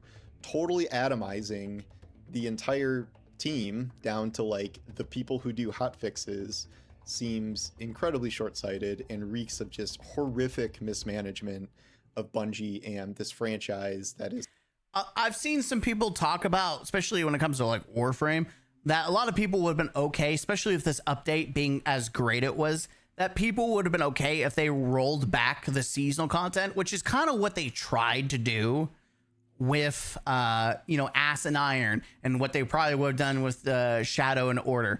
The problem with Ass and Iron, or Ash and Iron, is that they didn't, the foundation that they had with Edge of Fate was awful, and it continued on with Renegades, where even Renegades felt like seasonal content rather than an expansion. So they had tried to do 2 expansions, which both were awful and just bad.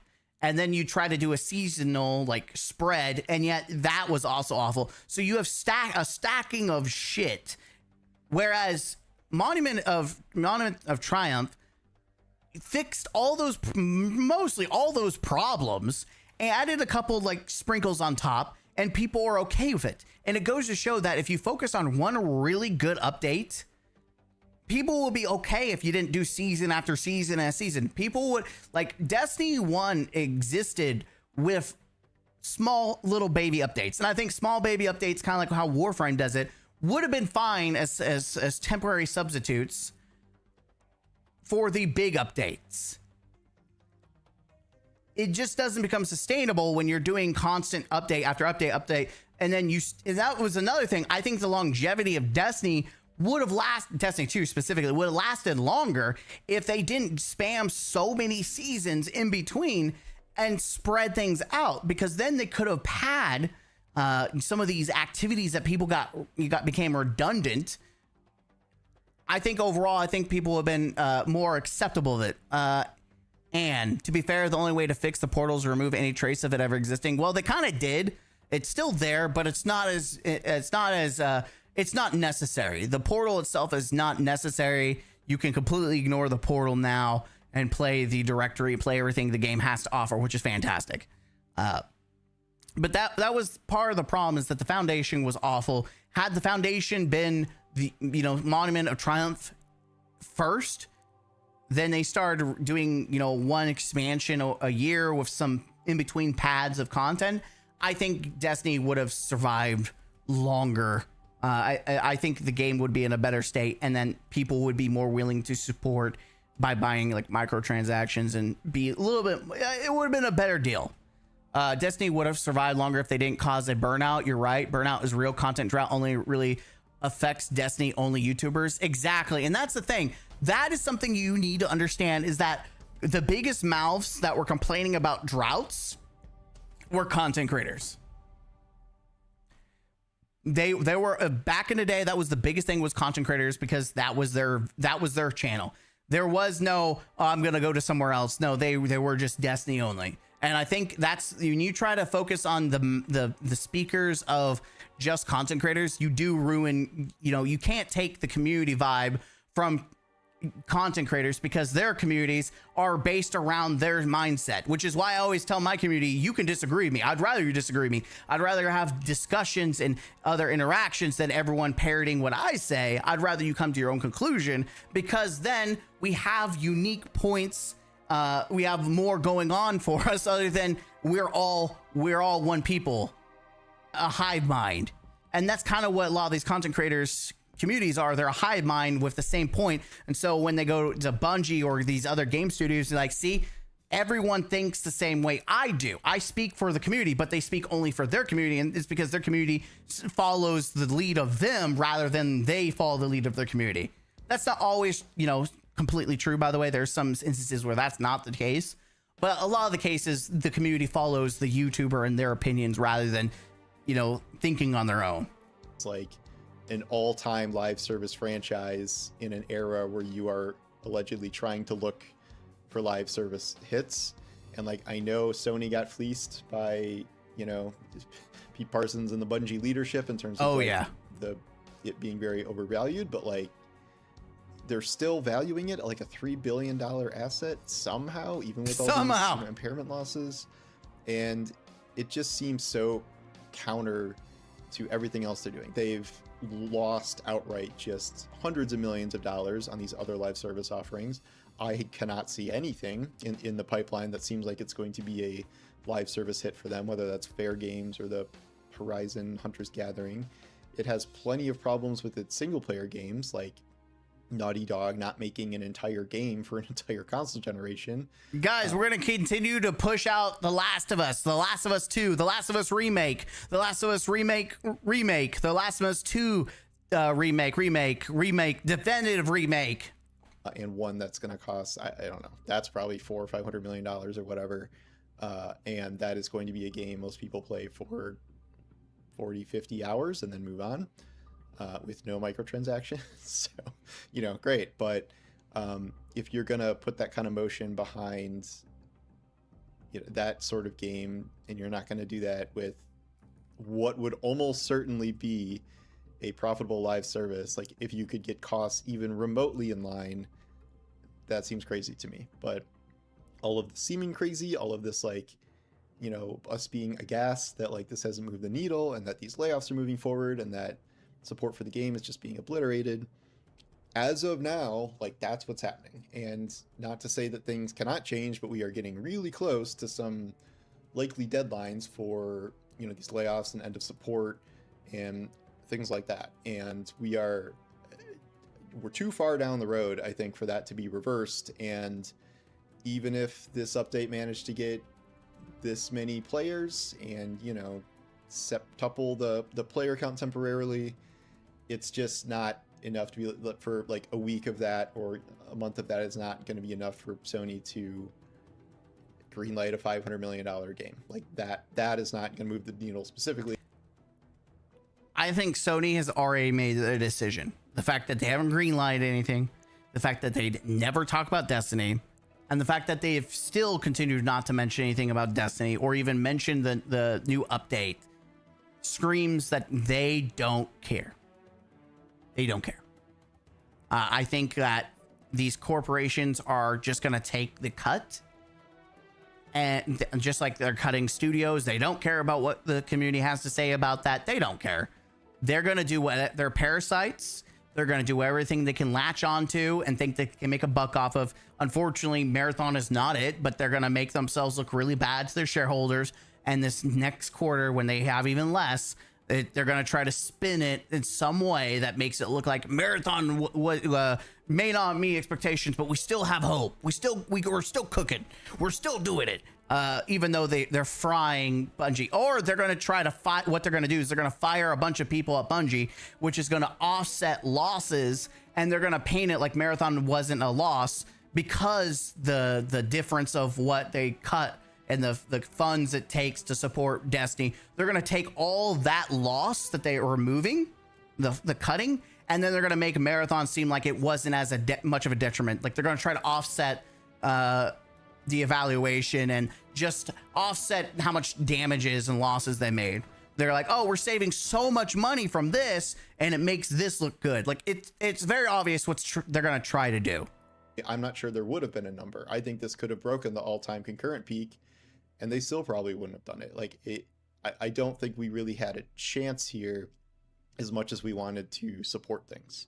And then there's this whole debate about like, should you support Marathon or hate Marathon? LAYOFF Fenrir, do you think after this update and positive momentum, D2 could continue? No.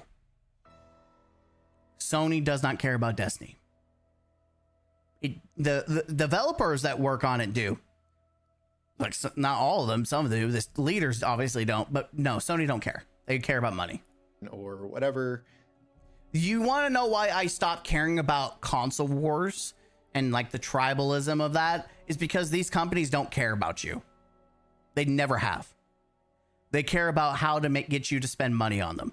And Sony doesn't even care because they're increasing prices on the console, increasing their subscription prices and all that. Well, everyone else, including Xbox, is scrambling to decrease things to try to get people to buy their shit. Sony just doesn't care. They've got, I think, multiple assets that their gaming department can do shit all, and they don't care. Sony just really doesn't seem like they give a shit about anything. They keep making a bunch of shit no one cares about. They took Concord down, and it almost felt like, even though it was a shit ton of money, they've moved on. They continue to push out games that no one wants, like Concord. Like, there's a bunch of games that people are like, we don't want that. Why are you doing this? It's because Sony's trying to find a winner. They will throw so many, you know, stacks of shit against the wall until something sticks so that they can make money. And they don't care how many people lose their jobs. They don't care how many studios they lay off. They don't care. That's the reality we live in when these studios don't give a shit. I don't know if either option really matters. I think it's better to support Marathon just because it's less shitty. Like, I know everyone thinks I hate Marathon, but like I'm just really reporting the numbers, which are not good. And other than just like rooting for Marathon to fail, in which case Bungie absolutely shuts down. And then there's the idea like if Marathon is great, then they'll just make more Marathon. Yep. Probably True, maybe, but it's better than Bungie not existing at all. There are, of course, larger questions about the state of the IP, if Sony could sell that somehow or put a different team on it that is cheaper, like outsource it. I don't know. That's all like pie in the sky stuff that we have no real idea about. It's just speculation.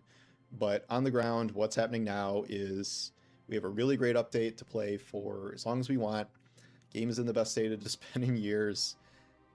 And it's dead, at least in terms of new content, in terms of greenlit future stuff. Like this is it. And unless something just wildly dramatic changes, which, you know, like It's a Wonderful Lifestyle, like it's nothing we can really do matters outside of like showing all the people that worked really hard on this at Bungie that we really love what they made and that we're going out on a good note here. I think that's important. There's an article in Aftermath. It's a newsletter where they interviewed a bunch of ex-Bungie people and like what they're all proud of and stuff. And like it's really, you know, kind of touching to read. I'm going faster. And you know, even I underestimated this update. I previously heard about it. I'm like, oh well, Monument of Triumph is just gonna be like upgraded Moments of Triumph and like nothing they're talking about sounds like crazy good. And then they talked about a lot more stuff. And I heard from people like working on this, and they're like, hey, like don't be an asshole. Like this is a ton of stuff. And I'm like, okay, I'm sorry. And then it's like, oh no, shit, I was very wrong, and this is awesome. So that was, you know, it's been very cool to see. I've really enjoyed this, just totally obliterating my expectations. And I don't know. I plan to play this for a long time. You know, it may be in and out. It may be just stupid things that I want to do, like collect all the catalysts or whatever. But you know, I'm not ready to just leave it behind forever. But like, there's no way that we're going to see it live on in like the way it needs to. Over time, you add no live updates to a game, player count will drop, matchmaking will get harder, et cetera, friends will leave, and I think it's always going to be frustrating. And I guess, you know, the moving through the stages of grief to acceptance, like I guess we have to get to acceptance, but I don't think we have to completely erase anger and depression either, because that is something obviously this inspires for very long time fans. If I hear anything different, I guess I may or may not report it. I don't know. Announcing something super early that might just be a whisper or a rumor may not be helpful, but you know, I have been looking into this whole time, and unfortunately I cannot report back anything good outside of what we see in public, which is the numbers and how good the update is. So you know, I don't know percents of layoffs and whatever exact timing, but brace yourself for things not to be good for, I don't know. I don't want to say forever, but it's truly the end of an era, and we will see kind of what Bungie does next, whether that's how they're trying to transform Marathon and whatever, or if they get something actually greenlit for an incubation project. I know I'd certainly be interested in that, even if it was something that was years and years away. Hopefully Destiny related, but again, I think this IP is too valuable to just abandon and light on fire forever. It makes no sense to me you would do that. And if anything, I think this outpouring of support and people returning show that people do want to play Destiny. They just needed a reason to come back and play Destiny. And a patch that fixes so many mistakes certainly was a big part of that. But ballooning costs, like huge expectations, and just kind of the industry not really being able to fit something like this without a lot of concessions combines with, you know, perhaps poor decision making, and here we are. So sorry to be a downer. You know, I don't know, I'm kind of usually a downer, and I've been about this update, but there's been enough stuff flying around where I thought it was time to make this video. I don't know, I'll get back more into like, I'm doing this fun thing soon, but I'm doing this fun thing. Yeah, I mean, it's very obvious that if there's nothing positive to talk about, we're gonna react to it, you know, the negative stuff. So we have Just Cat gave Warframe $20 for the Orion pack on Steam. Let that sink in, Bungie. Yofinir, this situation is just awkward as AF. Just knowing how much potential Destiny has, it's head scratching. It is. And we do, let's react to this, but we do have an update that we can talk about from the Sylvian guy. But let's hear what Astrocross has to say about this. 25,000 concurrent. Paul, why are you wearing a Marathon shirt?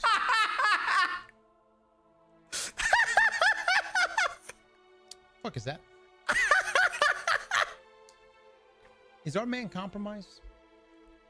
The hell is that? What is that? You know, the other day I put on a shirt too. I was just about to walk out of my house. And I caught myself in the mirror. Lo and behold, it was a marathon shirt. Couldn't believe it. In fact, that even made it through the washing machine and onto my body without me noticing. Players? Okay, asked across being asked across. But no, we have a legit update from the French journalist.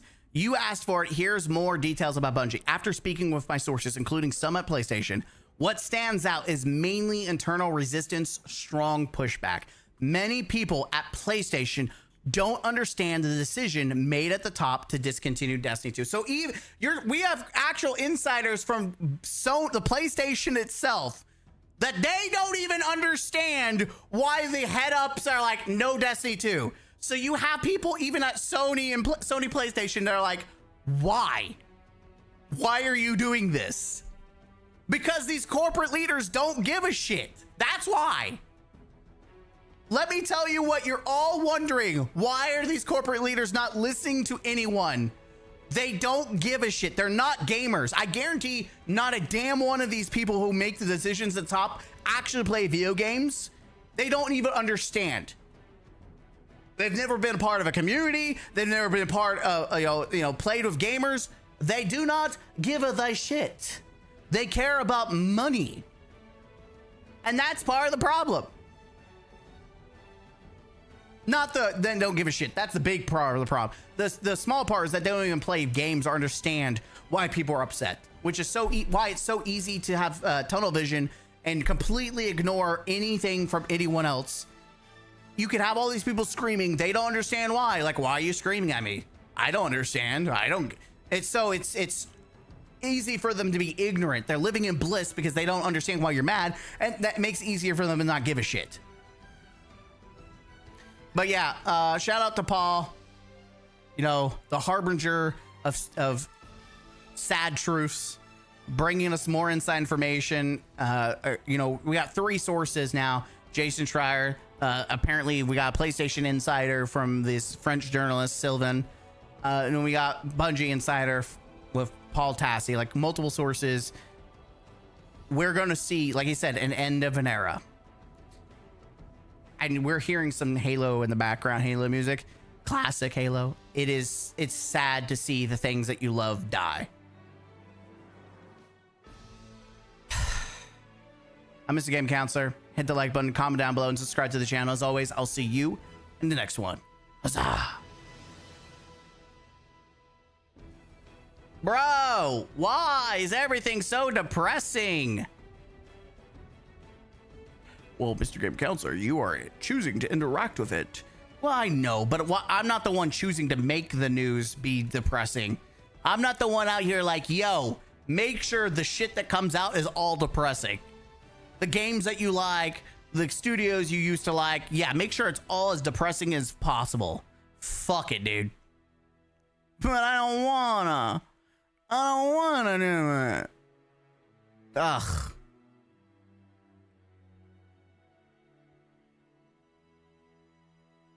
Seeing if there's anything else going on. I don't see it.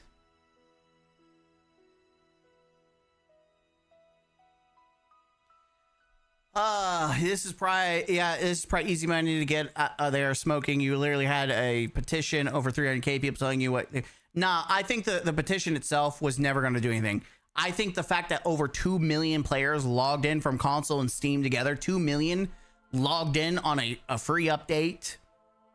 About estimated 100k new players joined, which means they purchased or played the update, that there was potential. That alone screams potential, but Sony doesn't give a shit about that. They only care about the money. Like, the potential that this update has gotten compared to Marathon is night and day. Night and day.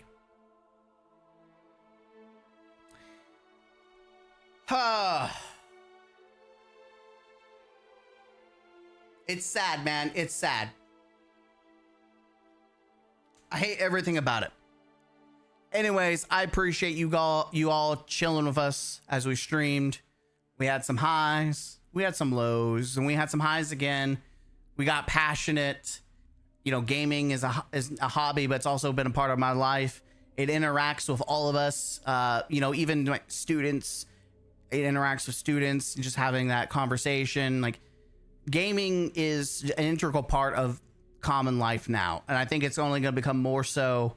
It's becoming more mainstream. And you know, I think gaming can always be used for good. But in cases like this, we're seeing a lot of the bad, and people are suffering because of it. Like actual developers losing their job, which then we as consumers will also eventually lose out on experience, and the quality of the product is going down. It also could be, you know, double-edged, where we do get the benefit of it as well, like getting some of these horrible developers out. They stop making games we don't want, which is always a good thing. But I think either way, we're gonna see the downward trend one way or another. And hopefully gaming returns to what it is after the dust settles. But as long as these greedy companies continue to be greedy and they don't get their head out of their asses, I don't know where gaming's gonna go. I don't.